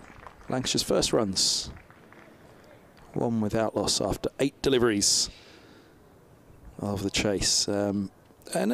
Again, you know, it's there's runs on the board for Middlesex. It's not a daunting chase for Lancashire, but it is one where if they get themselves into a spot of bother, as Middlesex did, then maybe the pressure of the chase takes a greater toll on the side batting second than it does the one that set the target, which Middlesex chose to do at 10:30 this morning, batting first, hoping that spin came into it. So that'll be a big part of this as well. Bamber and Harris to try and get it off to a good start. And Wallalawita and Holman, promising but not massively experienced just yet, spinners for the visitors. Jennings is on strike for the first time to Bamber, and this is driven down the ground. Lovely shot. Straight drive for 4. Mid-off and mid-on, giving a hard chase, but it'll beat them.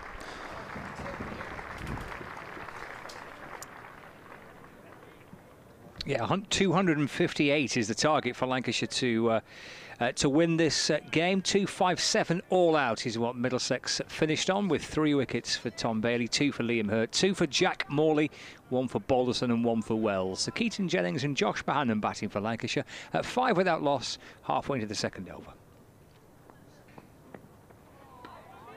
Bamber angles this next ball across Keaton Jennings and through to the keeper, and there is no run.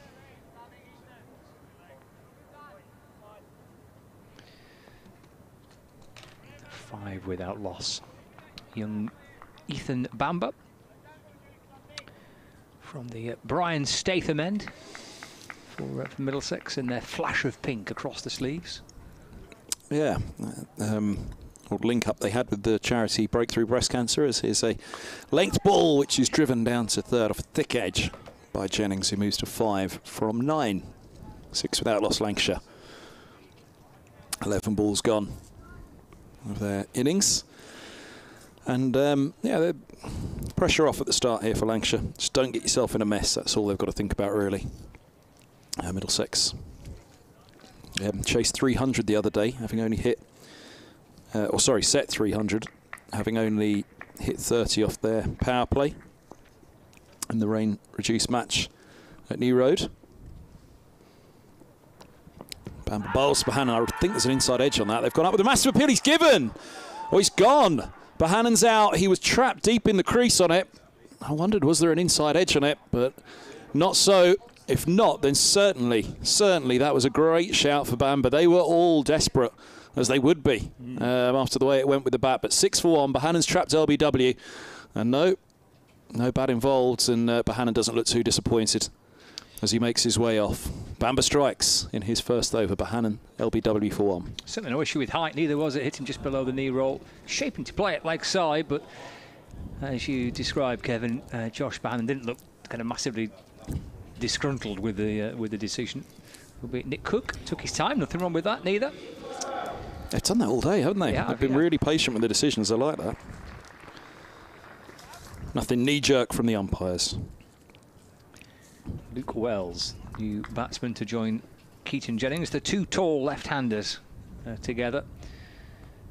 Jennings and Wells, but a good start for Middlesex in the power play, wicket early on. Josh Bohannon's had a kind of contrasting competition so far. Mentioned his partnership in the rain-affected defeat, abandonment at Kent. He got 39 not out in that 71 that they put on for the first wicket before the rain fell, and that really his only contribution so far in the competition. He's not quite got the runs just yet. That wicket, a perfect start for Middlesex Harris just coming in, and then Keaton Jennings pulls away. Second time in 2 overs he's pulled away. What is it that's upsetting him? There was He's apologising, Jennings, and, you know, I so think couldn't particularly expect an apology, but... I saw a chap with a white shirt walking just behind the sight screen. Oh, okay. So I think that might... There's a little walkway high up above the sight screen, but surely that's too high up, isn't it? No, So somebody walking across the walkway. It was someone kind of directly behind the sight screen. I could see his kind of white shirt glinting, so he just pulled away. Jennings getting forward, and that's played back down the pitch towards Harris. No run. It's a particularly transparent sight screen, that, isn't it? I was wondering, though, at our elevation, is it more transparent than at ground level? But not so. It does look as though... it's a bit thin, isn't it? Yeah. It's been well washed. It's a bit see-through. What are they like, fishnet stockings or something? Jennings, who's batting deep into his crease, as he did on Sunday at Hampshire.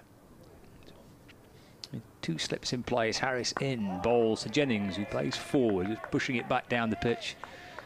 And there is no run. It's not leaving much to the imagination behind the sight screen, is it? No, it's not. No, you couldn't do something mischievous behind there, could you? Really? You'd soon get spotted. What mischievous things happen behind a sight screen, Scott? Maybe it's cricket's version of the back shed. 6 for 1. Kiss cam won't get us back here. It will with the net. It will with the see-through sight screen. Harris to Jennings.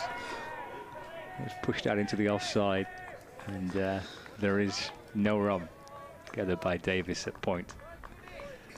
6 for 1. We're halfway into the 3rd over of the Lancashire reply. 258 is the target for Lancashire to win the match. And if folks haven't noticed, we're fully through our lunch. In a mischievous mood afterwards. Yes. Sat back in the seats. Thank you. Content. For the lunch. What was it? Well, you ate it. No, but what was it? We didn't have a clue what you were eating. No, chicken what? It was some sort of chicken dish. Jennings guiding the ball off the front foot. Again, a little tumbling stop by Davis at extra cover. There's no run, denying Jennings a run. 6 for 1. I think it was a chicken curry, wasn't it? Of some description. It was a sweet chicken curry, wasn't it? Somewhere between a sweet and sour and a curry, wasn't it? Didn't have enough spice for you, did it? Oh, no, plenty. Okay. Plenty. We want any more of that. Another 50 overs to go of the day.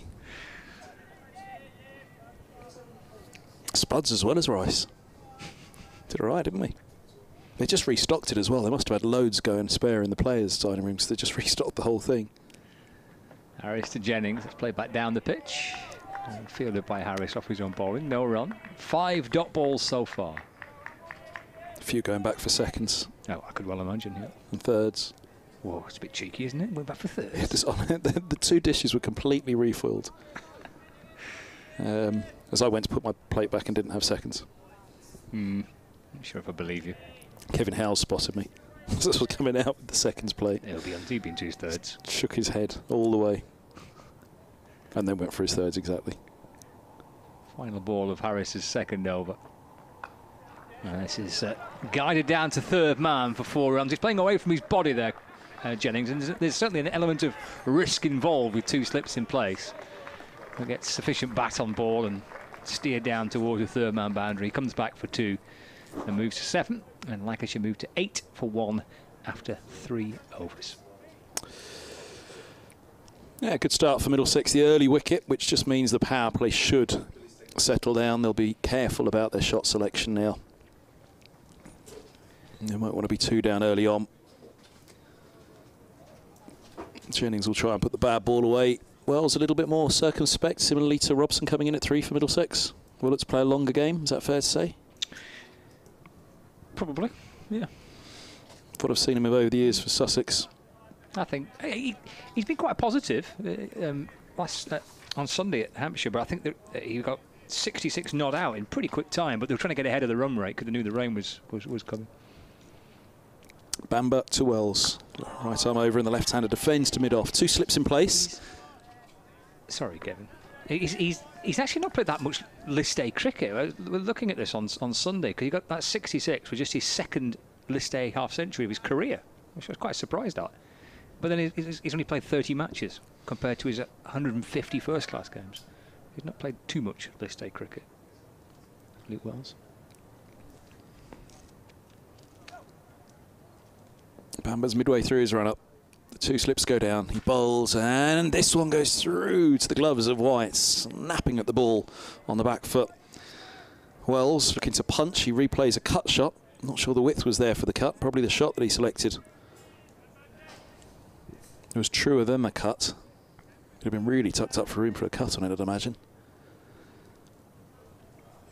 With pace and bounce from Bamber, as we saw at the start of the innings for Hurt and Bailey as well, didn't we? Lancashire bowling nicely at the top. Bamber's in again. He bowls a fuller ball driven to mid-on. Not quite timed by Wells. Tidam Wallaluita Fields. Just going around the field because Sam Robson is off the field. I'm trying to work out who the sub is and I can't quite spot him.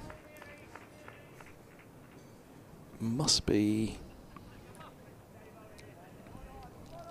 Deep backward square leg. I'll have to work out who it is. No, that's De Caires down there. Who's at mid-wicket here? Luke Holman. Okay. Then Wallaluita mid-on. Anderson mid-off. Davis is cover. Bamber is in. Bowls. And this is Dabbs to cover, where Davis feels it's Max Holden at backward point. There he is. He's just emerged. Third is Harris. As he mentioned, the slip cordon is Eskenazi. And at second, Hanscom. He'd usually be at mid-off or mid-on, Hanscom. It's very unusual to see him in the slip cordon. Keeper by trade as well. He fields at slip for the spinners, but for the seamers, he fields at mid-off or mid-on. Bamber's in, bowls. That's a lovely drive down the ground from Wells to get off the mark with a boundary. 4 from 5 for him, 12 for 1. Lancashire with 1 to go at the 4th. And in terms of proper cricket shots, that's one of the shots of the day from Wells. I'm trying to think of any straight drives down the ground like that in the Middlesex innings. Beautifully done by the left-hander. There was obviously a lot of pickups and extravagant shots from Middlesex at the end in particular, and at the top as well from Eskenazi. That scoop in particular. Here's Bamber, last ball of the 4th. His follow-up to the boundary is a length ball, crashed away through the covers for 4 more. Wells moves to 8 from 6. Lancashire to 16 for 1 from 4. Here at Old Trafford, where 258 is a pretty modest chase for Lancashire. But again, wickets at the top, or similarly like Middlesex went through in their innings, a clatter in the middle. Could just make it tight. Middlesex will certainly feel in the game all the way. They'll never feel, I don't think, that Lancashire should be absolutely cruising it, because they've got a fair bit of bowling there, especially the young spinners. They'll look to both of them to make a fair old impact. The older head of Harris leading the seam attack of young Bamber and Anderson. And here comes the older head, the senior man, Harris in to Jennings. It's punched to mid-off. He wants a single. And gets 1 run as well. Keaton Jennings moves to 8. Score moves on to 17 for 1.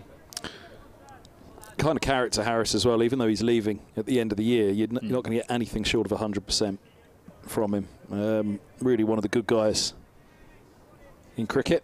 James Harris, chairman of the PCA now as well for a couple of years, but always has been renowned as the nicest bloke on the circuit. And yeah, he's an honest, true guy, and through to the end of the season, he won't be letting up at all. He'll be desperately trying to get Middlesex back to a fair run of wins. Into Luke Wells, who takes a little step to the leg side and defends back down the pitch, and there's no run. Losing a lot of experience, Middlesex, with Harris leaving. 153 first-class matches in his career, 67 List A games, 58 T20 matches.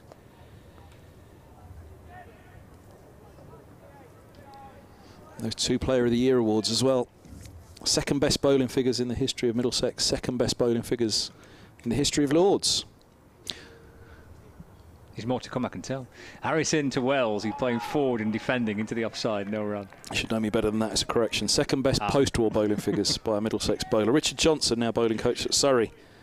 Former Middlesex and Somerset player. Bowling coach at Middlesex. He 10 for 44.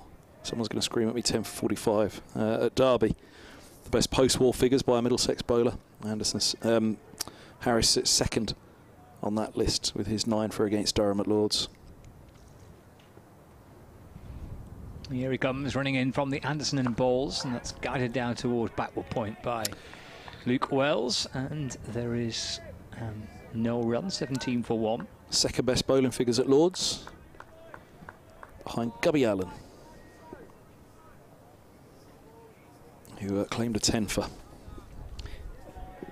Were you surprised by the news then? That no, he'd been on loan at Glamorgan earlier this season, and you know, Middlesex have got to shift things around somehow to get back to winning ways, haven't they? And here he comes into to Wells. That's the left-hander in behind it and defending to mid-off, no run. One ball left of the over. He was offered a contract extension by Middlesex. Okay. They all were, all the 7 that were out of contract this year, so still offers on the table for Finn and Murtagh. They're the last of the 7 for us to know what the future holds. But yeah, for Harris, those couple of weeks he went out on loan at the start of the year, he was raring to go at the start of the season. He told me that he'd gone back to a more natural action. How many times do we hear that from the bowlers nowadays? So he did a slight change to a more natural action. Into completely overball into Wells, jabbed away into the offside to backward point. No run, end of the 5th, 17 for 1. So he was raring to go at the start of the season, and I think it would have come as a real blow to him to not start the season in the side. A bit of a surprise as well, because he'd been one of Law's men the last couple of years, really batting as high as 6 in the order, playing that serious all-rounder role, batting at 6. Simpson coming in at 7 at one point. But moves had to be made to kind of change things. Like Eskenazi then fell after the second game, having captained the first 2, got a 50 in the second innings against Somerset. But third game, that was the second game. Third game, he was dropped when Hanscom arrived. So not only dropped, he was always going to be dropped as captain because Hanscom was signed to be captain. But he, lost his place. Which again, I think he was averaging 20 in first-class cricket over the last 3 years. So when you say it like that, it was an obvious one. But clearly, just trying to shift things, trying to get a reaction, trying to get something to change. And I think, for going back to Harris, missing the first couple of games, then going out on loan for a couple of games, at that point you thought if his contract's up at the end of the year, it looks like perhaps it'll be a time for a move. And a move back to Glamorgan, I'm sure, is one that he massively welcomes as well. Bit of spin. Josh De Cares, off spin. Just the 6th over of the innings. Right arm around the wicket. He starts up with the wide down the leg side to Jennings. 2 left-handers, so they've got the off-spinner in early. This is what Peter Hanscom talked about at the toss. Said, the only reason that Max Holden misses out today is so that De Cares will give them an off-spinning option against 3 left-handers in the top order for Lancashire. He bowls now to Jennings, and that's got to be tight, not out, says umpire Cook. Right arm around the off-spinner to the left-hander. It looked pretty straight. Maybe just sliding down. It's a big, big appeal. Perhaps just sliding. 18 for 1 in the 6th. He's in now, bowls, and Jennings shuffles to the pitch. Doesn't quite get there. Bat and pad together. The ball trickles away into the onside, and De Cares collects off his own bowling. Just on Harris, I spot it's a 3-year deal he's got with Glamorgan, isn't it? That's quite a decent length contract, isn't it? 31, 3-year contract. De Cares bowls, and a little nudge into the onside. 3 mid-wicket it goes, and they have a single. 19 for 1. Jennings moves to 9.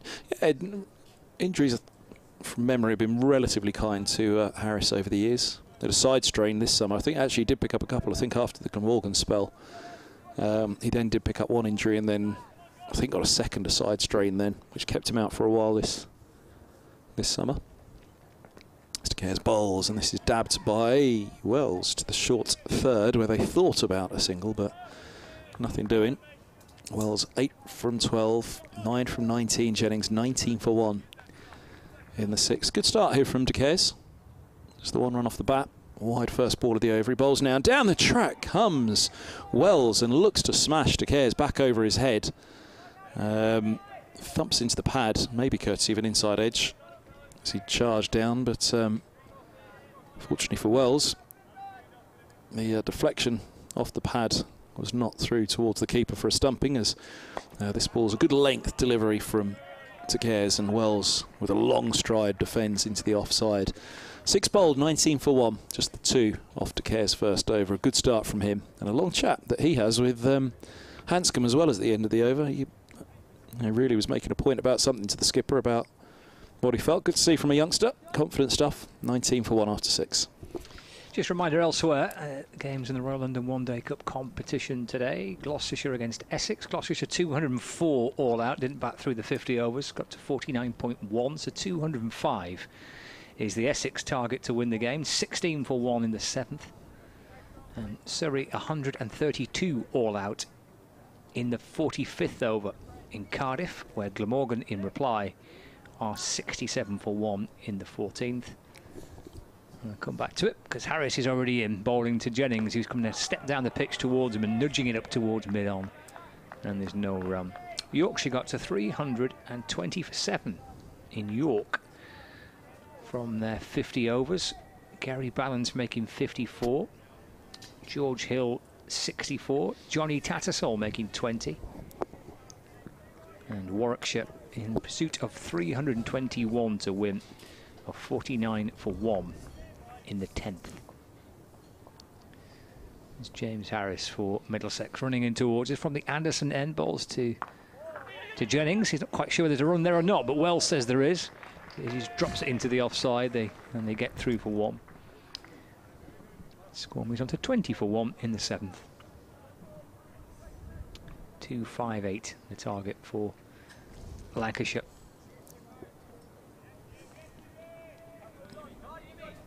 Luke Wells on strike. Little twirl of the bat. Harris right at the top of his mark. And he's shuffling back in towards us. Wells on 8. Harris bowls. Guided down towards backward point. Picked up inside the circle by Max Holdham, doing 12-man duties for Middlesex. Just at backward point. The offside field, they're quite heavily stacked. Mid-off, extra cover, point, backward point. There's one slip. There's a mid-on and a mid-wicket, which leaves a fine leg and 3rd man. Harris to Wells, who's a step towards the bowler and thumping it up towards mid-on, but for no run. Fielded by Ethan Bamber. There's no run. 20 for 1. Another change to the field. Fine leg comes inside the ring. Mid-wicket drops out towards the boundary.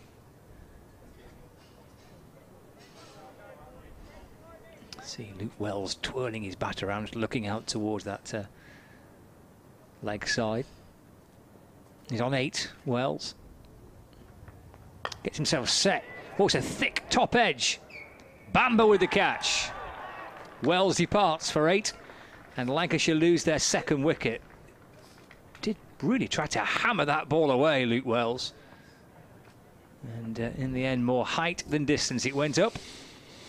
And it was taken by Bamber running forward from mid-off, and a pretty comfortable catch for the young man. And a wicket for Harris, and Lancashire lose their 2nd in the 7th over, 20 for 2. Yeah, Jennings, he tried to come down the track to Geers, didn't he? Now looking to be aggressive against Harris. 20 for 2 in the 7th. I guess the... again, it's how many to gamble in a power play to try and give it that jolt at the beginning. Middlesex, again on Sunday, hit over 300 in the first innings in a 41 over a side match, having only hit 30 in the power play, which was a power play of 8 overs. So this power play of 10, well, we'll know at the end, won't we, how bold it was to gamble a couple of wickets. Certainly now you'd fancy the power plays put to bed, and you put any risk shots away for Jennings and Jones. Yes, as you say, maybe he's coming out and trying to use the fact that the restrictions are in place, just the 2 fielders allowed outside the 30-metre circle. Wells, I mentioned on Sunday in Southampton, was played that kind of really a ball kind of attacking innings, but Lancashire had the DLS total in mind as well. They knew that rain was coming, wanted to get themselves pretty comfortably in front of it, and which they did when the rain came. But Wells was quite positive on Sunday with his 66, but didn't work for him today. Jones on strike. He's up onto his toes straight away, Rob Jones, and dropping that out towards backward point. And there's no run. That's the final ball of the 7th over. The 4th for Harris. 4 overs, 1 maiden, 1 for 4. With Jennings on 10 and Jones on 0. Just that one delivery that Rob Jones has faced so far. Live from Emirates Old Trafford on Lancashire Cricket TV.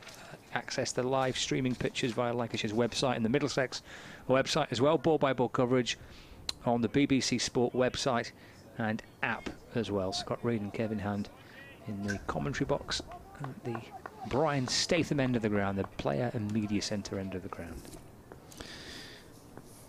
He goes to Cares, right arm around to Jennings, who is down the track, struck on the pad, going down leg for sure. A yelp you'd have heard on the effects mic from De Cares.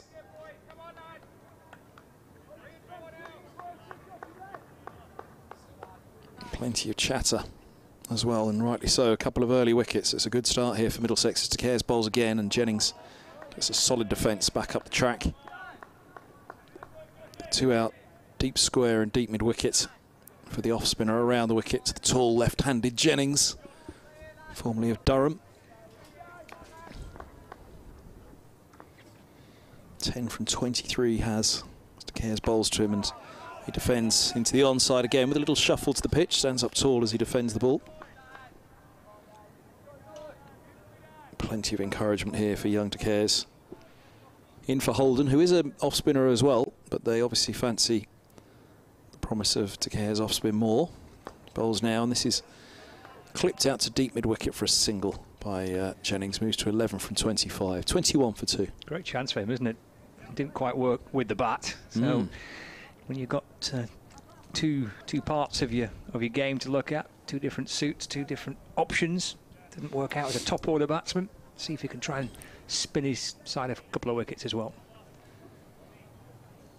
That's why Anderson's exclusion from the Blast surprised me this year. Even though he didn't have the runs in the Championship, he was still taking wickets as an all-rounder. And Middlesex were light with the bat in the Blasts. Batting lineup always looked a little short. So here's De Cares around the wicket to the right-handed Jones, who defends into the offside. His second ball face, yet to get off the mark. One to come of the 8th. Again for the right-hander, deep backward square and deep mid-wicket, the 2 out. As De Cares remains around the wicket to him, the off-spinner. He bowls a little short on this occasion, but only cuts a backward point. And another dot ball. Jones remains on 0. Jennings 11 will have strike, and Lancashire 21 for 2 after 8. Just 3 runs off his first 2 overs, De Cares. Yes, with Stephen Croft and George Balderson, George Lavelle, Danny Lamb, Tom Bailey, Liam Hurt and Jack Morley making up the rest of the Lancashire card. Just in those 2 overs from Ethan Bamber. Picked up the wicket, but need to get De Cares into the attack because he did have the 2 left-handers there, both Wells and Jennings, to bowl at. Keaton Jennings is still there, 11 not out, and James Harris comes back in and bowls to Jennings. It's played beautifully down the ground. Just lent into it, really.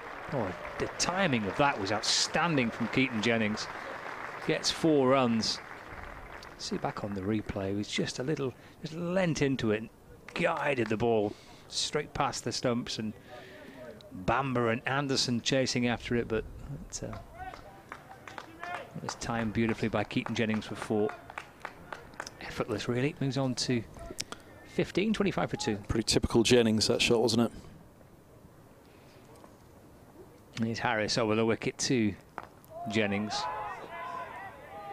It just dropped out into the onside. And there's no run.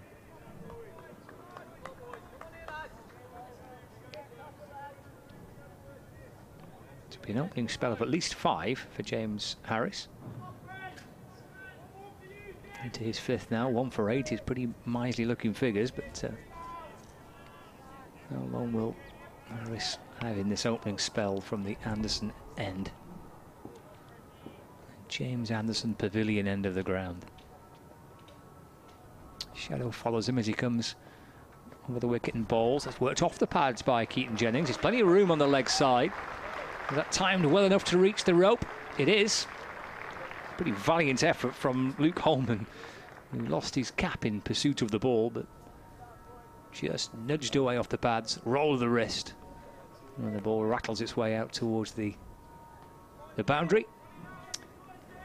And Keaton Jennings moves on to 19, and Lancashire to 29 for 2. I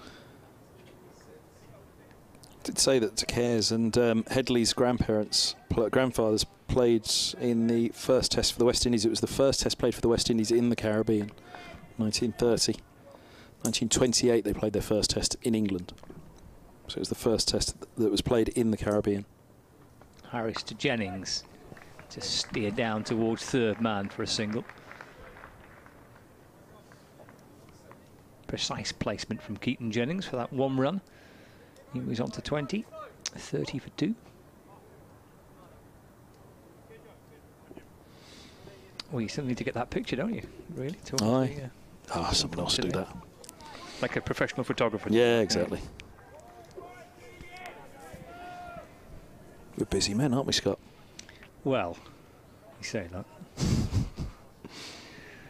Sat here nattering about cricket, really. Second slip in place because Rob Jones is back on strike. Ooh, this comes off a little inside edge as Jones gets 4, just trying to jab the ball away, and the ball deflects back onto his thigh, towards the back of his knee, perhaps. He's giving that a bit of a rub, Rob Jones.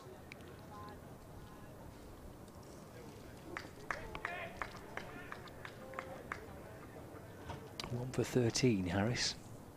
So this is the last ball of his 5th. They get 1 more, save 4 for later, or will this be the last of his opening spell? Into Jones. And just trying to angle it down towards, get through gully, but in the end he just bounces away through the offside. Max Oldham is at point to field. Jones will have to wait for his first run. He remains on 0 from 5. 9 overs gone. And Lancashire 30 for 2. A target of 258 runs to win. I'd be interested to see what they do with Harris. 1 for 13 off 5. I'd possibly keep going at this stage. Yep. Maybe a couple more, or at least 1. Leave the skipper with 2 to play with somewhere in the innings then, and then a final 2 at the end as well. De Cares buying some nice overs here for Middlesex at the start, the off spinner, with the 2 senior spinners, Holman and Wallace to come. Well, senior in relative terms. Very youthful squad at the moment for Middlesex as De Cares bowls and forward goes. Jennings pushing back, 34-2 in the 10th. Obviously a depleted Royal London Cup this year, but I have to say the standard I don't think has dropped massively. I think those that have come in have really maintained a high level of cricket. All right, some of the star names that some would have hoped to have seen aren't quite there. This ball's worked off the back foot for a single by Jennings out to deep square, 31 for 2, and hugely frustrating for some counties who've been massively depleted. So Middlesex, I suppose with Cracknell going, the latest 7 is one of the higher numbers. The counties handing over players. Is it 9 for Lancashire or 10? I think it's 8. 8. I was close. So, De Cares bowls, and that's beautifully placed by Jones, just a tad short. De Cares, and Jones rocking back, manages to get it just in front of the backward point fielder, who was tightly knit with the cover points. Max Holden. It was Holman diving to his right. Once it was past him, Holden would never get there. Beautiful placement, 35 for 2. Jones off the mark with a boundary 6 ball. De Cares again short of a length and on the back foot. Jones on this occasion just rocks back and across to it and pushes defensively into the onside. I think trying to manufacture a single through the vacant mid-wicket, but a dot ball it is. 2 to come of De Cares' 3rd over.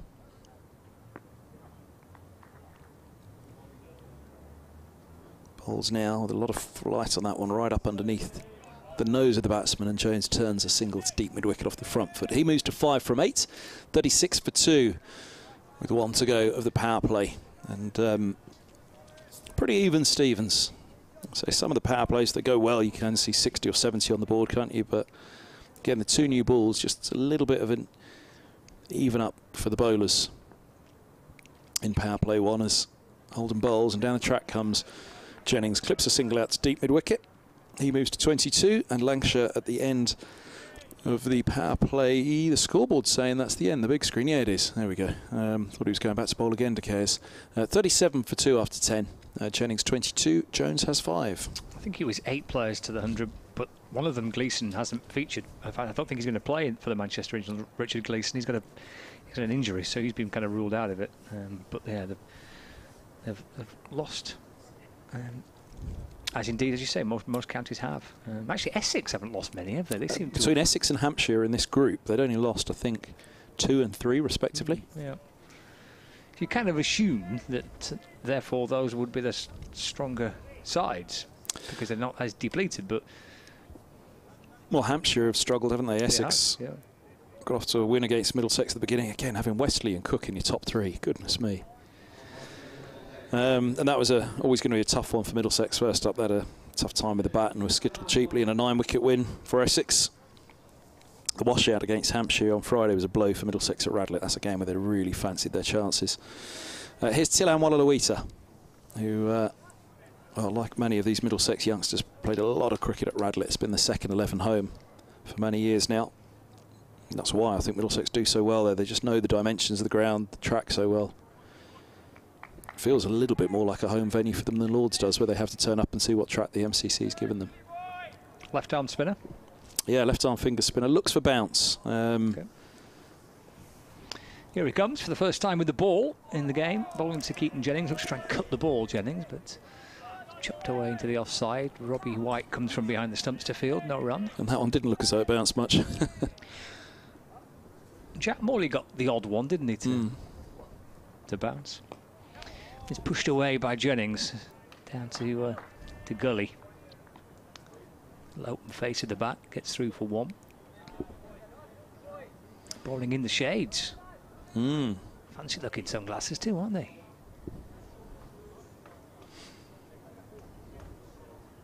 $38 for 2. So Rob Jones. Light blue trim on them, they are quite fancy, aren't they? Yeah. Especially when you see the reflective multicolour surface of the lenses. Just waiting for Jones to take guard from umpire Nick Cook. Settles into his crease. 1 slip in place. And the wicket to Jones, who's playing forward defensive. And there's no run. Max Holden picking the ball up at short extra cover. What's he got fielding wise? Men on the boundary on the leg side and deep on the offside. Jones gets forward, just dabs the ball away through extra cover, and there's no run. Short third man, short fine leg, 1 slip. Mid wicket, mid on, mid off, extra cover. 38 for 2. It's going back this time, cutting the ball down into the offside. Ethan Bamber at Backwell Point Fields. And there's no run. Final ball then of the first. Of his first over, in and bowling. Oh, it's a nice shot. That's just worked away through the onside. Tucked away beautifully by Rob Jones. Little clip through mid-wicket. Easing it all along the ground. Just underneath the reach of short mid-wicket, out towards the boundary.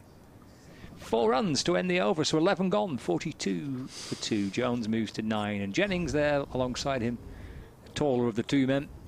He's unbeaten on 23. Yeah, going early with the spin, Middlesex. De Caires with 3 overs already, only 11 gone, and an over a spin from pavilion end as well for Walalawita. Nearly got out that over nicely, didn't he? But 4 off the last ball. 42 for 2 after 11. And it's going to be Martin Anderson to replace De Caires. None for 10 from his 3. So here at the Brian Statham end.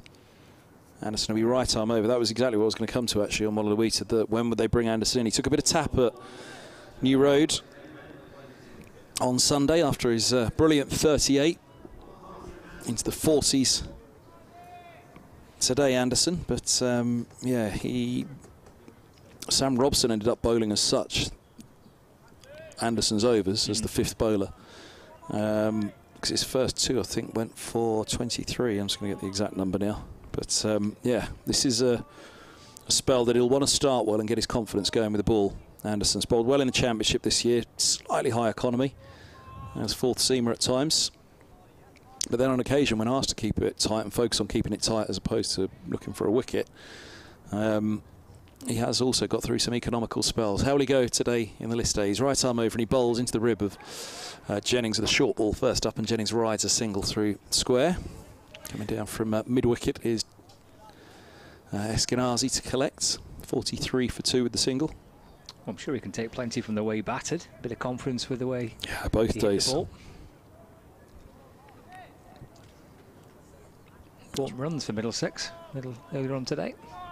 Yeah, none for 23 it was for Anderson, his 2 overs. So Robson then bowled his part-time leg spin. None for 46 from 6, but an economy of just under 8. Anderson obviously going at 11.5 from his 2 overs as his. Anderson right arm over, and this one's backward square on the leg side for 2. Little inside edge on it really from Jones. A couple though moves him to 11 from 13, and sharp running appreciated by the home crowd here at Old Trafford. 45 for 2 in the 12th. So yeah, in fact, deep square just charged back, and yeah, he's okay. He's just deepish now. I thought he was being brought back inside the 30-yard. Anderson bowls, and this is cut by Jones out to a deep backward point for a single. Jones moves to 12. As Luke Holman had sprinted all the way out, big old boundary way out to our right, towards the city as we look. The skyscrapers climbing away. And yeah, he got all the way out there, and whether it was Hanscom or Anderson called him, not that far back. What would it be? Almost 90 yards, that boundary out there, I reckon. So Anderson bowls, and this is chopped to backward point by Jennings. No run. It's a fine-ish third. Quite a fine backward point, really. I suppose a deep gully, maybe.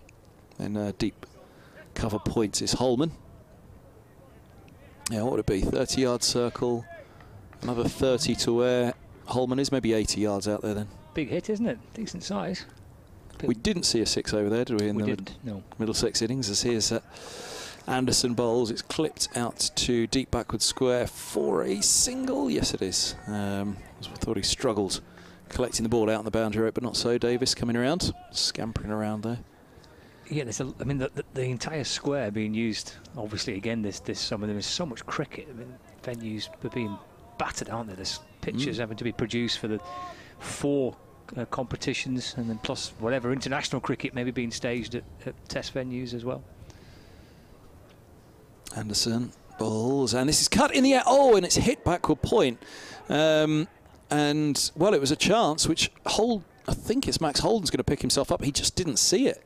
And I think that's what he's saying. It hit him. I think he did actually get his right hand to it, but more he was just pushing it away as it went so sharply at him. He fell backwards and just threw up his right hand and was almost swatting at the ball, almost as if it was a fly coming into, or a bee coming in to sting him. He just instinctively pushed away at it rather than actually going for the catch. Just went so fast and he didn't see it. Smiles all around out there, even from Anderson, the bowler. But 47 for 2 it is at the end of the 12th. Say as such, that was a chance. Hit straight to backward point by Jones on 13, but he survives. Well, we saw one earlier on today, didn't we, which is not too dissimilar. Croft, going to Stephen Croft, a cut shot which was hit hard. Croft took the catch, may have picked up a little bit of an injury in the process. That was somewhere around the abdominal region for Croft, wasn't it? This one, it was almost so it was going to hit his right shoulder, and that was where he just leant to one side as going backwards and threw up the right hand. Well, if it was a stern. It was a tough chance, but maybe a chance it was. Jones gets forward, and that's pushed through the offside up towards mid-off. And the score moves on to 49 for 2. Walawita continuing from the Jimmy Anderson end. That's why it's such a specialist fielding position, isn't it? Point, backward point. Perilous in that position, because you really can be, you're in a catching position where a batsman will often be looking to middle the ball in the air for 4. Jennings back on strike, looking to try and reverse dab it into the keeper, no run. Bold from Jennings that.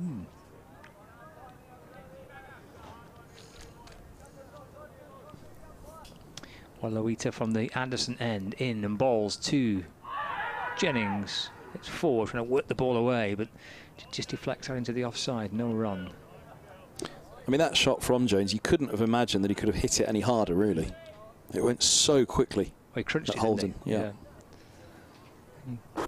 Caught it pretty sweetly. 49 for 2. Jennings looking to try and push away through the offside. Oh, it's come off a little thin inside edge. It just falls down to Bamber. Short, fine leg, and then tries to run Jennings out towards the bowler's end. A little bit frantic, that, wasn't it? 50 up as well, 50 for 2. The reaction of the field, Pete Hanscom, what was extra cover, now mid-wicket for the right-hander, his reaction was suggesting that was gone if it hit. Just causing a few problems here, isn't he, Loita? Yeah. Just a little bit of uncertainty, certainly. Jennings is probably pretty pleased to be at the non-striker's end for the time being. Watch it from that end for a little bit. As De Cares did as well, didn't he? They didn't play him comfortably. Jones back on strike. Around the wicket to the Lancashire batsman. Chopped away through the offside for no run. That 41 over a side match on Sunday at New Road meant 4 bowlers to bowl 8 and 1 bowler to bowl 9. And the man who bowled 9 was Loita. 2 for 54 his return, economy of 6 and over. 1 ball left of his second over. Forward goes Jones, pushing out into the offside.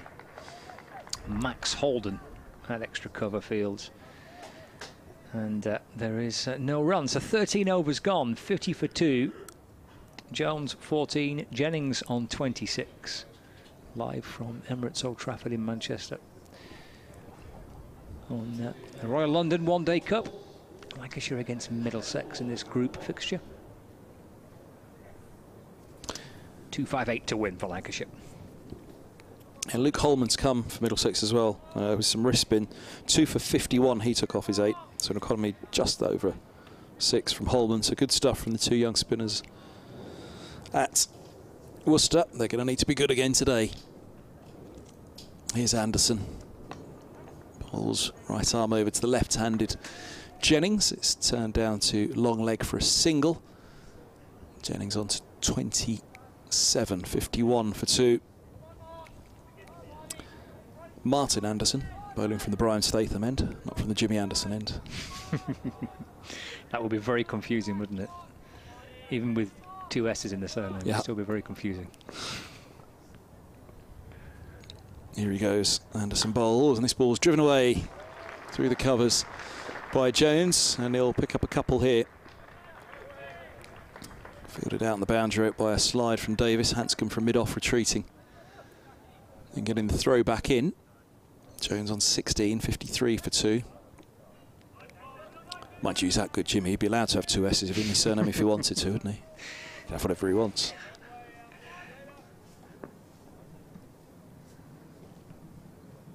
Anderson bowls short, sharp outside of the bounce. That was quick from Anderson. Came through the youth ranks at Buckinghamshire. He played all the age ranges.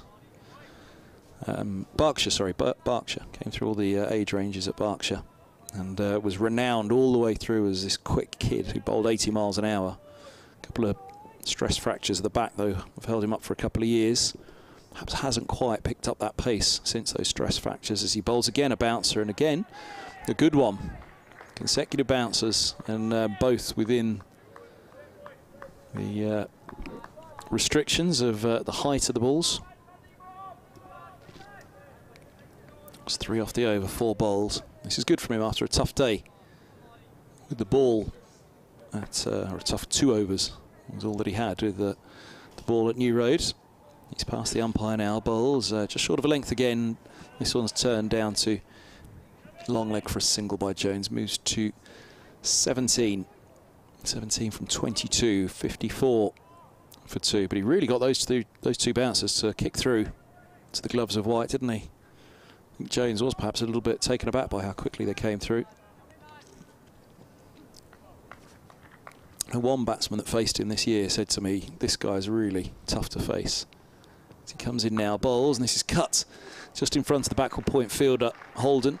Going to pick up a couple here, slide out at deep backward point, and it's a long, long way there, and the throw's going to have to be met, is it? No, it's not bad. One bounce, it was nearly to the stumps of the non-striker's end as Holman got the throw in, and they've run 3. Big, big, big boundary away to our right towards the hotel where that was fielded at. Where was it on strike? I think it was on strike now. Was it deep backward point or was it deep backward square leg? By the time they got all the way out there, I've lost track of it. It was deep backward point, wasn't it? Because it was 3 for Jennings. He's moved to 30. Jones has 17 and 57 for 2. So that long retrieving it. Forgotten where we were. Yeah, it's a bigger boundary because that corner as well, where it's out towards the hotel. That's the longest point of the ground, I'd say. That and down below us. To our right, to the right of the away dressing room. As we look out from the Brian Statham end. 57 for 2. Yeah, Keaton Jennings on strike. Again, looks to try and reverse it. As he did. Oh, he's been signalled wide. Oh. Yeah, the reverse from Jennings. He got a long way across to reverse it, didn't he? So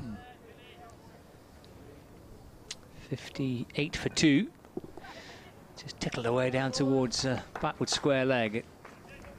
Picked up by Bamba, just rolling a few paces to his right. Jennings gets a single, 31 to him, 59 for 2. I don't think either of us expected that to be signalled as a wide, but then there have been a couple today. I think the angle that we're at, then you look at it on the stream, you say, OK, fair enough.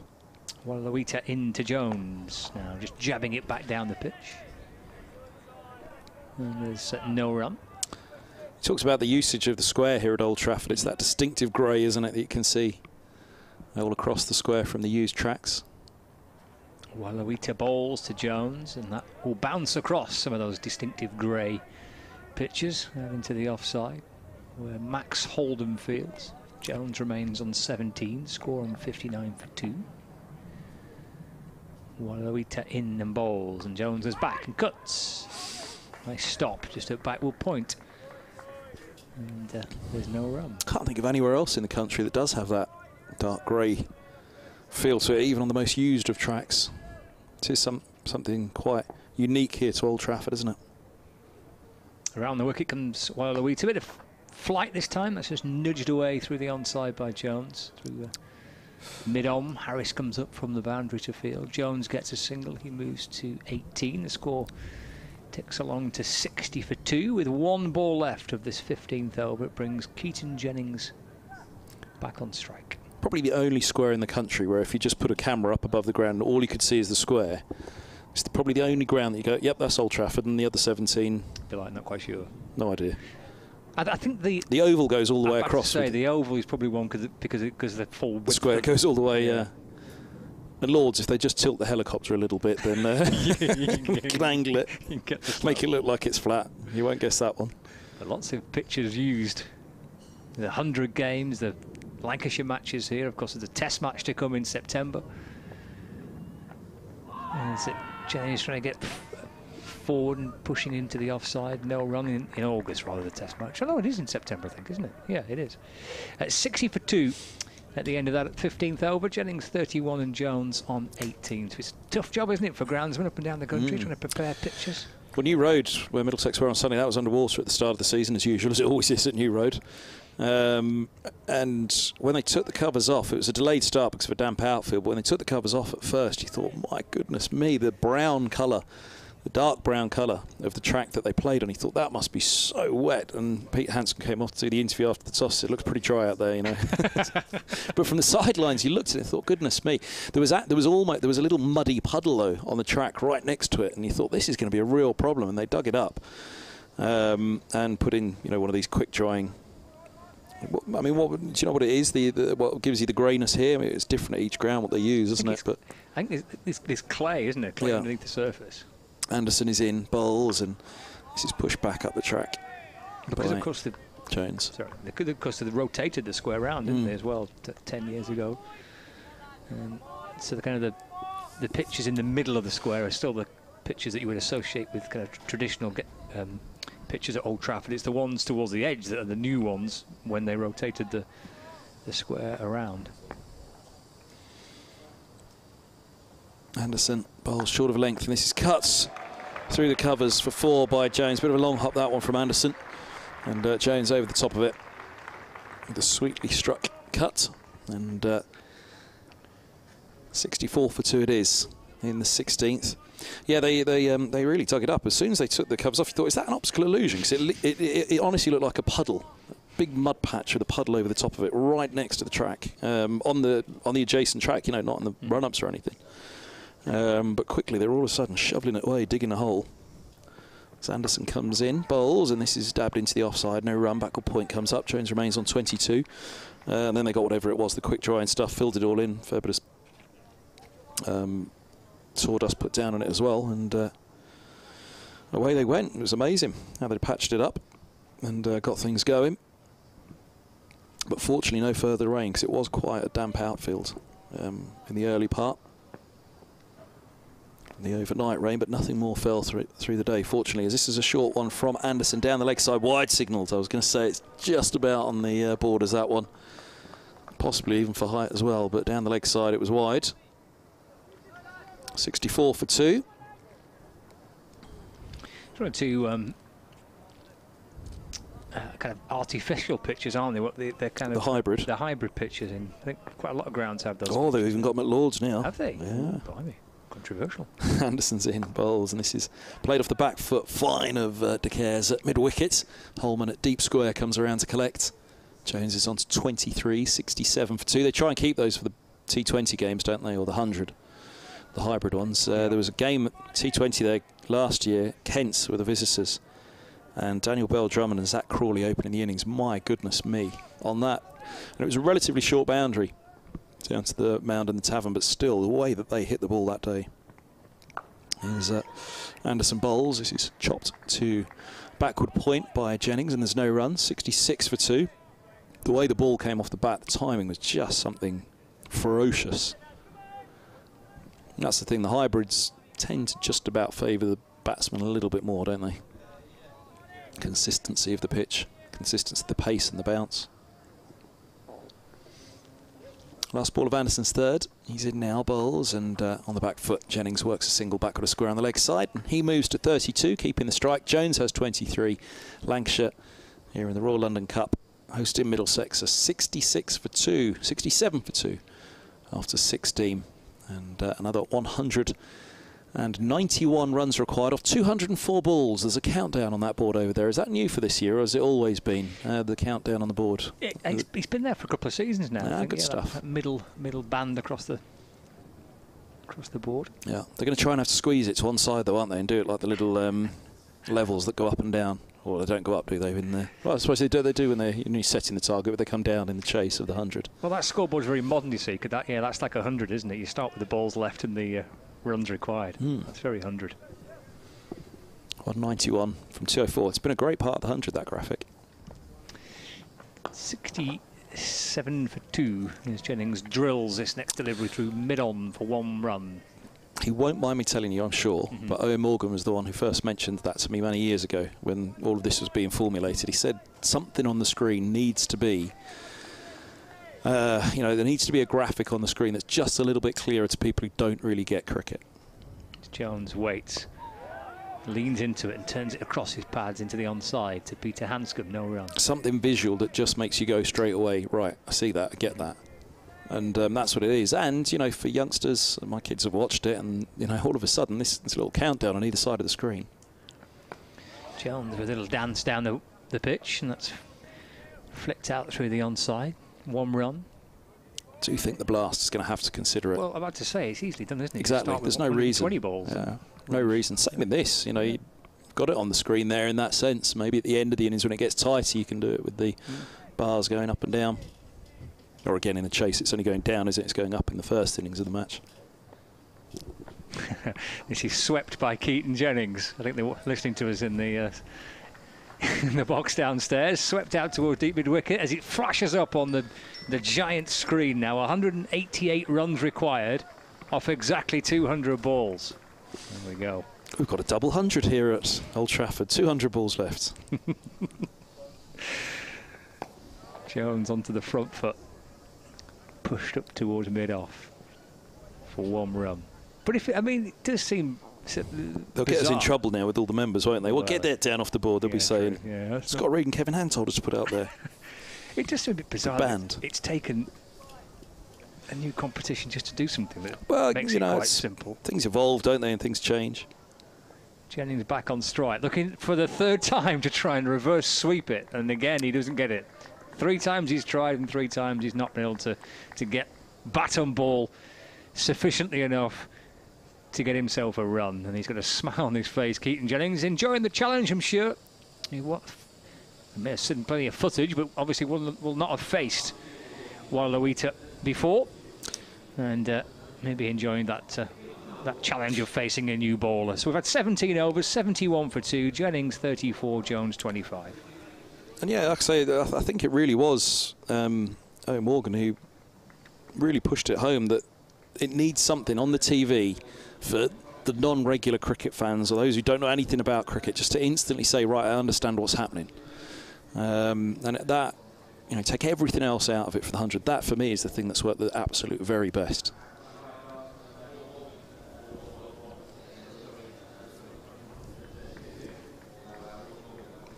Keaton Jennings unbeaten on 34 and Rob Jones on 25. 17 overs gone, 71 for 2. So 187 runs needed off 198 balls. Keep it simple for Radio Manchester listeners. Oh, now you're showing off. Stop it. And it was on the big screen, folks. It wasn't his maths.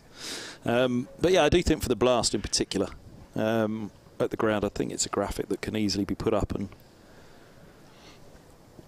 it just works, doesn't it? It really works for me. I think it's excellent. Yeah. Our kids watched the very first match at the Oval, the Invincibles playing, and the women's game went down to a tight finish, didn't it? And Son sat there just said, this is nerve-wracking. Just because they could see it, the visual made it mean just that little bit more to them. You know, 11 and 6 as they were sat there watching it. Yeah, hooked them in. And, you know, they haven't been hooked to all of it, but as soon as it gets down on that chase and you start to see those bars dropping on either side and it goes tight, it just grabs them a little bit more. So same for the blast when the kids are in watching it at the ground. I think it will add to the experience for them. Here's Anderson, he's in, bowls. This is cut by Jones into the ground to backward point. It burst through Holden for a single on this occasion. Holden got a right hand to one that was flying at his right shoulder, but he knew little about it. Putting down a chance off Anderson by Jones. And it would be a bit daft, wouldn't it, of the One Day Cup, of the T20 Blast, not to take some of the good things. Yeah, absolutely. And make, to broaden the appeal of those competitions. Absolutely, that's evolving. And that's what needs to happen off the back of it. Take some of the positivity. Here's Anderson. This ball's cut in front of backward point, and they're going to take 2. Are they? Yes, they are. Deep cover coming around, 74 for 2. Because there will be those that are newly attracted, or, you know, with a revigorated interest in cricket, this wider audience, who then will watch the blast and say, well, where is the countdown? So it would almost be remiss not to. I don't know if we could quite claim a 100 for the list A, a 100 countdown. Treble 100. Here's Anderson bowls, and this is driven up to mid-off. Hanscom will come around and fields, and 74 for 2. But once it does get down, you know, as it is on the board here at the bottom, it's pretty, or midway through the scoreboard there, it's quite easy to read, isn't it? But once it certainly gets down to 100 left of that innings, in the blast it's easy, 120 of the innings. But something to think about.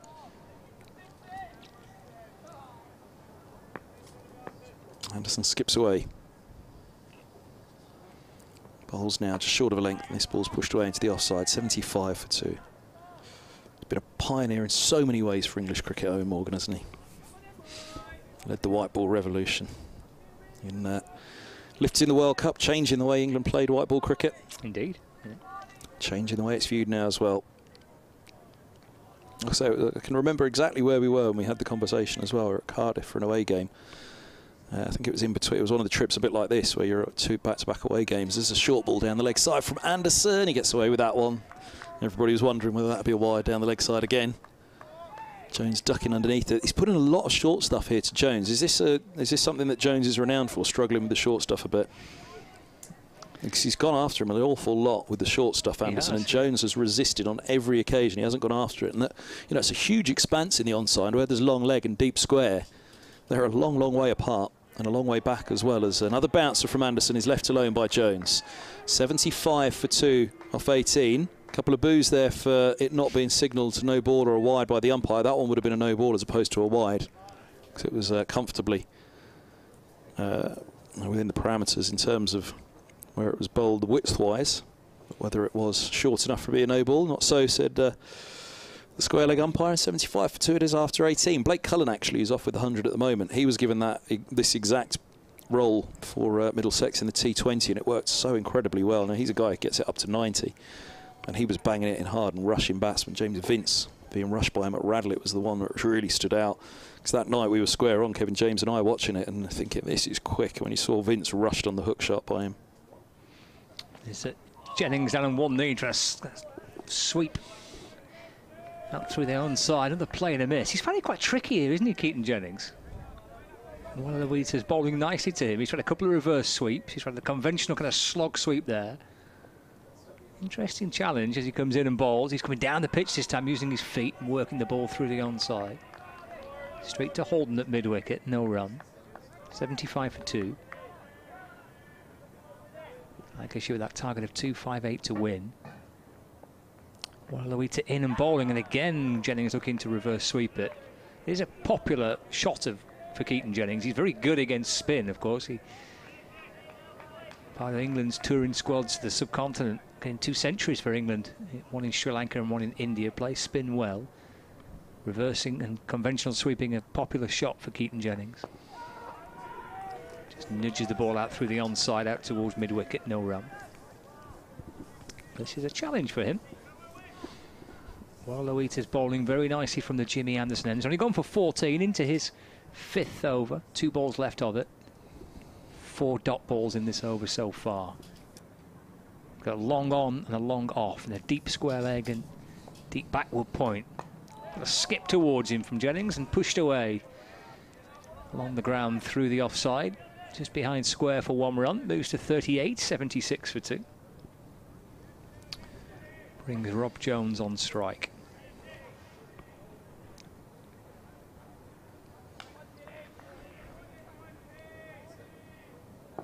Jones, little tap of the bat.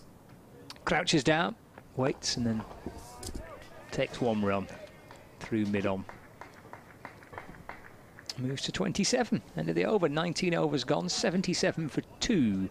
Lancashire live from Emirates Old Trafford in the Royal London One Day Cup. Lancashire and Middlesex on the BBC Sport website and the app, on the streaming service Lancashire Cricket TV, which you can pick up via Lancashire's website and the Middlesex website as well. Return to the attack for Josh De Cares. So Anderson's done 4 overs, none for 24.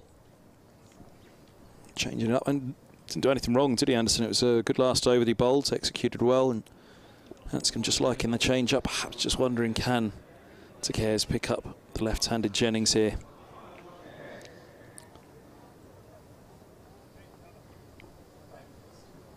.77 for 2, 19 overs gone.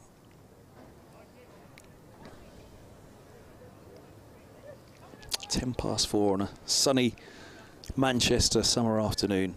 Ice cream van in the distance. Oh, is that new? I've only just spotted it on that note of sunny Manchester afternoon. Pink ice cream van all the way through in between the pavilion on the far side and the letterbox, as this ball's through to the keeper. Around the wicket to Cares first up to Jones, as he was before in his previous spell. Through it goes to the gloves of the keeper. Attempted reverse from Jones. I mean, is the ice cream van new for this match? No, just now. I hadn't noted it until just hadn't seen it. I think you could be right. Oh, there it is on the screen. Aye. So we get a free ice cream now. This ball's driven to. We don't need it after that lunch. Please do not bring us ice cream, whatever you do, anybody. This ball's driven to mid-off by Jones for a single. Be melted by the time it makes its way around here. It's quite a long way around there, isn't it? It is. A bit of a hike around the edge of the ground. It'll be dripping down your fingers by the time you get it back.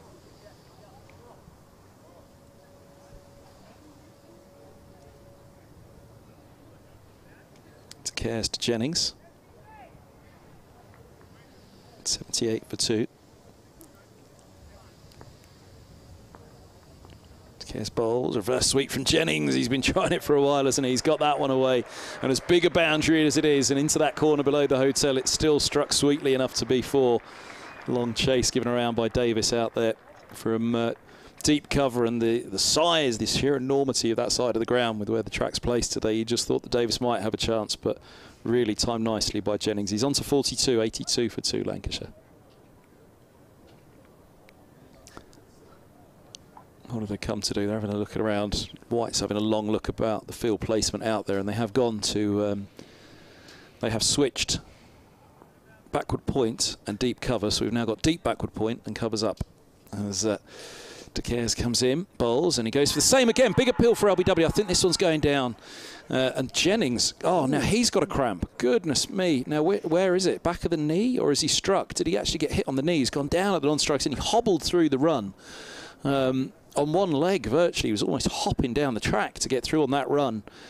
Is it a cramp, or did he get struck by it? I mean, my first instinct was that's a cramp, the way that he just, you know, he can't bend the leg at all. Yeah, it wasn't a strike of it. It was obviously a cramp. Something went or something. Well, again, hopefully, there have been a few gone down today with cramp.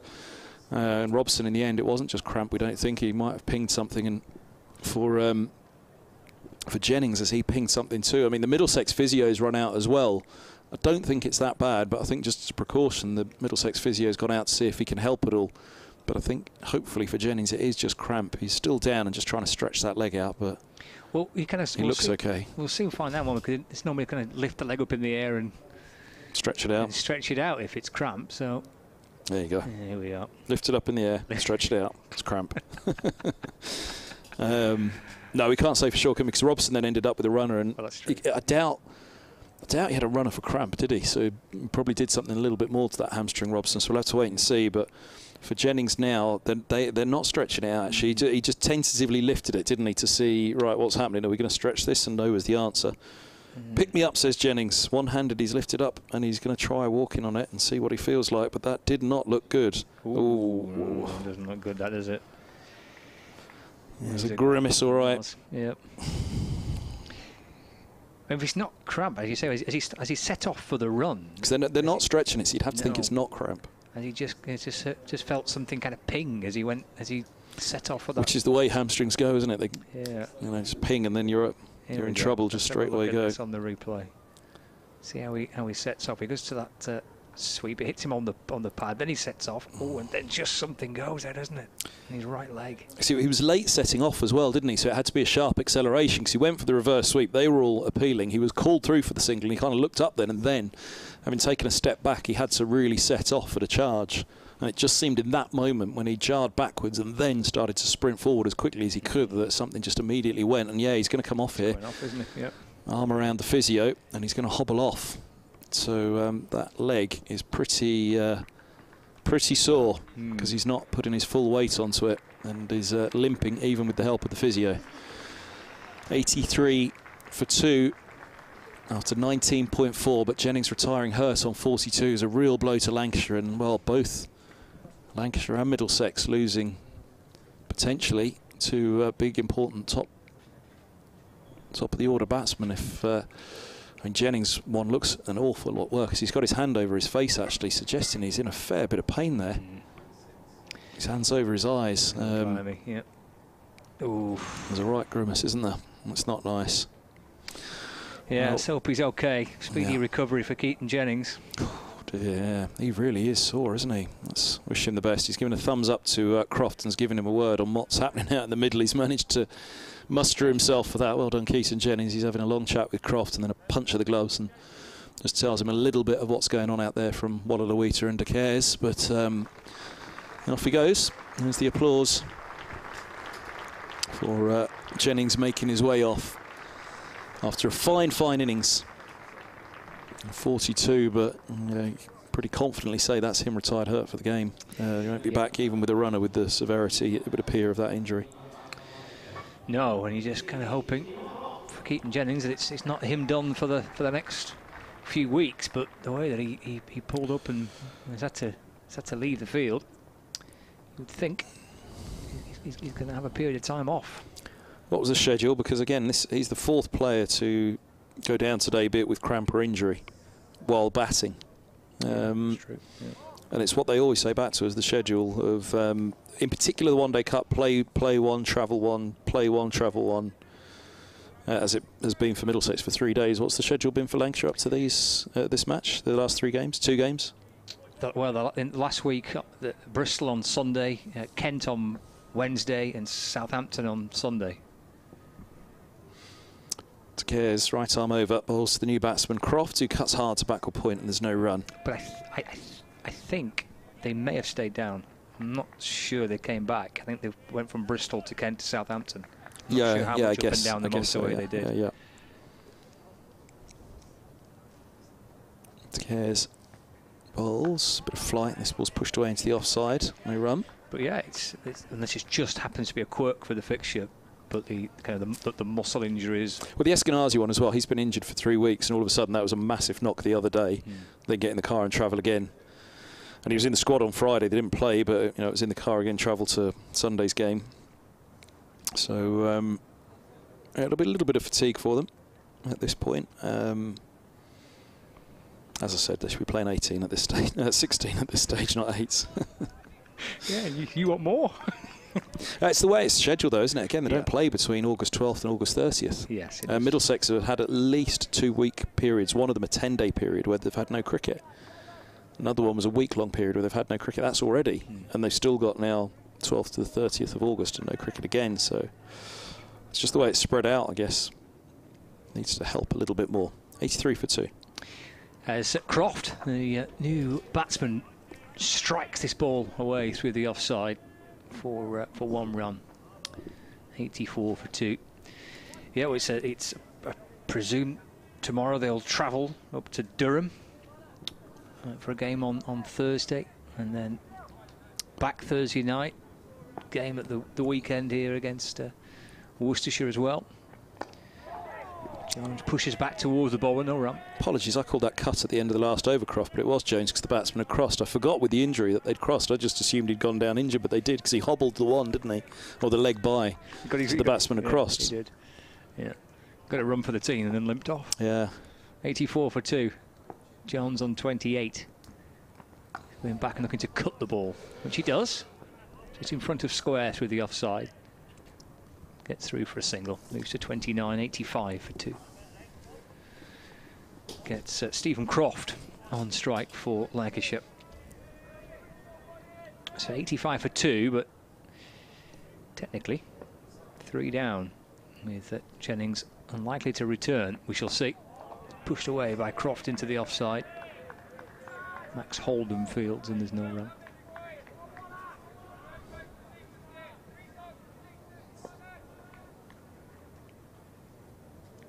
Get around the wicket to Croft. And it's guided away through the offside for a single. Croft moves up to 2. 86 for 2. Brings Rob Jones back on strike. He's already through 6 overs. Yeah. He gets through them quickly. Only gone for 19 so far. Forward goes Jones, batting front of the pad. And there's no run. So just 3 off that Wallaweeka over. So he's bowled 6 overs for 19. We've had 21 of the Lancashire innings, 86 for 2. They'll be desperate that this passport delay issue for him, which means he's overseas at the moment, it is just a delay. Because he's been a Middlesex youngster for a long time now and come all the way through the youth ranks. Potters Bar, his club. I'm not sure it will just be a delay, and I'm sure that is the desperate hope that it's nothing more than a delay and he won't end up having a residency issue.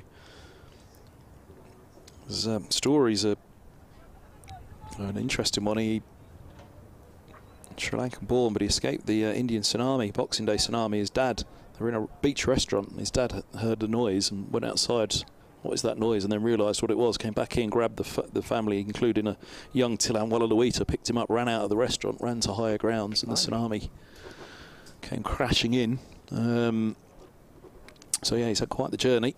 Moved to England in his youth then, and believing that last November, as Middlesex believed as well, that he'd have a British passport in hand, but at the moment he still awaits it. So yeah, again, he's a bit, well, look at his innings with the bat as well, and now his performance with the ball. They've Got a decent find, Middlesex in RLODC, so they'll be very keen. But it is just a delay and nothing more, that passport issue. Speaking of young, promising spinners and all-rounders for Middlesex, Luke Holman, the wrist spinner, into the attack. Bowls now just short of a length, and fine of RLODC at short fine leg. It's swept by Croft for his first boundary. He moves to 6. Lancashire 90 for 2, and a bit of a loosener from Holman first up, as wrist spinners do, leg spinners do, drags one down and down the leg side as well. A comfortable gimme first up. It was said to me of Holman, he doesn't often get hit around, and that's what Middlesex will hope for today. Gets good turn on both the leg spinner and the googly. Comes in now, bowls, and there is that little bit of turn on the leg spinner, but it's turned by Croft for a single. Backward a square on the leg side as he moves to 7. 91 for 2 in the 22nd.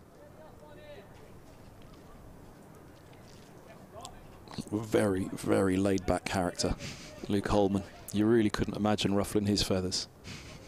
Out there with the bat as well. He looks exactly the same. Comes in now. Bowls, lots of flight on that one, and turned offensively into the onside by Jones on 29. 91 for 2. Actually, speaking of laid back, got a tweet. You're going to have to gauge this. One of yours, I think. You're going to have to gauge this one for me. One of your listeners, right. BBC Lancs Sports, as this ball's clipped away through square leg by Jones off Holman for a single. Moves to 30. 91 for 2. Venkatraman says, what better way to spend the latter half of a tiring and obstinately professional day in Kuala Lumpur than watching an intriguing game of cricket streamed live? Here's the bit that you have to tell me, though. As Holman comes in.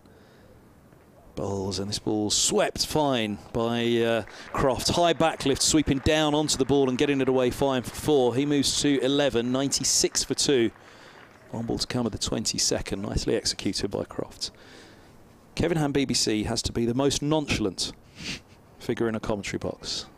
Is that a compliment? Oh, without doubt. Is it? Nonchalant? It's just He disappointing. could be a nonchalant batsman or a nonchalant on the field, but Well, nonchalant commentator? Chilled out. Get your feet up on the desk. It might not necessarily be a good thing. Oh, I think it's a good thing. Here's Holman, he bowls, and this ball's turned for a quick single just fine on mid-wicket. 97 for 2. And 22 overs bowled. Croft has 12, Jones has 30. He does actually reveal he's got nice words afterwards, so thank you, Venkatraman, for the nice words. I won't read those bits out, though. I use you as a source of inspiration, Kevin. That's it. Really? Yeah, I just tried to copy your style. To be more laid back. Yes. Glamorgan have beaten Surrey, which won't be a huge surprise because Surrey were bowled out for 132 after 44 overs, and they've won by 5 wickets. Glamorgan got to their target of 133 to win. Sorry, how many have Surrey bowled out for? 132. One more time, please. Yeah, cheeky sausage. So Glamorgan win by 5 wickets, to the delight of Middlesex supporters. It's all good fun, isn't it? We've got a wonderful sport in county cricket and in domestic cricket in this country, haven't we? I'll update some of the other, well, there's 2 other games taking place, but Croft is forward and punching into the offside for no run. Warwickshire are 123 for 3 after 25 overs. 321 is their target to beat Yorkshire. 321 to win, 123 for 3. Croft from the crease, but pushes away into the offside as RLODC continues from the Jimmy Anderson end, and there's no run. And Gloucestershire are playing Essex. Gloucestershire 204 all out in the 50th over of their innings, and Essex in reply 80 for 3 after 25. Here in Manchester at Emirates Old Trafford, Lancashire are 97 for 2, chasing 258 to win. We're in the 23rd over. RLODC in and bowls to Croft, who's forward in defence, and there's no run. So nonchalant, he's virtually horizontal, and so are most of his listeners. Around the wicket comes RLODC, and this is cut through the offside by Croft towards the fielder in the deep. Croft gets a single. He moves to 13, 98 for 2. Lying back in the summer sun, of course, not fast asleep in bed. No. Jones uses his feet, comes down the pitch. It's played uppishly. There is a short mid-wicket in place. It's flashed towards his right. Jones will come back for 2. It's scooped up out in the deep. Wrong-footed Hanscom as well, didn't he? 100 up, 100 for 2. Jones moves on to 32 there from 48 deliveries. As you can see, 3 fours. Croft's been quite busy, hasn't he? 13 from 11 since replacing Keaton Jennings. A retiring hurt Jennings. Jones going right back and cutting away through the offside. And there's no run. RLODC completed his 7th over. He's gone for 22, doing a terrific job for his skipper from the Anderson end. 23 gone, 100 for 2. 100 up off 137 deliveries. It's almost a 100 score in reverse, isn't it? 137 off 100, that'd be about right, wouldn't it? Just a little light in the 100, 137 off 100. The men's team might be a little bit light, about a par score in the women's. Yeah, I don't think you'd be too far off with that. Well, I mean, of the couple of games I've done, that somewhere in that kind of 130, 140 mark. Because they're all quite slow pitches. Well, yeah, that's the thing, yeah. You'd say a strike rate of 130. If it was a blast game, you'd say a strike rate of 130 across the innings. Might be a fraction light. In general, so especially with the shorter game, I'd feel that a strike rate of 130 would be light. Here's Holman bowls and it's edged by Croft, out of reach of the keeper. Short third comes around and holds them to 1. The tumbling stop, Eskenazi rolling to his left. Let's see how thick an edge it was away from the gloves of white. But hope for Holman at the start of his 2nd over. Went for 11 off his first. Yeah, thick, high up the outside edge of the bat. And getting that little bit of bounce that he did, that's what took it up over the gloves as well of the keeper. Holman again. Bowls a little bit wider and cut away by Jones for a single. Out to deep cover. Jones moves to 33, 102 for 2 in the 24th. Come on, Luke, the cry from somewhere. Who was that down below? Is Josh De Cares, I think it was.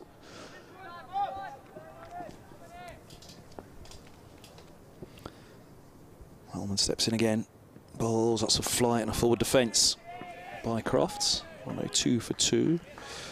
I think with De Cares as well, you know, Middlesex getting him in, they've wanted to get him in for a while. I think they were always a bit worried that they thought they had a fair talent on their hands. And obviously with the heritage that he had as well, Lancashire might be having a little look if they don't give him a game sooner rather than later. It's a full delivery to Croft, push back up the track. No run. So keen to make sure that they got him in and gave him his chance. Don't hold him back for too long. You think of Ryan Higgins as the main one for Middlesex that got away over the years, having felt that he didn't get enough chances early on. Just falls short and hooks away down to deep backward square leg for 4. It was almost like an upright sweep, wasn't it, from Croft? 106 for 2. Croft moves to 18. Holman's just taking a bit of tap here. They've decided it's him that they're going after. None for 17 in his 2nd. 1 ball to go of it. We're keen to try and get out of this over as cheaply as possible now. He might not get a 3rd at this stage. Kind of classic Croft shot as well, that. Kind of getting up and over the top of it, chopping it into the ground, hitting it down into the ground. Flashed away to the boundary as well, didn't it, for 4? Here it's the last ball of his 2nd, Holman. Bowls now, and big leg spinner outside of the off stump. That one turned away, but left alone by Croft. Gave it a fair old rip, that one, and got the response off the surface, didn't he? 106 for 2 after 24, so nearly the halfway stage of the chase. 152 runs required off 156 balls. Wickets in hand here for Lancashire. If they can maintain that, then they'll be mightily pleased with the way this chase is progressing.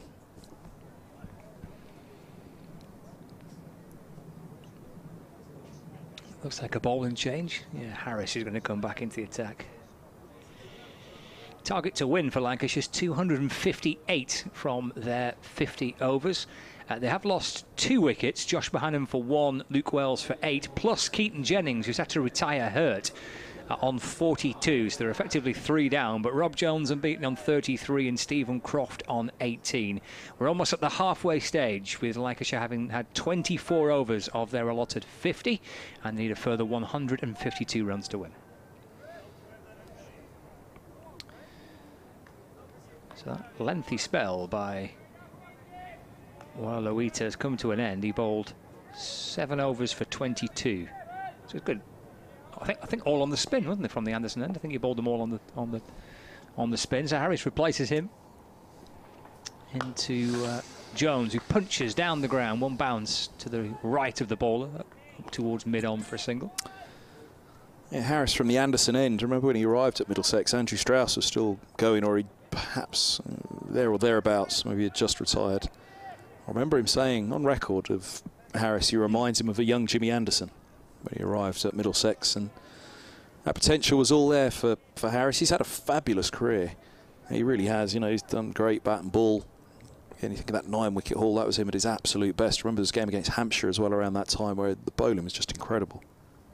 And the ball's over the wicket to Croft, who's up onto his toes and glancing it off his hip down to fine leg for 1 run. Croft moves to 19. The score moves on to 108 for 2. And I guess the expectation from Manny, you know, he broke through as that 16-year-old, didn't he? Just completed his GCSEs, I think, or was still doing them, and he took his 5 for, or made his debut for Glamorgan. Certainly took a 5 for early on in his career. At Glamorgan was racking up the wickets there. Some swinging surfaces at Swansea as well.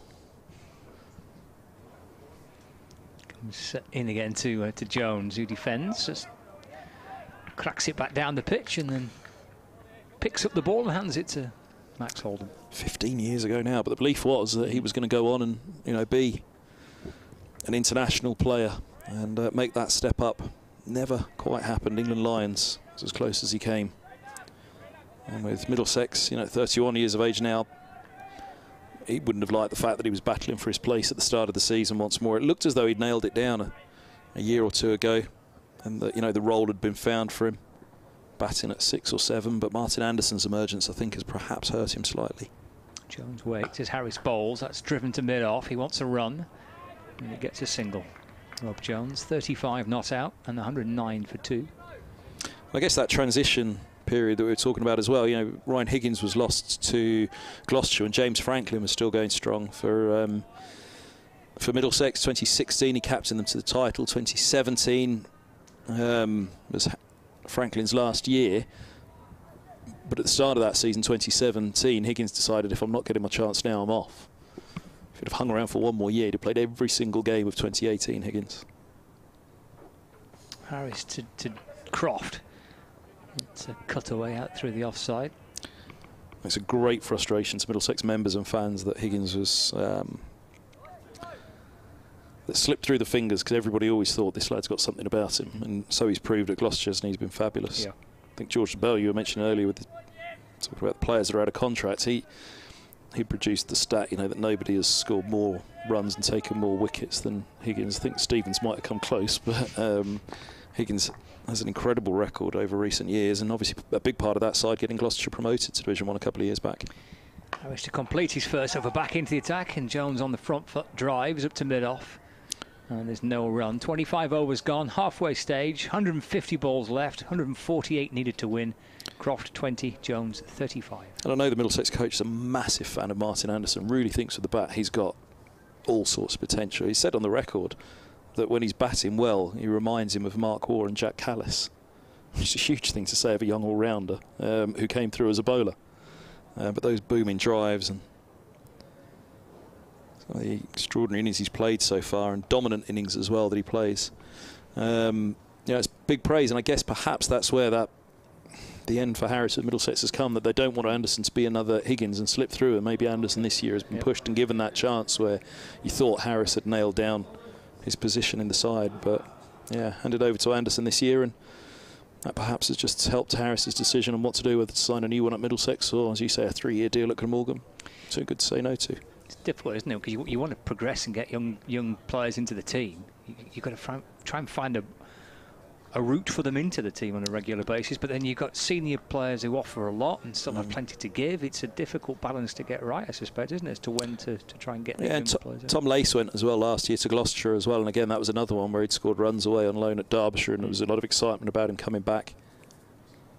So it's Bamber into the attack. 1 for 14 from 2 so far. He bowls onto the hip, and that's going to be 1 for 18 from 2.1 because it's clipped by Croft to fine leg for 4. He moves to 24. 1 14 for 2. Middlesex just need to tighten up a bit here, don't they? Holman took a bit of tap in his couple of overs, so withdrawn and Bamber brought back.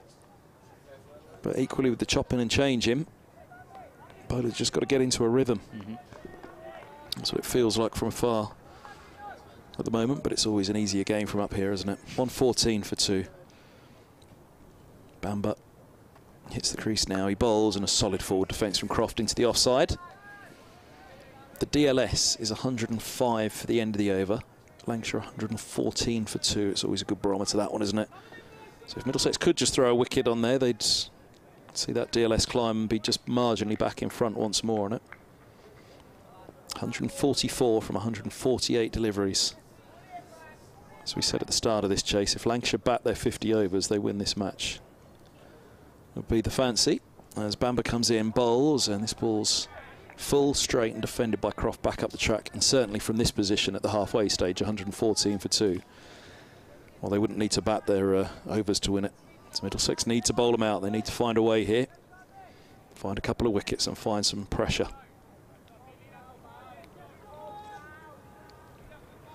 Yeah, going back to Tom Lace, he's gone well at Gloucestershire as well. That was another frustration.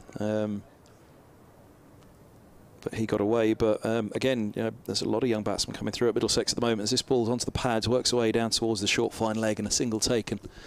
I think, did he get batted? No, he did. No, leg by.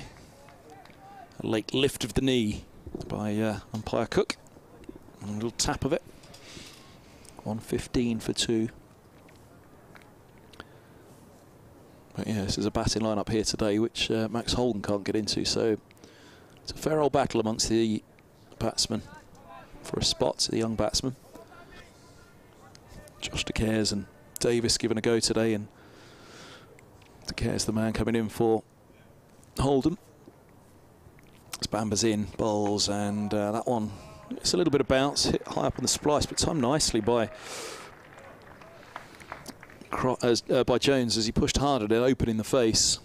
It deflects down to deep backwards point for a single. For 2, sorry. He's on to 37.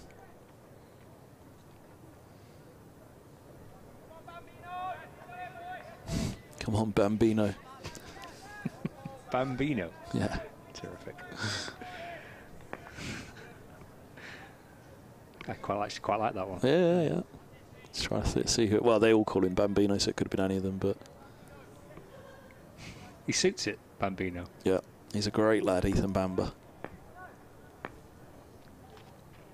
Last ball of his third over, 1 for 20. Bowls, line and length, and a solid defence, and there's no run. 117 for 2. Part of this crop that's come through at Middlesex, really exciting youngsters. Cullen's the one who's really grabbed the headlines at the moment. Mentioning Josh De Cares, Michael Atherton, his dad did, I think, name at the start of the season his one to watch this year was Cullen, who he'd have obviously seen coming through the youth ranks with Josh. And so Cullen's been one of the wild card picks for the 100, as he was called up. Also having a fine start to the season for Middlesex. Played a couple of games last year and was impressive, but this year's really bowled some wonderfully pacey spells with real accuracy as well, which again for Bamber, the mark of Bamber, this being his 4th season now as a youngster at 22, having come through. His accuracy from the word go was always the most eye-catching of his performances. Just seemed to hit the top of the off stump relentlessly. Here's Harris to start a fresh over, balls to Croft up onto the toes. It's guided down towards third man, and there's no run. Actually, I was listening to an interview, which actually may have been chatting to you, where he talked about that accuracy that he's got, and he says, because I don't bowl at a particularly quick pace, so I know I'm going to be consistent with that. Yeah, he's not express pace. He's quick enough though. Gets it through. Seam bowler. Yeah, like I say, he's not a Blake Cullen. He's not going to be a 90-mile-an-hour man, but certainly gets it through at a good lick. Croft defending the top of his off stump this time as Harris bowls to him. He's as modest as they come as well, so he was probably playing himself down by a couple of miles per hour. Okay. He's really... Actually, when Harris left, I did tweet to say he'd lost his mantle already as the nicest guy in cricket to Ethan Bamber, so he's only second nicest guy in county cricket now. I thought that was James Chris Harris. Wokes. I thought Chris Wilkes was the nicest guy. Yeah, he's all right, but he's no James Harris. Fair enough. It's a popular accolade to have, isn't it? 117 for 2. Harris to Croft. Guided away through the offside out towards deep point. Croft gets 1. Then nudges his way up towards 25 as Anderson fields. Score moves on to 118 for 2. It's like you, nicest commentator on the county circuit. You reckon? Not much competition, but...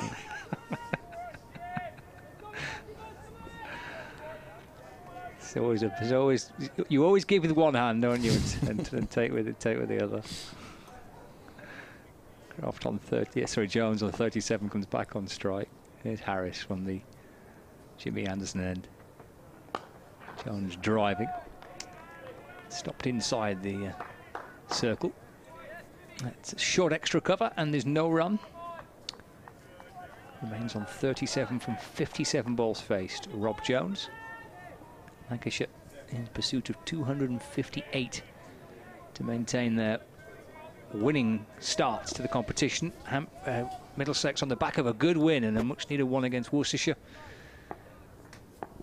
And with home games to come, still with a good chance of progressing as well.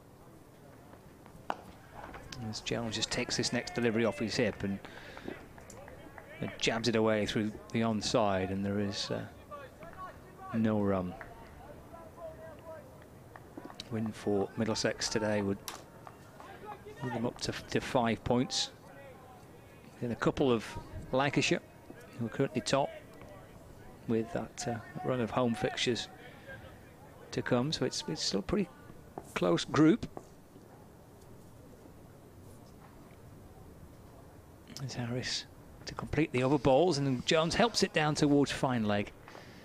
To flashes the ball down towards the fine leg boundary. There is a fielder down there. It's Bamba. So going to remove his cap and continue. And that is the end of the over as well. So 119 for 2, 27 overs gone. 133 more runs required. 23 overs left to get them. They got a leg up, Middlesex, didn't they, by, well, for want of a better phrase, by the injury to Keaton Jennings, who retired not out on 42. That injury somewhere up on the right hamstring, it looked like, didn't it? It's a limp off the field, but they haven't been able to capitalise on that. Desperately need this breakthrough. The one thing they've got to cling to is that, you know, they had a good start, but when they tried to accelerate at any point, they'd lose wickets. That collapse, 5 for 46. Looking even more costly now, despite the comeback of Wallaluita and Anderson at the very end of the innings. Here's Bamba, right arm over, he bowls, and this is turned from quite a straight line down to deep backward square leg by Croft for a single. He moves to 40 from 61. Wait, hold on, I've got that scoreboard wrong, haven't I? Croft's Jones moves to 39 from 60. Sorry, I was giving the wrong run. Croft is 25 from 25 and on to strike.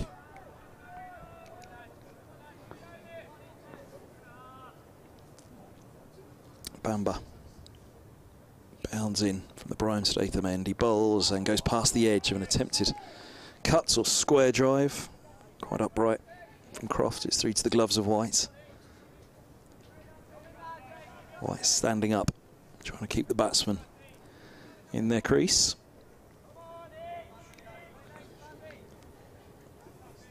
Pete Hanscom, the Middlesex captain, working on the ball at mid-off. He's gone to two senior seamers, Harris and Bamba, to try and find some change in the fortunes here for Middlesex. As Bamba bowls, this is driven out to deep cover by Croft for a single. 26 from 27, 1-2-1 for 2 in the 28th. If it doesn't work for Harris and Bamba, where next? Wallaluita once more. I think he's got to bring him back in. Two right-handers out there. Scares the off-spinner wants to play his part against three left-handers in the top order for Lancashire, but it's two right-handers out there at the moment, so Wallaluita and maybe gamble with Holman, change his end, see if that brings a change of fortune for him. Bamba comes in, this is eased just in front of the backward point. Yes, no, and goodness me, that would have been a way for it to end for this partnership. Looking for a single that wasn't there in front of Holden, running in from backward points. Little underarm throw behind him as he picked it up and Shot it back towards Robbie White, running up towards a cover position. They'd settled on the no quickly enough to be back. Just 2 off 4 so far in the over, but no need to panic for Lancashire. It's a runner ball, basically. 137 off 134. Bamber with his shadow stretched out to his right. Charges in now, bowls, and this is cut in front of backward point. Holden attempting a tumbling stop, too wide of him. And deep cover comes around Davis to hold them to 1. 1-2-2 for 2. 1 to come in the 28th. Live coverage of the Royal London Cup here from BBC Sport. Commentary from Scott Reed, BBC Lancashire, myself, Kevin Ham, BBC Radio London. Great to have 5 Live Sports Extra with us for a feast of cricket throughout the day. Bamber's in, bowls just full of length, and forward goes Croft, defending into the onside. A tumbling stop by Holman, rolling to his left. End of the 28th. 1-2-2 for 2. Croft 26. Jones to have strike on 40. Yes, the Sports Extra with the 100 now. The London Spirit against the Northern Superchargers. In the game taking place at Lords. Northern Superchargers 126. From 100 balls, with Jemiah Rodriguez 57 from 44. So the Spirit, in reply, 41 runs on the board after 32 deliveries, for the loss of 1 wicket. Give you an update on the Royal London One-Day Cup games as well. I mentioned that victory for Glamorgan, beating Surrey by 5 wickets. Warwickshire are 5 down now, 144 for 5 after 30 overs. Still need a further 177 runs to win from 20 overs. 5 wickets to get them. And Essex are 103 for 3 against Gloucestershire, with Tom Wesley 47 not out. Alistair Cook out for 5. As we see Holman coming into the attack, replacing that spell from Harris, and Jones pulling the ball through mid-wicket for a single. Luke's to 41 not out, 123 for 2. So Essex need 100 to win from 19 overs with 7 wickets remaining. And the other fixtures in the Royal London One-Day Cup. Of course, the Gloucestershire-Essex match in the same group as Lancashire Middlesex. Holman from the Anderson end. He's got Stephen Croft on strike. And he comes in balls to Croft, who plays forward, just pushing it back down the pitch, and gathered by Holman. Spins the ball from one hand to the other. Little bounce at the start of his approach, and then comes in off 4 or 5 paces, gets Croft onto the front foot again, play back towards the bowler. And again, there is no run. Croft 26 from 30 balls faced.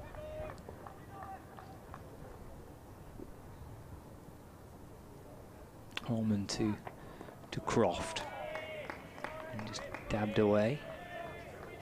Keeper comes from behind the stumps to complete the fielding. Umpire just confirming to the ball. He's got 2 balls left of this over. Bounces his way back in again over the wicket to Croft. That's driven. It's a good start by Max Holden. See there, covering both arms. He's got those white kind of tubular grips just to stop the grazes and the bumps and the bruises as he's bouncing around in some of the used pitches. He's in the game again here. Well, he was for a second, but they've just pushed a little bit square of Holden by Stephen Croft, just weaving it out through the offside for 1 run. And Anderson coming up from the deep to field. So Holman's over. His 3rd of the match has gone for 2. 29 overs gone. 124 for 2. Croft 27. Jones on 41. Lancashire needing 134 runs to win. 21 overs left to get them. Lost 2 wickets, but it's effectively the 3rd because Keaton Jennings, having retired hurt on 42.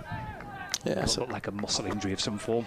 That's a good point. Throw 2 wickets on the board now. Again, it's effectively 5, isn't it? So 1, 2, 4 for 2. Here's Bamba, start of the 30th, and this ball's punched to extra cover, where a tumbling stop is made by De Caires.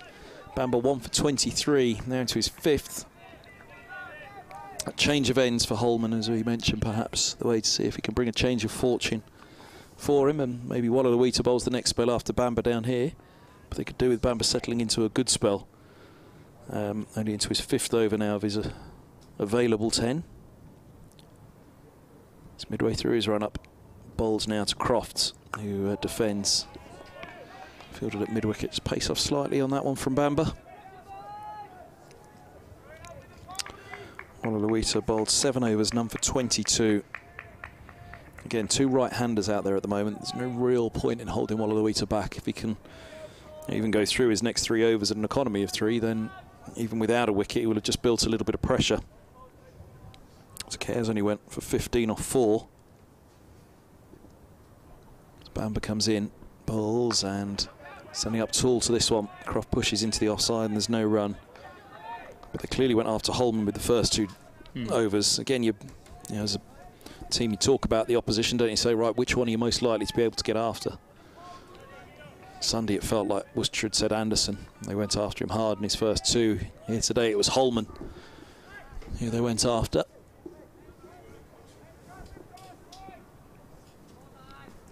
Middlesex never really had that luxury at any point today, I don't think, where they ever actually got after one in particular.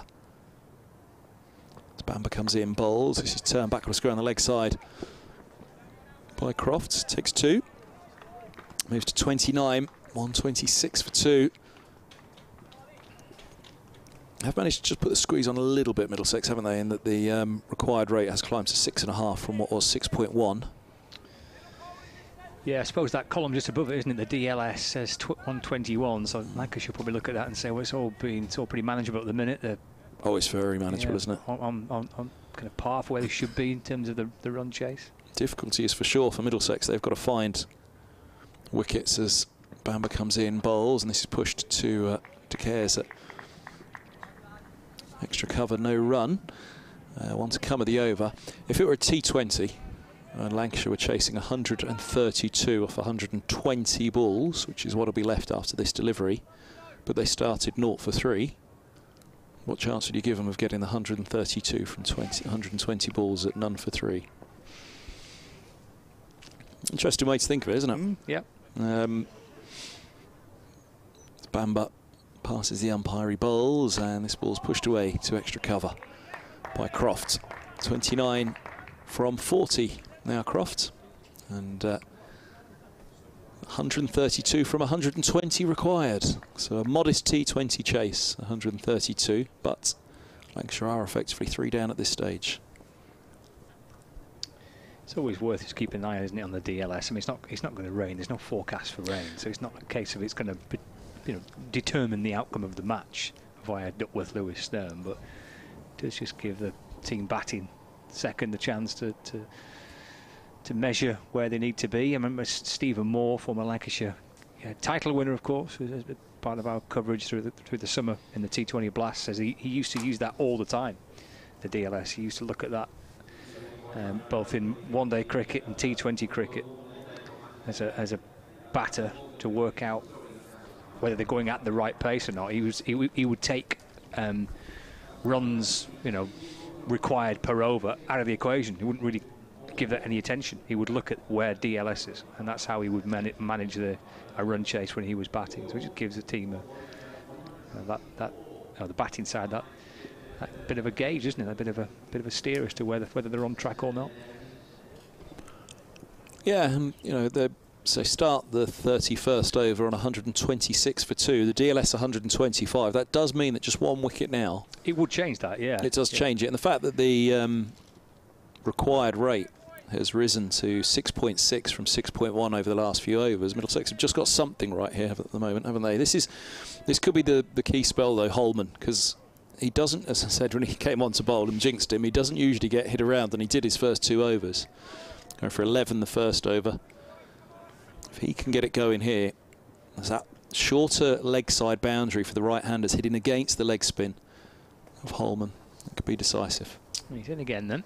Over number 4 for him. Jones just brings his bat across the pad and clips the ball out through the onside. Davis comes up from deep square leg to field. Jones moves to 42 from 64. 127 for 2.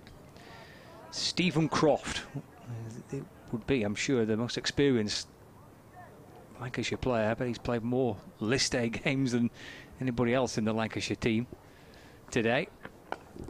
He's driving this next delivery through the offside for no run, so he's bags of experience there to try and manage this for Lancashire. He slightly overlapped with Stuart Law, didn't he? If he didn't actually play with him, then he was at least a youngster on the books. I certainly would have played. Croft and Law together. Yeah, definitely would have played. There's Holman bowls to Croft, and that's through to the keeper. There's no run. Looking at kind of what, 2007-8, Stuart Law? I know that Law has a lot of time for Croft. He thinks he's a good player. Croft's debut was 2003. It's driven out into the offside. Max Holden stops it. A tumbling stop at short extra cover, no run. 1-2-7 for 2. Holman spins the ball from one hand to the other. Another man inside the ring on the offside, just behind square. Croft onto that front foot. Just a little shimmy down the pitch and then pushes away. So picked up by that extra fielder that's come inside the circle. And there's no run. Plenty of chatter from Middlesex, and rightly so, because they'll sense if they can get 1 and make it 2, and then get Lancashire what would be 5 down. Croft defends. And it's very much in the balance again. So I think this is all good for Middlesex. I think Stuart Law will be happy with the way that they're going about it. They're happy, I'm sure, the energy levels in the field. They'll be happy with the way they're trying to put some pressure on these two. But Croft 29, Jones on 42. 127 for 2. So need a further 131 to win. And they've got 19 overs in which to get them. Up to 6.9 they're required now. It's creeping up, isn't it? 130 the DLS. 127 for 2 at the start of the over. So only need 4 off the over to be ahead of the DLS. But it's the first time they've just dipped a little behind it. Yeah. So Bamba, 1 for 25 off 5. And Holman coming back well. None for 20 off 4. Bamba's setting off from the Statham end. He bowls, and this ball's hooked to, or pulled to mid-on, mistimed by Jones. Wasn't quite in the position he wanted to be to play the shot. 42 off 65. It's interesting, you know, this partnership. Middlesex are just starting to build a little bit of pressure here, which is really impressive stuff from a side that are themselves under a lot of pressure. And in this match situation, with effectively 3 down. Lancashire with the retired hurt Keys and Jennings. As Bamba past the umpire, he bowls. Oh, goodness me, stepping across for the earliest of premeditated scoops was Jones, and he was so far across in the end that Bamba followed him, and he ended up just really paddling the scoop down to a fine third where Eskenazi is. He went so early with it that Bamba was able to follow him. 1 run taken, 128 for 2. But you know, for the first time, it looks as though Croft and Jones are really having to think about it. Right, where are the runs coming from? Where are the scoring areas? Bamba's in, bowls, swinging hard outside the off stump is Croft, through to the gloves of the keeper, looking for a crunching drive. And you know, just with that, you try and hit it that little bit harder, don't you? When perhaps it didn't even need to be hit that hard. Only 1 man back on the boundary out there. Croft really got to give that everything outside the off stump. Bamba bowling well. Something that it seems as though, I've said time and time again since he made his Middlesex debut 4 years or so ago, very, very rarely lets his side down. Certainly in first class, and Now in list day as well. He's in, bowls, and past the edge again. This time an attempt at more of a square drive from Croft. Didn't quite go at it as hard, but again misses it. 128 for 2. Strike 2 for Bamba. Consecutive balls beating the edge. 2 swings and 2 misses. I watched a bit of baseball the other night. Have you? Yeah. You know, I've never watched a game. No, never. It was the Olympics. It was Japan against the USA. Who won? Japan. Did they? I had no idea what was going on. Croft bowls, takes the pace off slightly, and this ball's driven down to long off for a single. Sorry, Bamba bowls, and Croft drives down to long off for a single. I think I said it the other way around. 130 for 2. No, it's big in Japan, isn't it, baseball? Really big. It must be. They were very excited. I'm pretty sure it's huge out there, baseball. I didn't have a clue what's going on. But I always assumed it was a quicker sport than cricket, but it's not. It goes on forever. Yeah. Can't be shorten it. They only get 1 run per innings, don't they? Isn't that the way it works? Isn't that a 100 version of baseball? Simplify it for me. I quite like watching the Olympics where I don't know what's going on. You know, there's enough sports where I've not got a clue what's happening, including cricket. You beat me to it. Bamba bowls, and this is turned to the short fine leg. 130 for 2. End of the 32nd. You knew it was coming, so let's get it in there, Self. I was watching Olympic surfing as well the other day. Olympic surfing. Absolutely tremendous. How long's that been an Olympic sport? I have no idea, but it's brilliant. I mean, they're absolutely crackers. Doing all these flips and twists and turns. These enormous waves crashing over them. They're absolutely bonkers. But I found it kind of quite gripping. Even though I didn't know what was going on, or how the scoring system works, or who was going to win and not. That was quite good fun to watch. Skateboarding, that's now in the Olympics. Be commentary in the Olympics soon, won't there? Commentating on the commentators. What would they say about us, Reedy? It would have to be the watershed, wouldn't it, for that, I think. Switch over to the Tiddlywinks. Yeah. Put Coronation Street on. Holman to Jones. Jones gets the ball away through the offside and gets a run. So he moves up to 45 from 68. Gets Croft back on strike. 1-3-1 for 2. Live from Emirates Old Trafford in Manchester in the Royal London One-Day Cup fixture. But Holman twirling the ball from one hand to the other.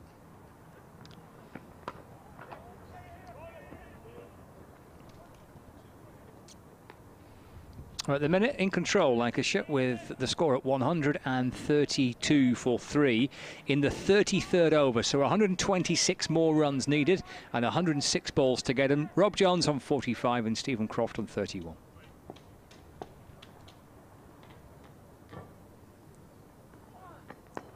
And Jones, a little forward press, pushing the ball back down the pitch, and there's no run.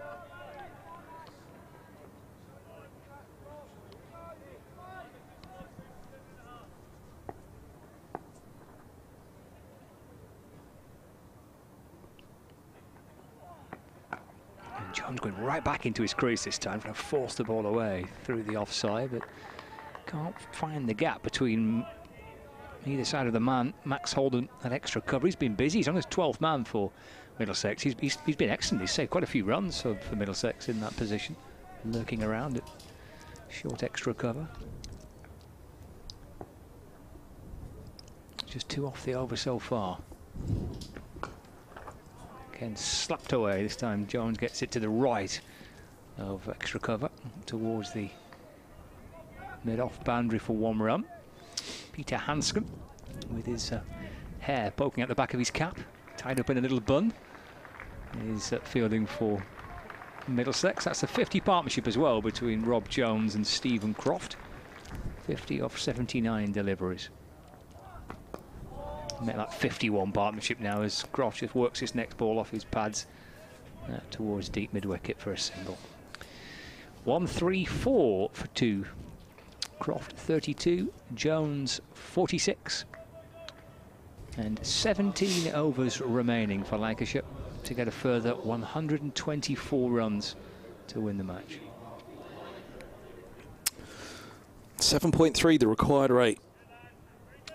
You just want, again, I was putting it back into those terms here. If it was a 2020 and they were chasing 132 off 120 balls, but were starting the innings 3 down, so only had 7 wickets to play with, what chance would you give them? I mean, the flip side is Croft and Jones are set. So if they do decide to launch, it's 2 set batsmen doing so. But 7.3 it's climbed to, and this spell from Bamber and Holman. You know, huge credits to Holman again. Come back from those first 2 overs as he did. Bamber's just doing Bamber things. 1 for 28. He's into his 7th. Low full toss first up. Driven to long on for a single by Croft, who is on to 33. Jones 46. Tilan Wallaluita warming up down below us, I think. They're going to hold 3 back from Bamber. Maybe bring Wallaluita on down below, which again, you know, would be a pretty good shout, because if he can get through his last 3 as economically as he got through his first 7, then pressure will keep cranking onto Lancashire in terms of that scoring rate and the required rate. 7.3 is still very, very manageable, it should be said, as here's Bamber bowls, and this is pushed back by the right-handed Jones, and there's no run when Worcestershire were chasing on Sunday in what was a failed chase. Frank Watson was saying at the time, you just don't let it get to 10 and over in the back 10. As long as it's below 10 and over going into the back 10, it's manageable. And there's, what, 16 overs to go. It's climbed from 6.1 to 7.4 in recent overs. Will it climb much more in the next 6? Is Bamber bowls. This is driven hard, sweetly, crisply, but only as far as mid-off by Jones on 46. He's faced 73 balls for his 46. It is a modest chase, but strike rates for these two have really fallen in recent overs by this fine pairing of Holman and Bamber that Hanscom's put together. Just looking, the last time there was a boundary scored, and go back to the first ball of the 26th over. Here's the last boundary. Big credit to these two for doing what they've done. Harris gave it a good go just before that Holman spell, didn't he? Or before this Holman spell. Bamber's in, bowls, and this is clipped down to long leg for a single by Jones, who moves to 47. Good game of list A cricket. It is. Here at Old Trafford in the Royal London Cup. That's what we were saying before, wasn't it, about this format, the 50 over format. I think I've enjoyed this one-day cup as much as I've enjoyed T20 cricket over the last few years. I think it's produced some really good games of cricket. And even with the depletion of players this year, the quality for me has still been there in the games that I've seen. As here's Banbury bowls, and this is pushed back by Croft. No run, 136 for 2. No Surrey fans I saw last night yesterday were getting a bit upset at the latest call-up. Depleting them, and Surrey, of course, have had a tough day with the bat today, 132. I'm just looking at the lineup. Stoneman, Amler, Patel, Smith. Okay, my sympathy, Clark. My sympathies are perhaps fading slightly. But yeah, from what I've seen, all the games that I've actually seen myself, the quality has not been a problem at all. As Bamber comes in, bowls, and this is driven down to Ward's long off as around comes extra cover and Anderson to hold them to 1. Jones 47, Croft 34 now with that single, and keeping the strike. End of the 34th here on the BBC Sport website and app, and on the streams of Lancashire and Middlesex via their websites. Scott Reed and myself, Kevin Hand, with the commentary for BBC Radio Lancashire and BBC Radio London. And 7.6 the required rate, 121 off 96. We can now put it in terms of the 100. If we were 4 balls into the 100 innings, the Lancashire are effectively 3 down, requiring 121. Who's winning? Still the batting team.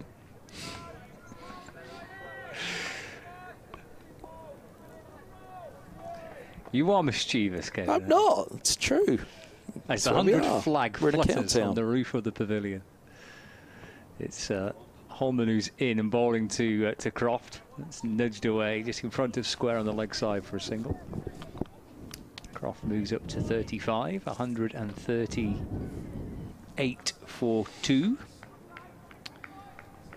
Brings Rob Jones back on strike. Been enjoying this for Rob Jones.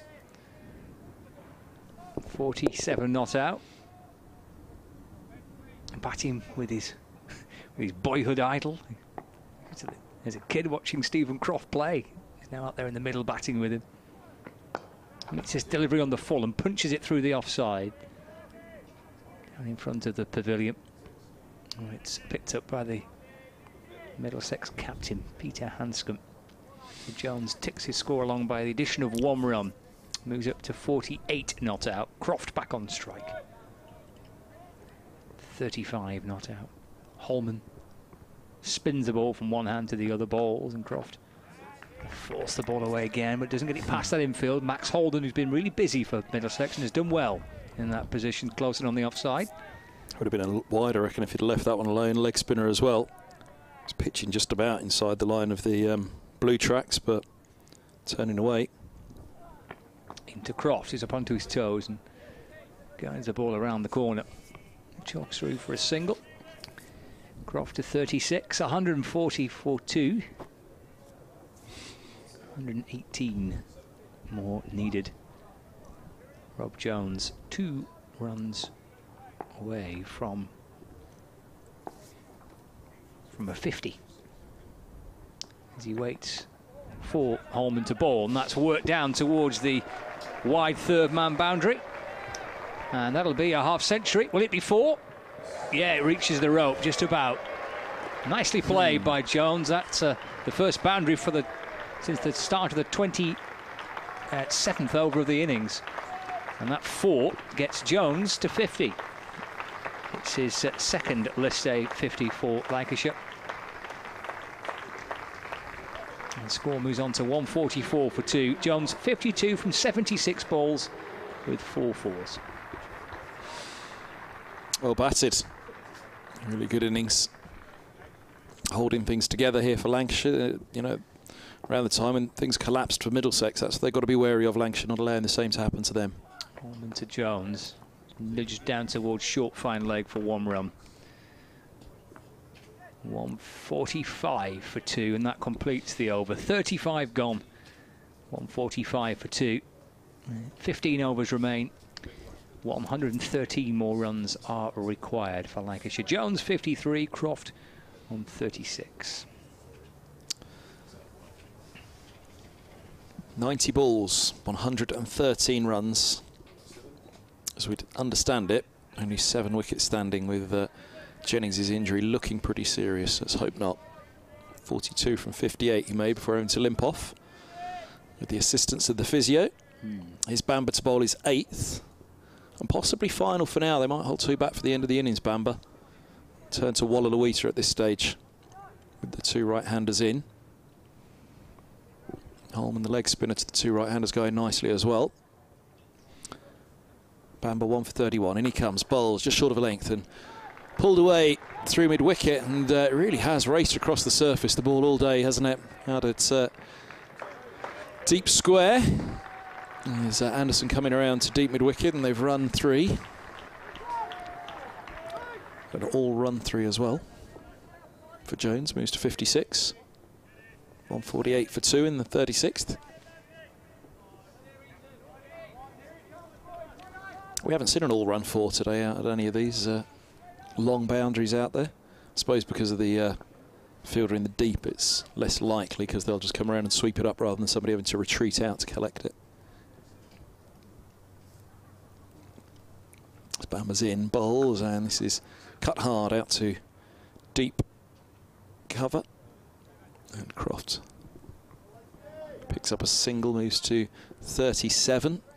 I mean, the size of that boundary, again, certainly first-class cricket. You'd imagine over 4 days we'd have seen a few all-run 4s out to our right, but big old expanse for deep square to cover, around towards a deep mid-wicket. It's long leg set back on the onside as well, as in comes Bamber. This is cut out to deep cover. And Jones moves to 57, 150 up for Lancashire, 150 for 2 from 213 balls.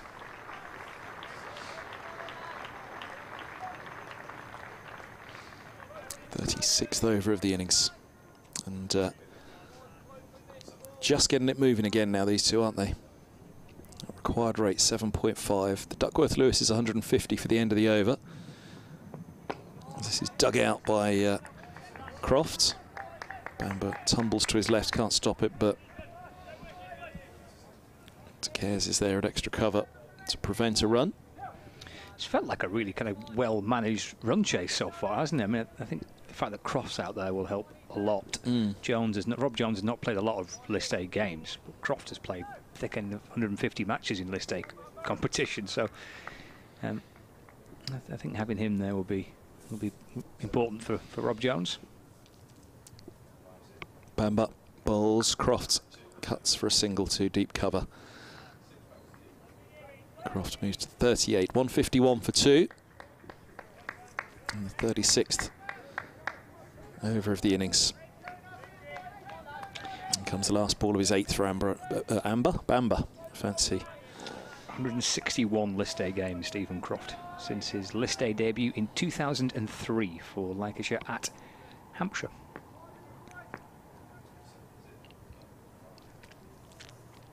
Bamber's last ball of his 8th.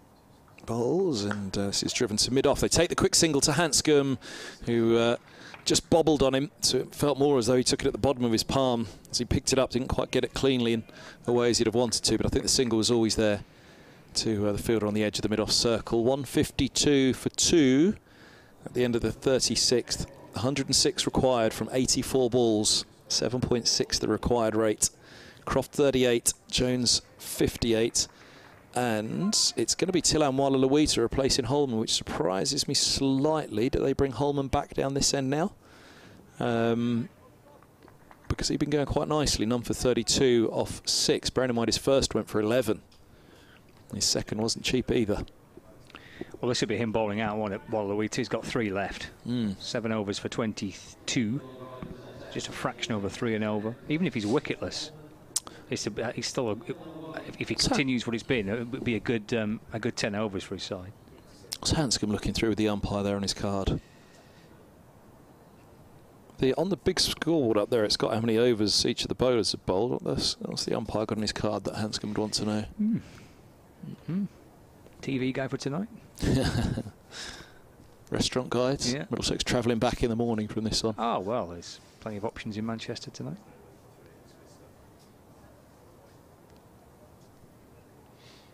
Harris has got 3 left. Bamber's got 2 left. Wallaweet's about to bowl his 8th. So he's got 3 left. Got to find a wicket or 2 now, haven't they, Middlesex? Because this feels like a partnership that has got Lancashire into a position where they'll feel again like they're back on track. Yes, the run rate's kind of what's required per over is 7.6. That has crept up, but wickets in hand and pretty much level with the DLS now. He's nudged away by Jones through mid-on. Harris comes up to field, so Jones gets 1, moves to 59, 153 for 2. Bring Stephen Croft on strike. Can Wallaweeta get his captain a wicket here and break this partnership between Stephen Croft and Rob Jones? Croft reaching for it and pushing the ball back down the pitch. And there's no crucial 3 overs here from Wallaweeta. Yeah. Jimmy Anderson's end. This really could shape the rest of the innings. Into Croft. Flick down towards short fine leg. It's stopped inside the ring by Bamber. Croft moves to 39, 154 for 2. Partnership's worth 71 between Croft and Jones. Middlesex working hard to try and break it. Jones this time gets another single though, just turned away behind square on the leg side. Moves up to 60. Scores at 155 for 2. So 3 off the first 4 deliveries from Wallaluita, from the Jimmy Anderson end. Croft rocking onto that front foot and then trying to force the ball away. Pick up and throw towards the bowler's end, but relatively comfortable single. Edging towards it, the required runs being in double figures. It's 102 at the minute from 79 balls, 156 for 2. Rob Jones 60 from 82 balls faced. Final ball of this first spell back into the attack for Wallaluita. Bowling to Jones, and Jones will nudge it away through mid-on for 1. And he'll pinch the strike as well. So 157 for 2. It's effectively 3 down with Keaton Jennings retiring with an injury of some description. It looks like a muscle injury, a hamstring or a calf, limping off.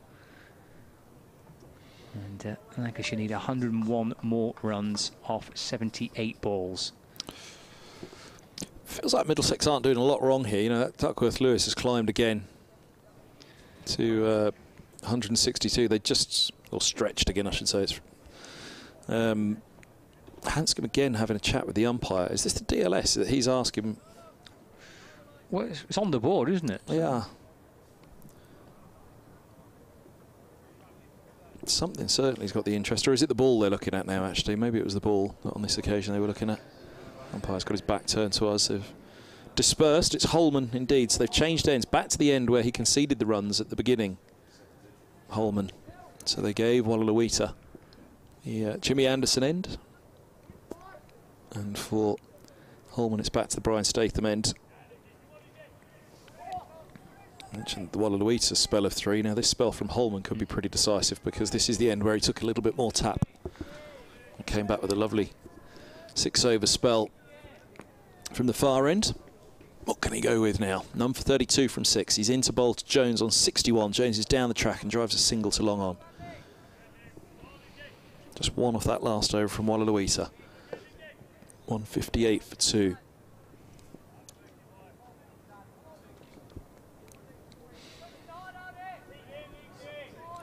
Problem for Lancashire at this point. I say problem, but at some point they'll look to push on, because again it'll be 5 back on the boundary rope in 3 overs time as well, won't it?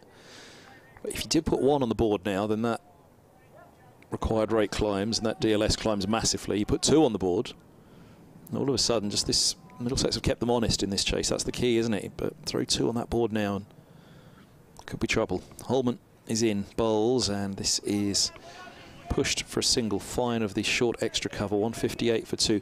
I wonder it was Hanscom's inquiry about the DLS, because target below 100 to win now, the requirement below 100, 99 off 76 required. Because they're 2 down. Yeah, you know where I'm going with it. Holman's in. And this ball's short of a length, cuts a backward point by Jones, and there's no run. They won't be... even though Jennings has gone, it'll effectively be 2 down, isn't it? But does that in any way affect the DLS? You know, if they're in 3, 4, if Jennings doesn't come back in, does that in any way affect the DLS at all? I doubt it would. So Holman bowls, and this is driven down to long off for a single, and Hanscom fields. The required rate for the first time in this innings has just hit 8 and over, 161. And as much as we're saying it's a good gauge for the team batting second, and it is, it's not actually going to have any impact on the game, is it? Because there's no forecast for any rain or anything. So. Holman bowls short. This is swept in the air, and he's taken an amazing catch out there. Josh De Cares at Old Trafford dives forward to take a catch that might just turn the tide in this game. At Old Trafford, 160 for 3. Holman with a change of ends, change of fortune for sure. Back at the Brian Statham end for him. He didn't quite pick it at first. He's looking into the sun out there, directly into the sun almost, over the back of the stand. And at first his step was, or his weight was certainly backwards, and then a charge forward just to scoop his hands underneath it and remove Croft for 41. Caught De Cares, bowled Holman. And boy, did he pick himself up and sprint in. Delighted with the catch, and rightly he should be. Middlesex Delighted with the wicket. 160 for 3. It's a great celebration, isn't it? Loving the run, the pick up and throw, and then absolutely charging up to go and get involved with his teammates and have a hug and plenty of smiles, and rightly so. It's a really good catch. It needed that. Middlesex needed something here to break partnership. 77 they put on, those two. And it's kind of moments like that can change games, and that was a very, very good catch. Just felt those lack of boundaries was going to start to come into play, and that they would have to try and accelerate again with 5 going back in 2 overs time. It's just part of the tactics that come in now, isn't it? Right, these are the last couple of overs of power play 2. Do we need to find a boundary or 2 here, because boundaries are short before they're able to put 5 back in the last 10? It was getting to the point where something was going to give one way or the other, and it's given in Middlesex's favour with the wicket of Croft. Sweeping in the air is that big boundary. Very nearly got away with it because it's such a big boundary. He was a long way back to Cares, wasn't he, and had to really gather ground to get in, despite being in the air for so long. 160 for 3, 1 ball to go of the 38th. Credit to Hanscom as well for the way he's deploying the bowlers here, changing them around. I did say at one point that Bamba, I think, came back after an opening spell of 2, first ball of his 3rd, then was down the leg side, and there were a couple of wides in there. There's the extras count for this innings, actually, for Middlesex. Is it on that scoreboard over there? I'm not sure it is. Here's Holman bowls, and forward goes the right-handed Balderson. Pushing defensively into the offside. It's the end of the over. 160 for 3, 5 the extras count, thank you. Not bad at all for Middlesex. It was a lot higher at New Road the other day, and if they'd have lost it, they'd have been really annoyed with themselves for the for that count. 160 for 3, 12 to go. Duckworth Lewis climbs to 172 with that 1 wicket for the end of the 39th. 160 for 3 as they begin it, and 8.2 is the ever-climbing required rate. Yeah, there they are, the 2 numbers there. DLS 172, and the runs required per over 8.2 for Lancashire. 98 from 72. George Balderson being given a chance here. This is his first appearance at Emirates Old Trafford. He's played kind of friendly matches here, but it's his first team appearance at Emirates Old Trafford. So I'm sure he'll be excited about the prospect of playing here. Spoke to him on Sunday in Southampton after that victory against Hampshire. He's had an encouraging start to the competition with the ball. He's picked up 3 wickets on Sunday, for example, but now with a chance with the bat for Lancashire. Oh, he's playing forward and he's beaten first delivery into the gloves of the keeper, and there is no run. Waluita straight away teasing George Balderson onto the front foot, and the ball going past and through to the keeper. We're going to see a slip in place as a result of that. Peter Hanscom at slip, and an extra cover as well. 160 for 3. Balderson going back and defending this time, just pushing it away into the offside. And there's no run. Cares there picking up the ball, having taken that terrific catch to dismiss Stephen Croft for 41. Final ball of the over. That's driven up to mid-on. I think I've nicked your over, haven't I? Apologies for that. Driven up to mid-on for 1 run. 161 for 3. And we've had 38 overs of the Lancashire innings. No, we've not. The scoreboard's beaten me to it by the looks of it. It looks like there's 1 ball left. Going to be Jones on strike on 63. It'll chop away through the offside. Oh, he wants 2 here. He's got through the first quickly. There might well be 2. Yeah, it's good running, actually. That really is good running. Cut away by Jones. He quickly made his mind up that he wanted 2. And does come back for a second. We've got 2 balls left to go. 163 for 3. Just lost the wicket of Stephen Croft for 41. The partnership worth 77 between Croft and Jones. It looked like steering Lancashire towards victory, and they might well yet go on to win the game. They need 95 from 68 balls. They're effectively 4 wickets down because Keaton Jennings had to retire not out on 42 with an injury, either a kind of hamstring or a calf injury perhaps. But Rob Jones is there, he's 65 not out. George Balderson unbeaten on 1. So we've got 1 ball left to the 39th over, and Lancashire need 95 more runs to win. His final delivery. He's defended, no run, end of the over. Just 3 off that over from RLODC, 4 off his last 2. He's got 1 over to bowl. Middlesex turning the screw here, aren't they? Yeah, yeah. You sense it too, can't you? You can feel it, you know, the sounds and the energy levels and stuff from the Middlesex players. Well, you know, that Frank Watson comment from Sunday, you don't want to go into the back 10 requiring 10 or more and over.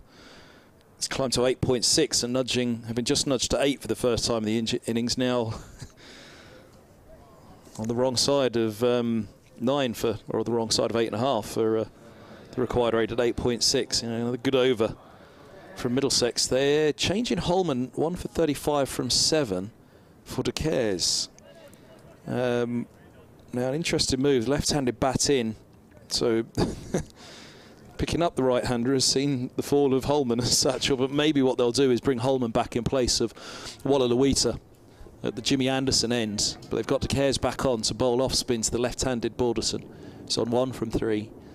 De Caires moves in, bowls and goes past the edge with a quick delivery. Balderson looking to drive, rip that one through. 163 for 3.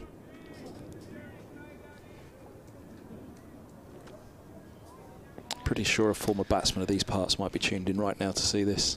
Crucial role for De Caires to play right now. Bowles drops a little shorter on this one and loops up into the air for pad. Attempted hook from Balderson, which tells you length of delivery. It was an optimistic appeal from De Caires. As it loops up into the air, White ran round in front of Balderson to take the catch on the onside. De Caires bowls again, drops short, that goes up into the air and 6. Hanscom's head at mid-on just ever so slightly dipped as he realised as soon as that one left the bat, it was only one place it was ending up in the stands. 169 for 3. De Caires just dropped it a little too short in those last 2 and got away with it the ball before, didn't he, on that one, paid the price. 169 for 3, Balderson has 7 from 6. De Caires is in again, bowls a flatter, fuller delivery, which is turned for a single through deep square. He's on to 8 from 7 now, Balderson. 170 for 3. With 2 to go, the 40th. Jones on 65 on strike. 88 off 62, still very manageable for Lancashire, but they are effectively 4 down with that injury to Jennings. Really hard to see how he'd come back out with the extent of that injury, unless it was the last wicket and just trying to get it over the line. But it looked incredibly painful as his. De Caires, he bowls, Jones riskily works a single into the onside, deep mid-wicket comes up to collect. And Jones on to 66 from 91, 171 for 3, 87 from 61. De Caires back around the wicket to Balderson. And in he comes now, bowls, bit of flight, turned for a single to Hanscom at mid-wicket. And Balderson's 9 from 8. Lancashire 172 for 3 after 40. Power play 2 finishes. So 5 allowed back now for Middlesex. Balderson 9 keeping the strike. Jones 66, still there anchoring things. DLS 184 for the end of the 41st. They're 172 for 3, 8.6 the required, 86 from 60. Needed for Lancashire here to maintain their position handsomely at the top of the group. For Middlesex, it would be a massive win if they could go back-to-back in victories at New Road and at Old Trafford. Are you in the hotel, or were you in the hotel last night on the ground? Nope. No? Not this year. Sadly, no. For you watching on from the balconies in the sunshine. I'm sure I saw a little glass of fizz there as well for 1 or 2 supporters watching cricket from the balcony. The pitch is a decent way away, isn't it, on the other side of the square. RLODC continues and Balderson comes down the pitch to him. drills the ball through mid-wicket. And moves to 10, 173 for 3.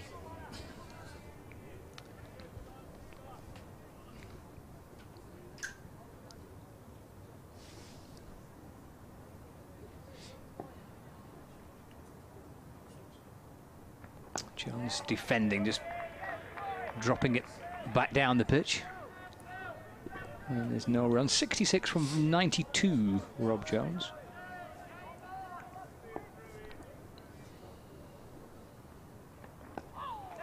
Walalita in and balls to Rob Jones, just turned away behind square in the leg side for a single. Moves to 67, gets Balderson on strike. 10 from 9 for George Balderson. Lancashire back with the left-hand, right-hand combination. And looking leg side, Balderson. It's a big old hit. There's a deep mid-wicket. There's a deep square leg. He's gone back and he's pushed it through mid-on. Jogs through for 1. He moves to 11. Scores a 175 for 3.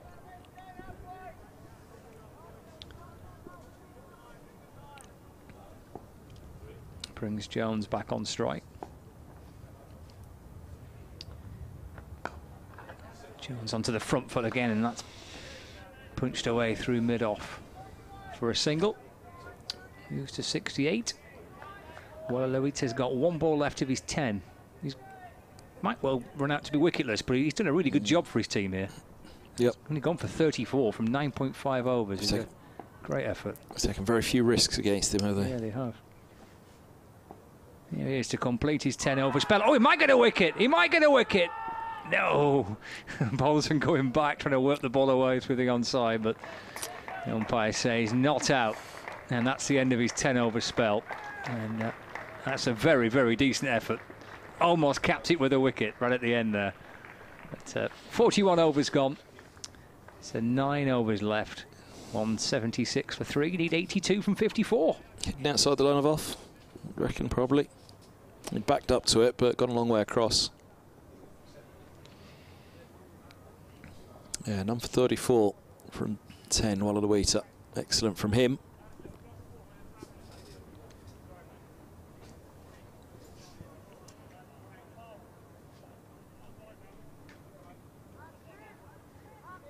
Nine overs to go, so 54 balls left and 82 runs required for Lancashire. Rob Jones is 68 not out. They've just lost the wicket of Stephen Croft, out for 41, sharing a partnership worth 77 runs, Croft and Jones. George Balderson on 11. So we've got 54 balls left, 82 needed. Lancashire 176 for 3.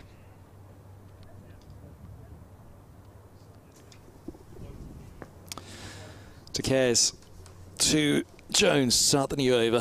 It's swept. Swept nicely as well. That's deep mid-wicket, but Holden's got around Holden to a single.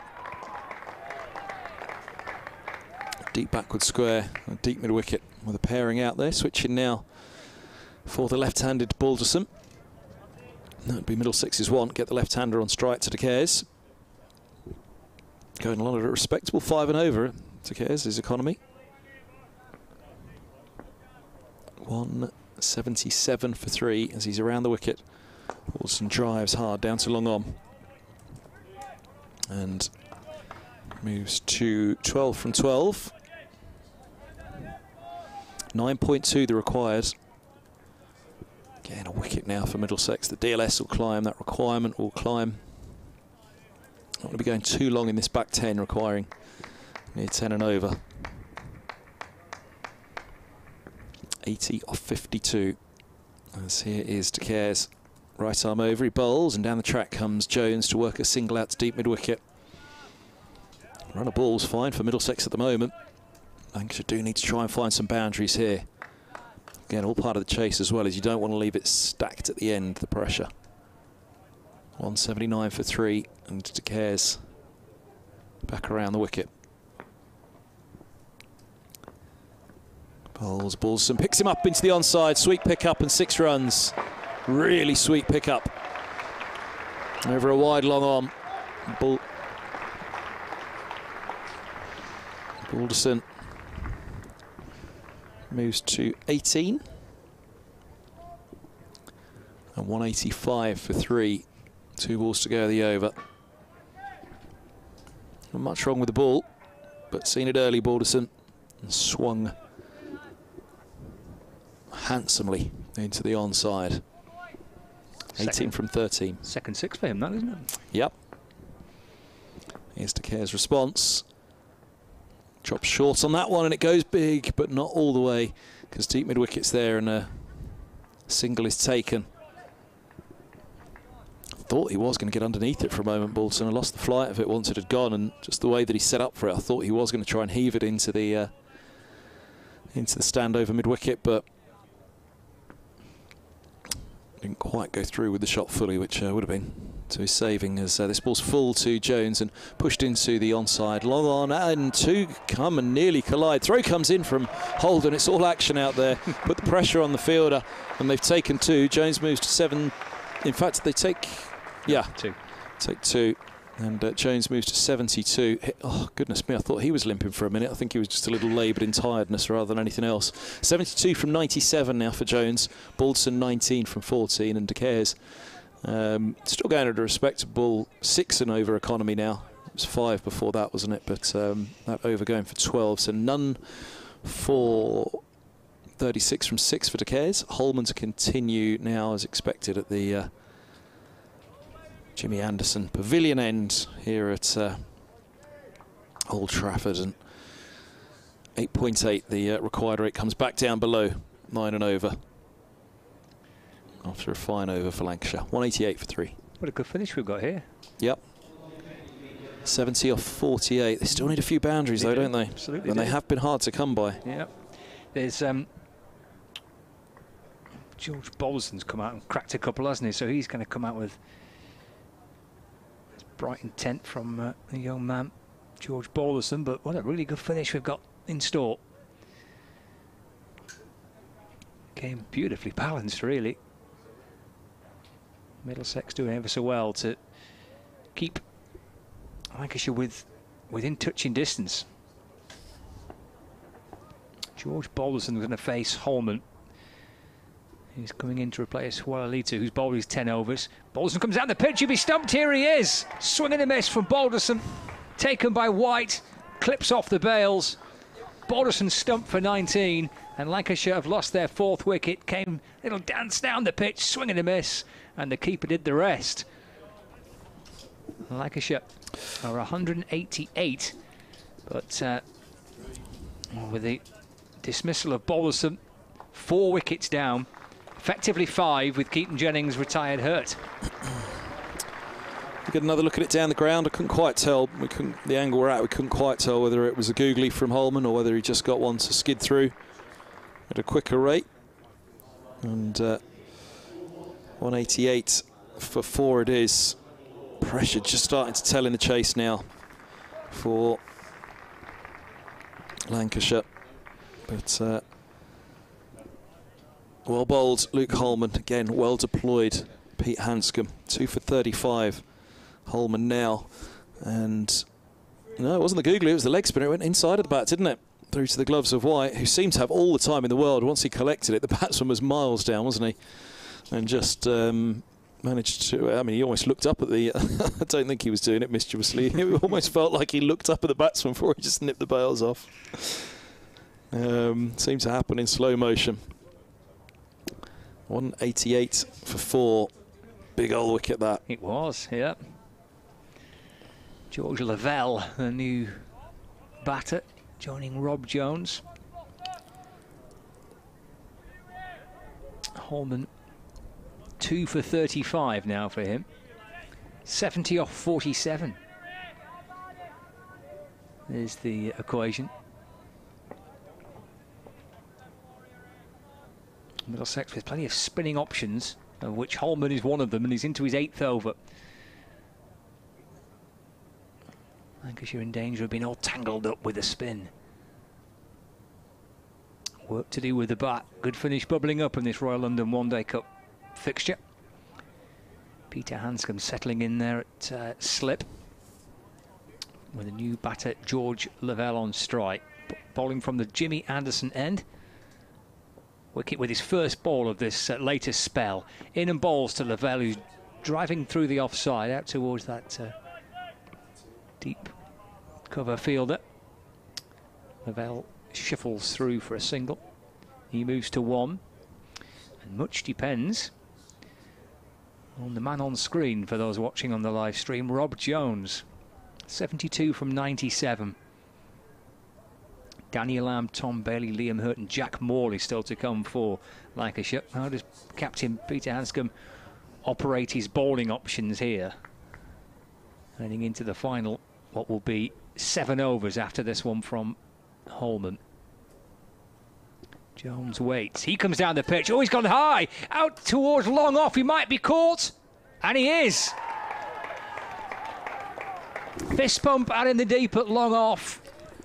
Jones with hauling out towards the man coming up from that long off boundary. And Lancashire have lost their 5th. 189 for 5. De Cares with the catch. Another one, and as you say, that sprinting as he had before, he's had it again now. Real fist bump from punch of the air from Holman as well on taking it. Middlesex know they've just taken a huge wicket. It's not done and dusted yet, but they know they've made 2 huge breakthroughs here. Croft and Jones, little bunt that it was given as well in between. Now Lavelle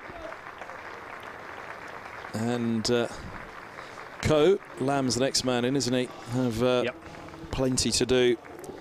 Effectively 6 down with Jennings' injury. You just feel it might have swung one final time this match. 2 wickets in 3 deliveries. Just like that collapse that Middlesex suffered. And then they came back. Can Lancashire find a comeback? Can they find those little cameos provided by Wallaluita and Anderson to top the Middlesex score up, and how crucial that top-up was now? Because it was at this stage 190-odd for however many. That was mid-collapse, or it was the end of the collapse, wasn't it, at this point? 156 for 3 to 190 for 8. 5 yes. For 46. 2 wickets in the over for Holman. Yeah, wicket, run, wicket. It's off the back foot, pushed away by Lavelle. The batsman crossed, so Lavelle's on strike. Eased away through the offside for 1 run.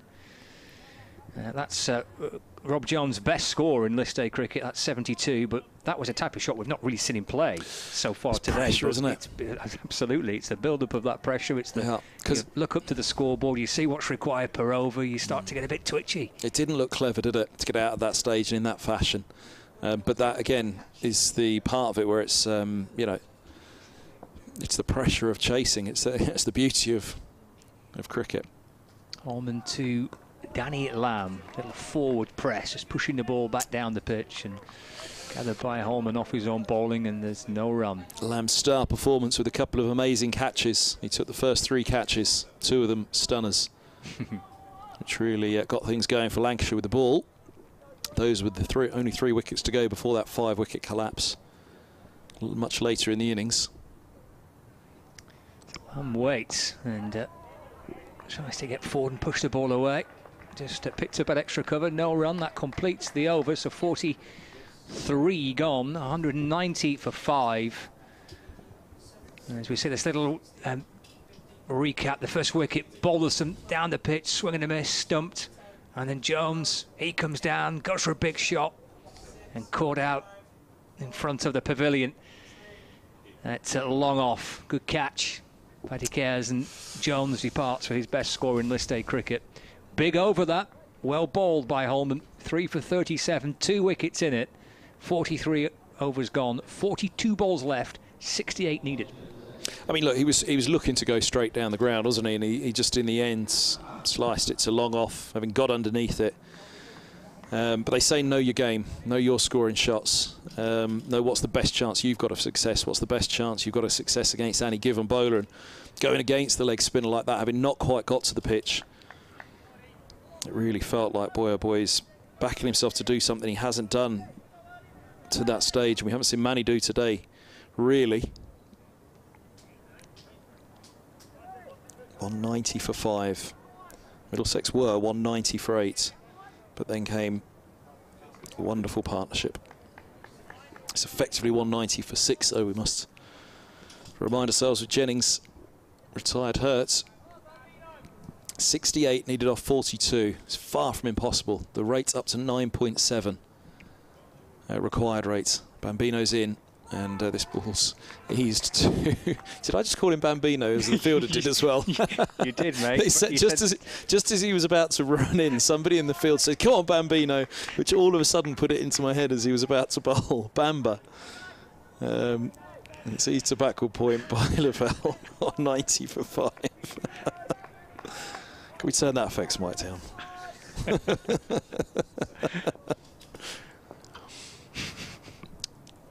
Ethan Bamba bowls. That's picked up and out to deep mid-wicket. A chance of another catch, and another wicket falls. And it's taken out there by Martin Anderson. Lavelle goes for 2. And the pressure is really telling now for Lancashire. They're going for the big shots and they're just not getting hold of them. And again, skying it out to the biggest boundary. 190 for 6. It's hard to see Lancashire coming back from this one now. Well, as you described, Kevin, you can see on the pictures, for those watching on the stream, biggest boundary in the ground. That is a monster hit to clear the rope from out towards that leg side. And Anderson lurking in the deep, just there in case Lavelle, for example, goes to try and take it on, which he did. Caught out by Anderson off Bamba's bowling. And the pressure mounting. We saw the dismissal of Rob Jones, probably on the back of that sense of pressure being built and runs being required and balls disappearing. And Lavelle going for a big shot, but caught relatively comfortably out on that leg side boundary. And the Lancashire captain there, Tom Bailey, joins Danny Lamb out in the middle for Lancashire, with Bailey and Lamb in the first game against Sussex at Sedbergh. Put on I think it was a century partnership to help Lancashire win by 2 wickets to chase down 271 to win the match. They put on a century partnership. The cavalry's coming in above the skies at Emirates Old Trafford. Lancashire need all the help they can get. There's 2 helicopters going disappearing over the top of the hotel. 190 for 6. Military? Could be. It's Bamba. Oh, dearie me. A premeditated scoop attempted by Lamb. And I'm not sure he didn't scoop that onto his helmet, did he? It deflected then past the backward point, and they've run 2. Let's have a look at the replay. Did it even get bat on it, or was it just off the helmet? 192 for 6. Lamb moves to 2. And let's see the scoop, which, no, I don't think he got bat on it. It was just straight onto the helmet, wasn't it? Deflected away.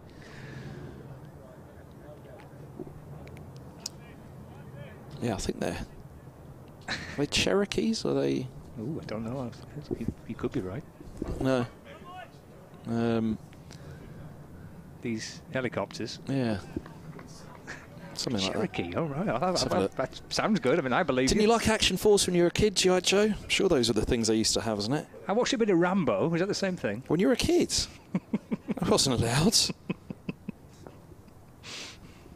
There goes Bamba bowls, and this ball's pushed into the onside. 193 for 6. Lamb moves to 3, although it would explain a lot. Yeah, maybe not. Maybe. Googling Cherokee helicopters now. They're a little longer, the Cherokees, aren't they?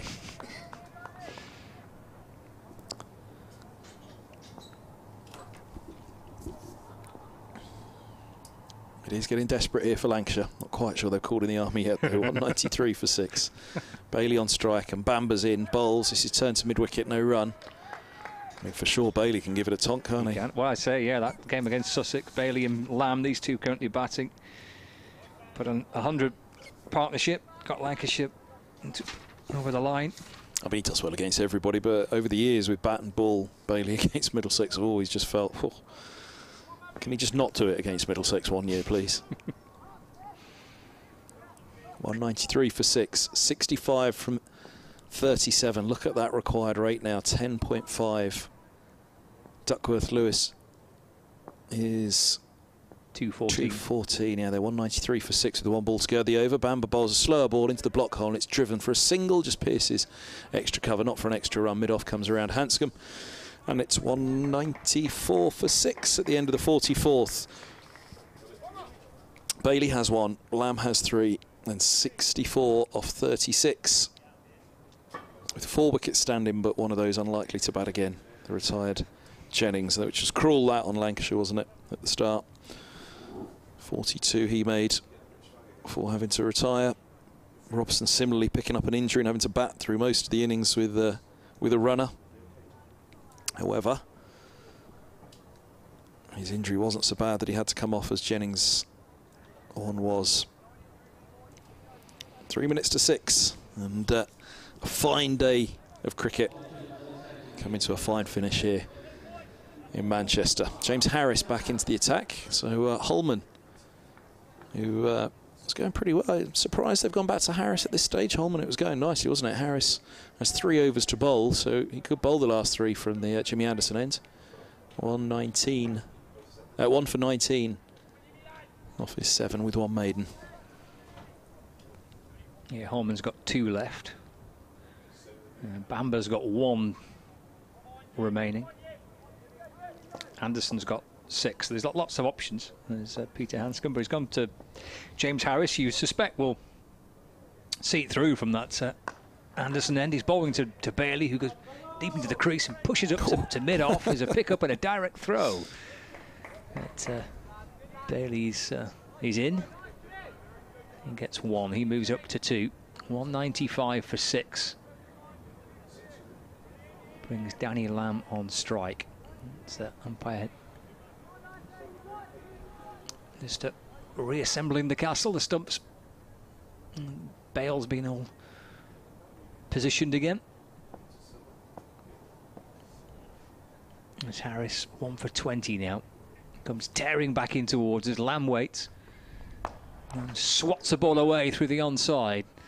Will be cut off at mid-on. Lamb gets a single.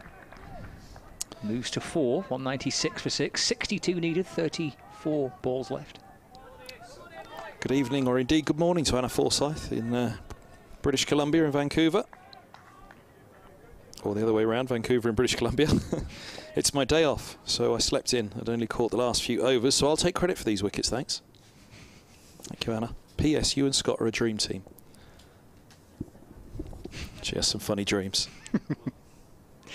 Harris to Bailey. Oh, he comes skipping down the pitch, and then it's banged in short, and the umpire at square leg, I think, has signalled that as a no ball, hasn't he, Nick Cook?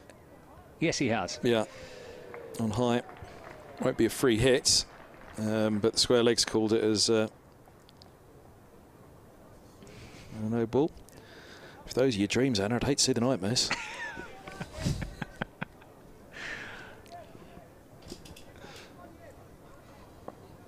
On 9-8 for 6 now. So 60 needed. 34 balls left. Harris to Bailey. Oh, has hammered it back over the bowler's head, but it will be cut off by Holman. Coming round from mid-on to complete the fielding. So just the 1. Operating in singles at the minute, the Lancashire, where boundaries will be required. I'd have been operating in singles for the most part, haven't they? You mentioned that run without a boundary, and then when Jones got his 50, that broke the run. But the strike rate for Jones and Croft was always low, wasn't it?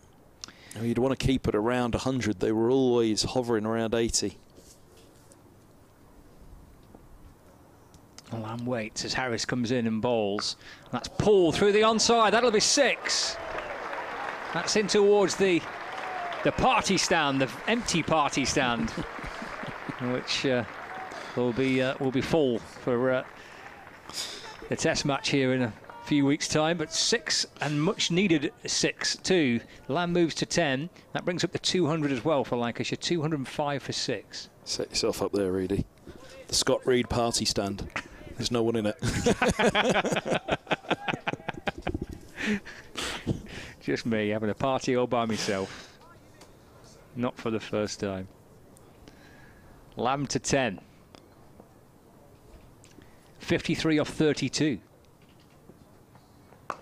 This is drilled away through the offside. Picked up inside the 30-metre circle. And just the one run, 206 for 6. What are you giggling at, Kevin? Yeah, I'm just pleased with myself with that one. Again, all right. That's the best one. I'm taking that as the best one of the day. That's the second time today you've been quite pleased with yourself. Which makes it the second time this season I've been quite pleased with myself. It's above par for you. It's been a long season, yeah. Last ball of the over coming up. Back-to-back wins could be for Middlesex. Dizzy heights. Harris to complete his 8th over. Swatted away through the onside by Bailey. Out towards deep mid-wicket. But just one more added to the totals. That completes the over. The equation, with 45 overs gone, is 51 needed off 30 deliveries. The partnership is 17 from 11. So Bailey and Lamb, with Lamb on 11 and Bailey on 4, and that partnership there, 17 off 11. Need a few more of them. Lamb's hit 1-6. Needs a few more of them as well if Lancashire to get over the line. Harris, 8 overs, 1 maiden, 1 for 32. Will Bamber continue and bowl his 10th and final over? Or we're going to see a bowling change from the Bryan Statham end. Looks like a bowling change. Hey, he's moved him around, hasn't he, Holman? Holman's responded. He had a rough first 2, but he's really come back well. It would be the first time this season that Middlesex have won back-to-back matches, unless I've got that horribly wrong. Let's have a look. Yeah. One final game. Just thinking, did they win the last game of June? Oh, I suppose no. They won. They beat Glamorgan by 7 wickets. Then the Hampshire match was abandoned without a ball bowled. Then they beat Sussex in the blast as well. Here's Holman. It's dragged out to a deep mid-wicket for a single. As Bailey moves to 5, 208 for 6. In a season like they've had, you have to give that as back-to-back wins, don't you, if the game in between was abandoned? Well, I suppose so, yeah, technically. Yeah. Take all you can get. We welcome listeners on 5 Live Sports Extra to Emirates Old Trafford. Holman bowls and an attempted reverse sweep from Lamb through to the keeper. A reverse sweep meaning it's not wide. As Holman pushes it through outside of the off stump. It probably was within the blue, to be fair.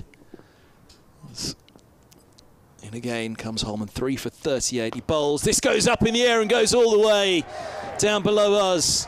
And the Bryan Statham end, huge pickup by Lamb. And that's not something we've said much of in this Lancashire innings. It was only at the end of the Middlesex innings they were able to give themselves a big charge. And now the charge has to come for Lancashire at this point. 214 for 6. And in the 46th over, Lancashire are making really what is a final stand here. 44 required from 27 as Holman bowls, drags the length back slightly on this, and they drop 1, thinking about 2 into the onside. That massive boundary. Holman running in is fast. Holman was running from the end of his follow through to meet it as well, but it was Holden who got there first. 215 for 6. Middlesex looking to revive their one-day cup hopes here with back-to-back victories on the road at New Road. And here at Old Trafford, it's not done yet. This is right up there. It might be done now. As stumped is Bailey. Is he? No. Did he get back in? Was it a fumble from White? It looked at first as though he may have been bowled as Bailey charged down. And must have just missed the stumps. Goodness me. Yeah, it was a fumble from White. He's missed the stump in. Bailey survives. He dropped it on first attempt, picked it up on the bounce, by which point Bailey was back. He survives on 5. Holman bowls to him, and a swing and a miss as he looks to sweep from outside off. That ball turns, rips big for the leg spinner, young Luke Holman of North Middlesex Cricket Club, where they've churned out 3 in this side, and pretty pleased with their return at the moment of their Colts ranks. Could they at Old Trafford be here helping Middlesex on their way through? Bamber as well from North Middlesex. 215 for 6. Cracknell, actually the other one, he's gone a step further. He's away with the 100. Cracknell. 4 overs to go here on 5 Live Sports Extra, BBC Radio Lancashire, BBC Radio London. Myself, Kevin Handon, Scott Reed. 43 required from 24 balls. Bailey has 5, Lamb has 18. Lancashire have a sniff after a fight back from Middlesex. It's a game that has swung to and fro. Goodness me. We thought that a little mini collapse for Lancashire, reminiscent of that of Middlesex, is 5 for 36. Middlesex lost in their innings. And I thought that this mini collapse of Lancashire might just have swung it back to Middlesex, but there's still a few swings of the bat from Bailey and Lamb, as we've seen in that last over. 2:15 for 6. Yeah, in particular from Lamb. Second 6 he's hit, so he's 18 off 10. Is Danny Lamb. For listeners who have just joined us, Middlesex 257 all out in the, well, halfway into their final over of their allotted 50. Sam Robson making 76. Martin Anderson in particular is 42 not out from 45 deliveries, getting Middlesex up to a total of 257. 3 wickets for Tom Bailey. And after, as Kevin mentioned, a bit of a collapse for Lancashire, where they lost a few quick wickets on the spin and were well behind it, despite a 72 from Rob Jones. Lancashire still just in with a half a chance here of chasing 43 from 24. This is Harris bowling. It's a wide ball, and it's guided down towards third man just for a single. And Danny Lamb moves on to 19. Lancashire to 216 for 6. Brings Bailey on strike. Yeah, just looking at the strike rates of the Middlesex innings, it's been a talking point for us all the way through this chase. Anderson, strike rate of 93, you mentioned 42 from 45. Robson had a strike rate of 93 for his 76, and 83 was the strike rate of Eskenazi's 45. Those are the substantial knocks, but Walla-Louisa at the end. As Bailey waits, as Harris comes over the wicket and balls. Oh, he's clubbed it back over the bowler's head. Is that all the way for 6, or is it out? Oh, it's 6. It's 6, just about. Almost picked up by Peter Hanscom, the Middlesex skipper, who is right in the deep on the long off boundary in front of the pavilion. Barely slapping it back over the bowler's head. He gets up, he gets hands on it, but he knew he was flirting with the boundary rope, and it's gone for 6. I think he was caught right at the last minute in two minds as to whether he would actually be able to put that foot inside the boundary rope, grab the catch and come back in, whereas in hindsight he probably should have just parried it back in, which would have been the easier option. 2-2-2 for 6. Bailey waits. It's full, it's wide, and it's drilled down towards third man for a single. Bailey moves on to 12 not out. Lancashire to 223 for 6. 35 needed from 21 balls. It's the Royal London One Day Cup. It's live from Emirates Old Trafford in Manchester on a glorious evening. Already in the One Day Cup today, wins for Glamorgan over Surrey by 5 wickets, for Yorkshire against Warwickshire by 39 runs. We've got Harris for Middlesex in and balls to Lamb, who's in position early to try and scoop the ball because both fielders inside the circle are up at fine leg and third man. But a dot ball through to the keeper, no run. And in the 100 match, the first match of the doubleheader at Lord's, victory for London Spirit's women's side, beating the Northern Superchargers by 7 wickets. The men's game to follow at 6:30. Also a win for Essex by 2 wickets. They've beaten Gloucestershire in the One Day Cup today as well.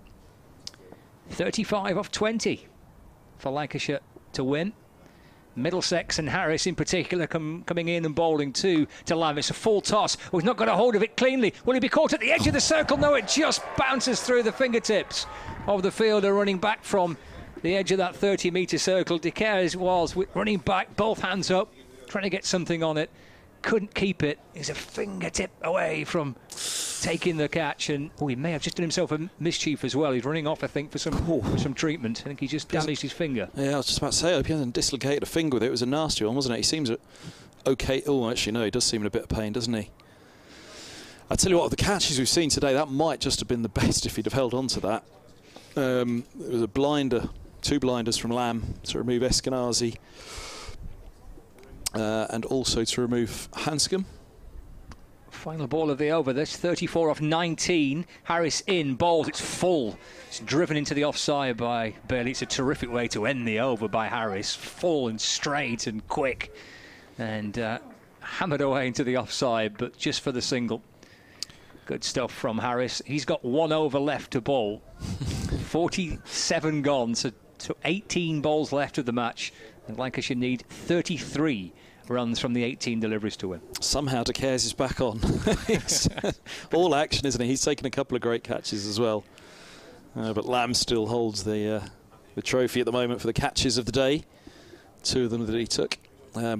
James Harris, though, 2 drops in that over as such. The Hanscom one, because when he got the 2 hands to it, really it was at waist height. He was on the jump slightly, wasn't he, as he got hands to it at waist height, but he was over the boundary rope by that point, and that was where I think he just got, you know, the mind wasn't clear about where he was. And you see so many great things on the boundary rope now, don't you, that he was in the air and he was coming down with 2 hands to the ball. He kind of, I think, tried to pop it away, didn't he? But by that point it was too late. He didn't have all of the right parts moving in the right direction at the right time.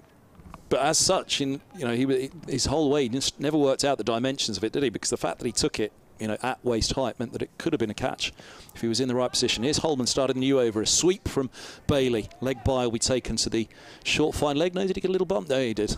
He's late with his signals, umpire Cook, isn't he? I think he knows. This guy's late as he can. Annoyed the commentators. 2-2, 6 for 6. So a leg by it is to the short third. Lamb 20, Bailey 13. Middlesex with back-to-back home games coming up this week would really fancy their chances in a rough season if they could make it back-to-back wins on the road with a victory here. Here's a reverse sweep in the air for 6. Oh, what a shot that is from Lamb. Excuse me. That was some reverse sweep. It is a shorter boundary to our left and the offside for Lamb, but really did get that one away with a sweetly struck shot over the deep point fielder Davis, who had a leap at the last, but only in vain. 2:32 for 6, 26 to win for Lancashire. From 16 deliveries, they're really coming back into this as Holman bowls, and this is cut hard into the offside, and along the floor it's just a single out to Davis, that fielder at deep point.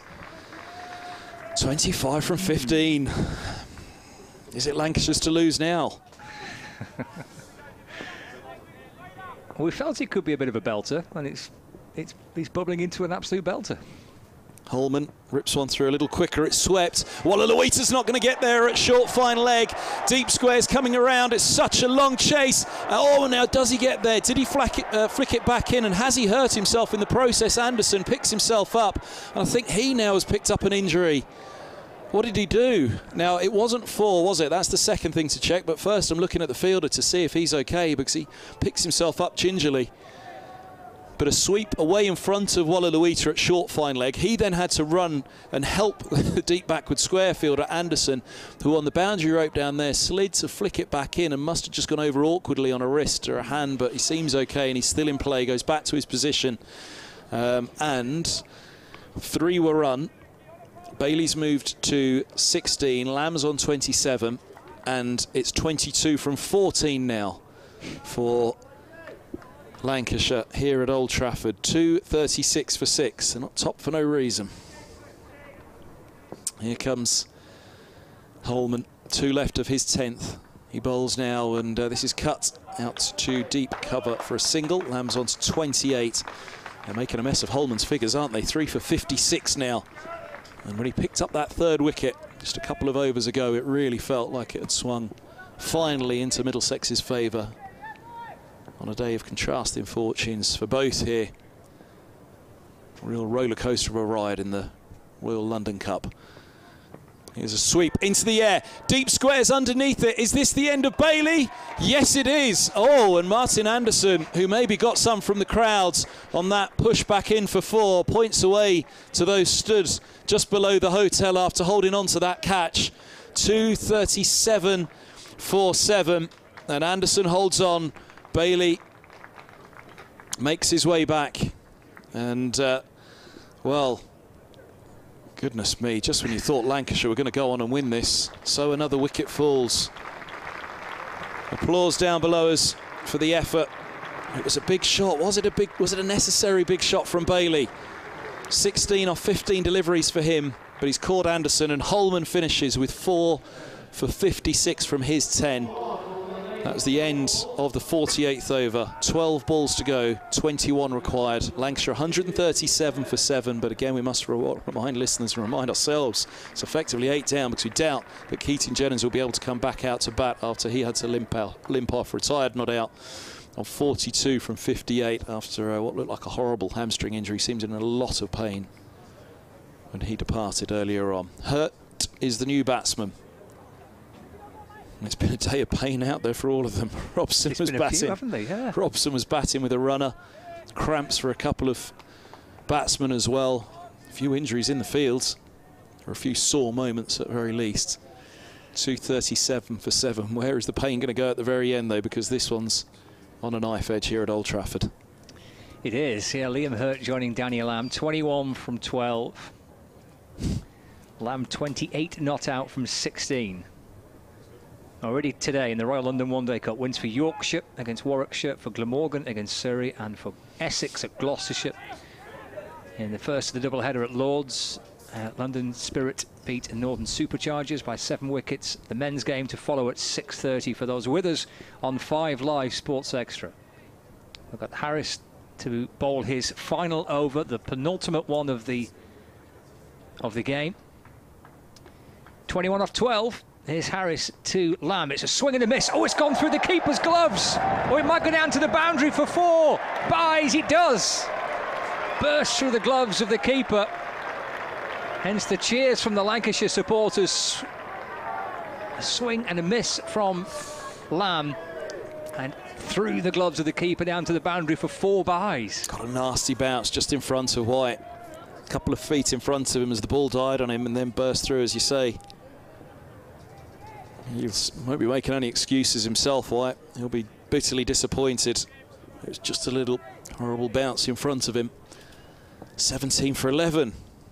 Brings Lancashire back into it again. It's Harris from the Anderson end, steaming his way into ball with Lamb waiting. Lamb hitting it through the offside. Where's the ball gone? It's deflected just past the stumps and they've scrambled through for 1. I'll be honest, I didn't have a clue where the ball had gone. And I just saw it kind of bobbling its way behind the stumps. It came off a little thin bottom edge. And Lamb frantically getting through for 1. He moves to 29 not out. 16 off 10 required. I don't know if White knew where it went, because he came charging up, and you so often see the keepers just throw away a glove, don't they, as they went charging in. Because by the time he got to it, I think maybe he was thinking about he was going to be kicking it at the stumps, but Hurt was always through, while at the non-striker's end, Lamb was nowhere.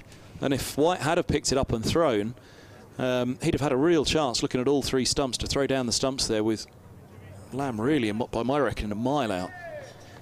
2:42 for 7. It is chaotic here at the end at Manchester. And, well, fittingly so. It's been that kind of game. That collapse from Middlesex, 5 for 36.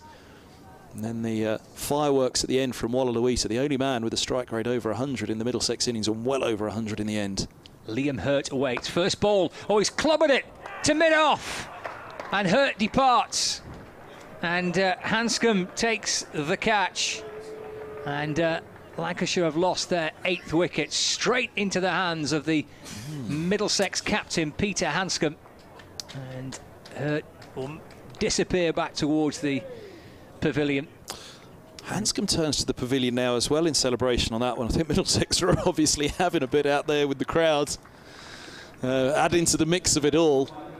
That didn't feel like it was particularly necessary from Hurt, and this is the last pairing, we reckon, unless they are going to get Keaton Jennings out there with an awful lot of painkillers, but that would be a huge risk given the pain that he was in, the clear distress almost that he was in as he came off.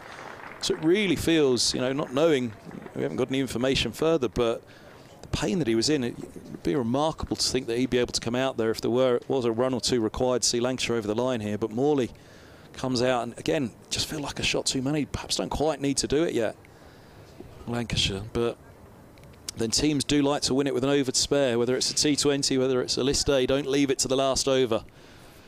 This over reading 4-1 wicket. Where will the next 3 go? 9 balls left and 16 required for a Lancashire win. Lamb still there on 29 though. Yes, with a little brief chat to the young batter Jack Morley, joining Danny Lamb, who will need to face the majority of these 9 balls. Lamb, Lancashire will need him on strike for as many of the 9 as possible. Of course, it's 15 for a tie as well. Lamb's got by far the highest strike rate of the match as well, hasn't he? 161. Balderson's 19 off 15, 126 his strike rate. Those are the only 2 with the strike rate over 100. Harris will bowl around the wicket to Jack Morley. Well, he's just following it, just trying to maybe steer it down to third man, but it beats him and through to the keeper. And there's no run. Of course, this over started with those 4 byes, which went through the keeper's gloves, and the following 3 deliveries have conceded 1 run and have picked up 1 wicket, as well as listeners across BBC Radio Lancashire joining as well for the final throws of this fixture, where we're down to 8 balls needed and 16 runs required for Lancashire to win the match. There's Harris at the top of his mark, running in from the pavilion end, right arm around the wicket. Oh, just pulls away because Daniel Lamb was backing up at the non-striker's end. Listen to the boos. Listen to the boos. It's tasty out there tonight at Old Trafford. Lamb was just was backing up, and Harris just spotted him out the corner of his eye and pulled away and said to Daniel Lamb, well, if you do it again, mate, I'm going to run you out. Good crowd in here for this list day match. Good atmosphere all day, and it's a tense finish, a lively finish.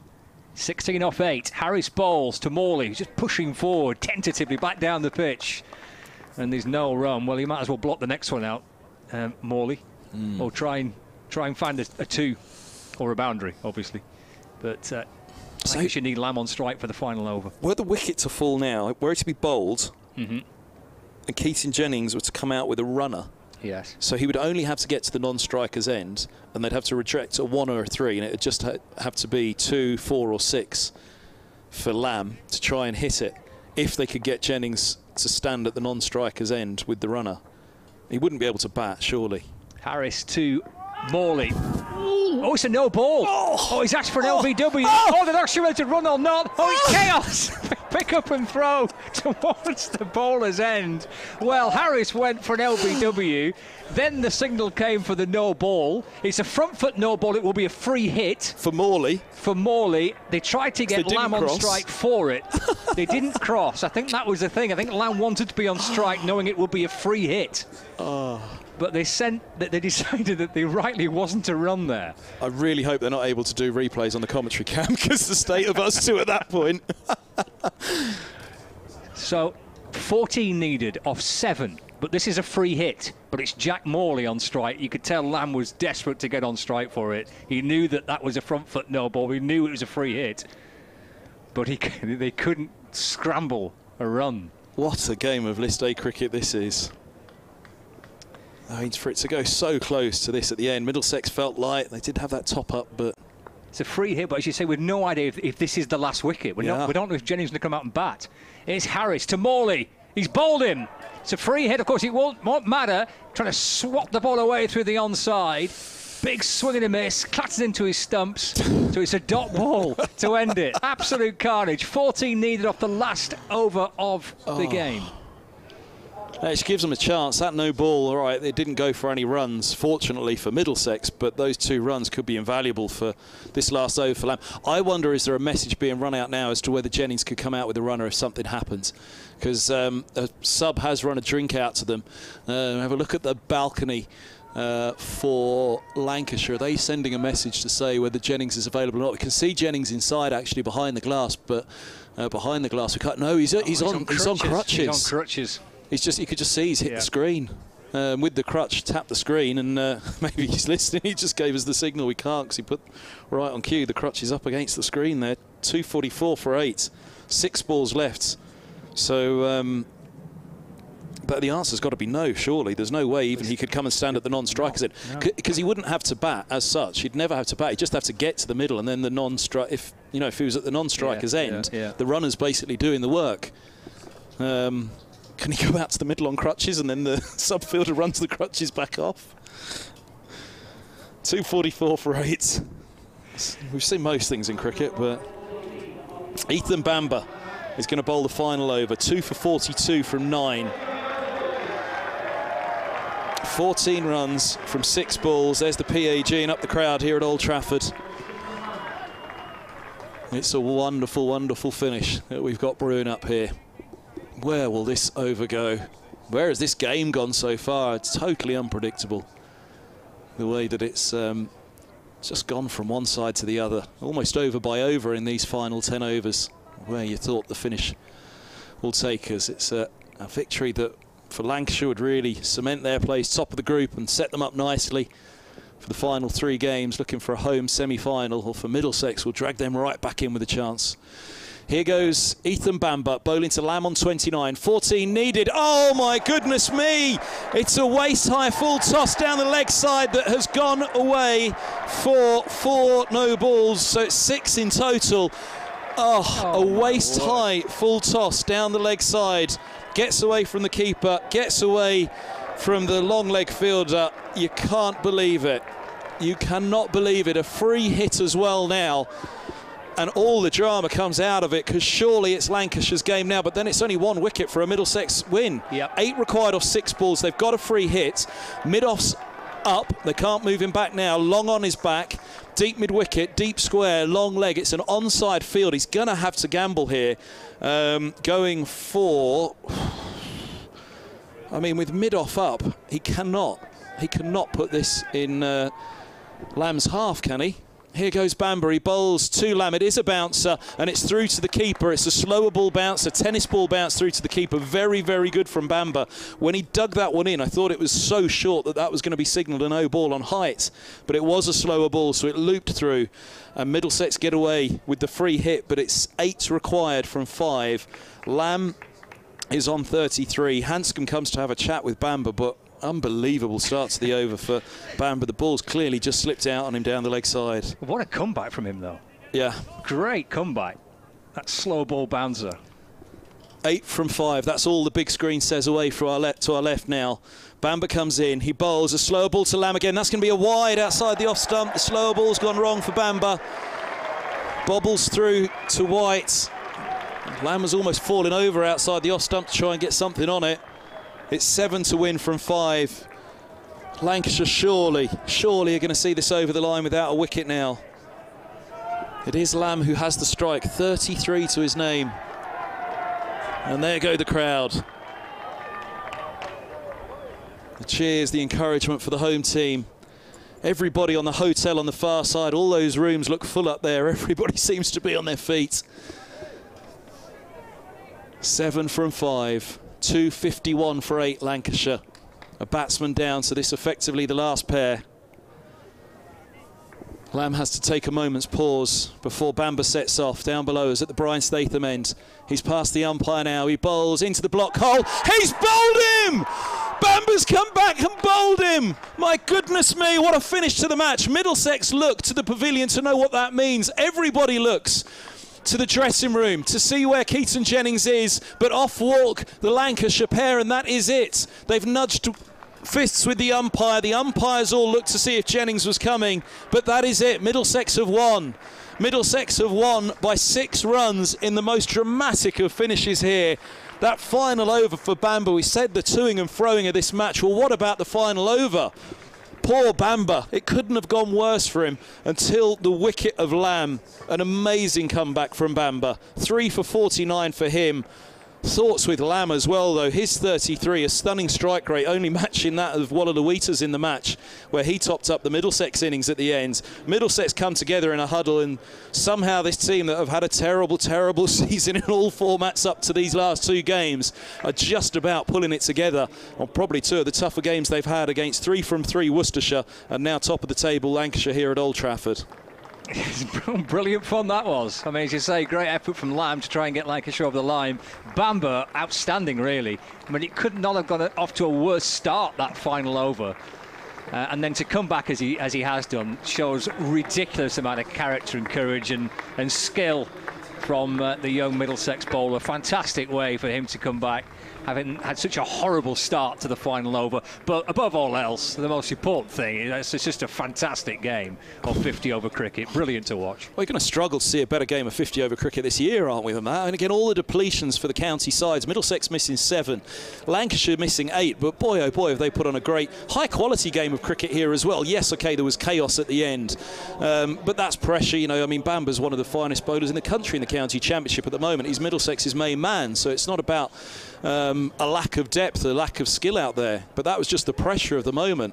Lamb and Bailey over the years as well, wonderful batterers of the ball, for Lancashire in pressure moments, but couldn't see it over the line here. And 258 defended by Middlesex. Again, we go back to the point when they were 190 for 8 in their innings, and it appeared game up. But Anderson and Wallaluita with a wonderful partnership to set up the game then, which we just thought kept Middlesex in it, more than kept Middlesex in it.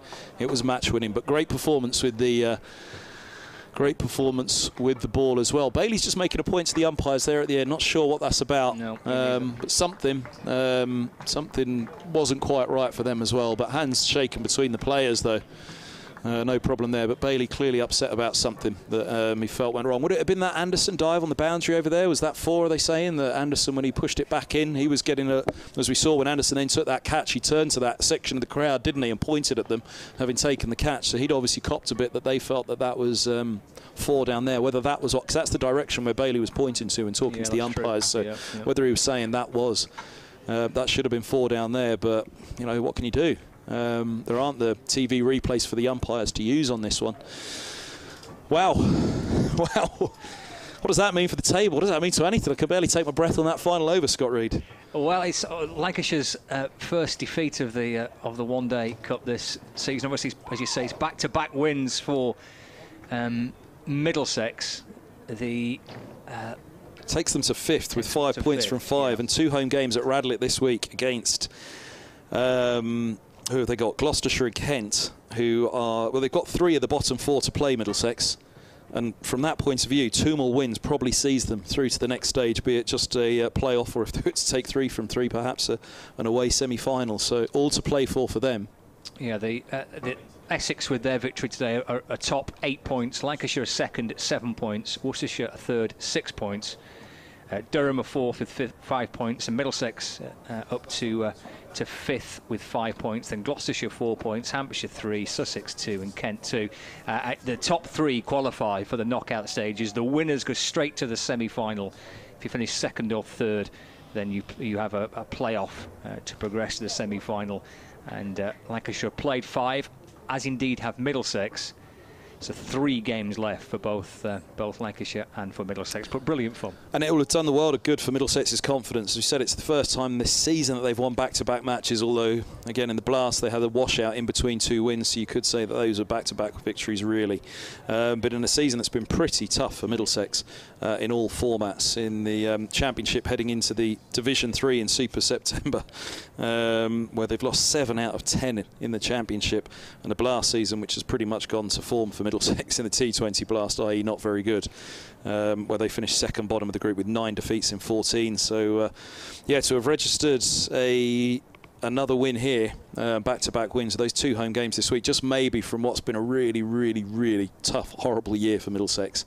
You know, it's hurt them in the dressing room, obviously upset members, upset fans, but it's hurt the dressing room where they have felt that they haven't played as badly as the results suggested. Just maybe this competition, the one-day cup, offers them something of a respite in this season. And well, again, these 2 wins, away to Worcestershire and away to Lancashire, are big, big, big wins for them. And up next for Middlesex? The 2 games at Radlett. Yep. So, yeah, they go into Friday's match now at Radlett against Kent, a depleted Kent, as we know, and then at home on Sunday at Radlett again against Gloucestershire. They're 2 matches where Middlesex will really, really fancy their chances before being away at a depleted Sussex in the final game. So we talked about the games that you and I have watched so far. I've barely seen a game in the one-day cup that hasn't been very high quality, but then I guess that's because Middlesex are yet to play 3 of the bottom 4 and 2 of the more depleted counties at the moment. So yeah, looking forward to those now, because, you know, it's with a bit of joy, and you could see Middlesex at the end there.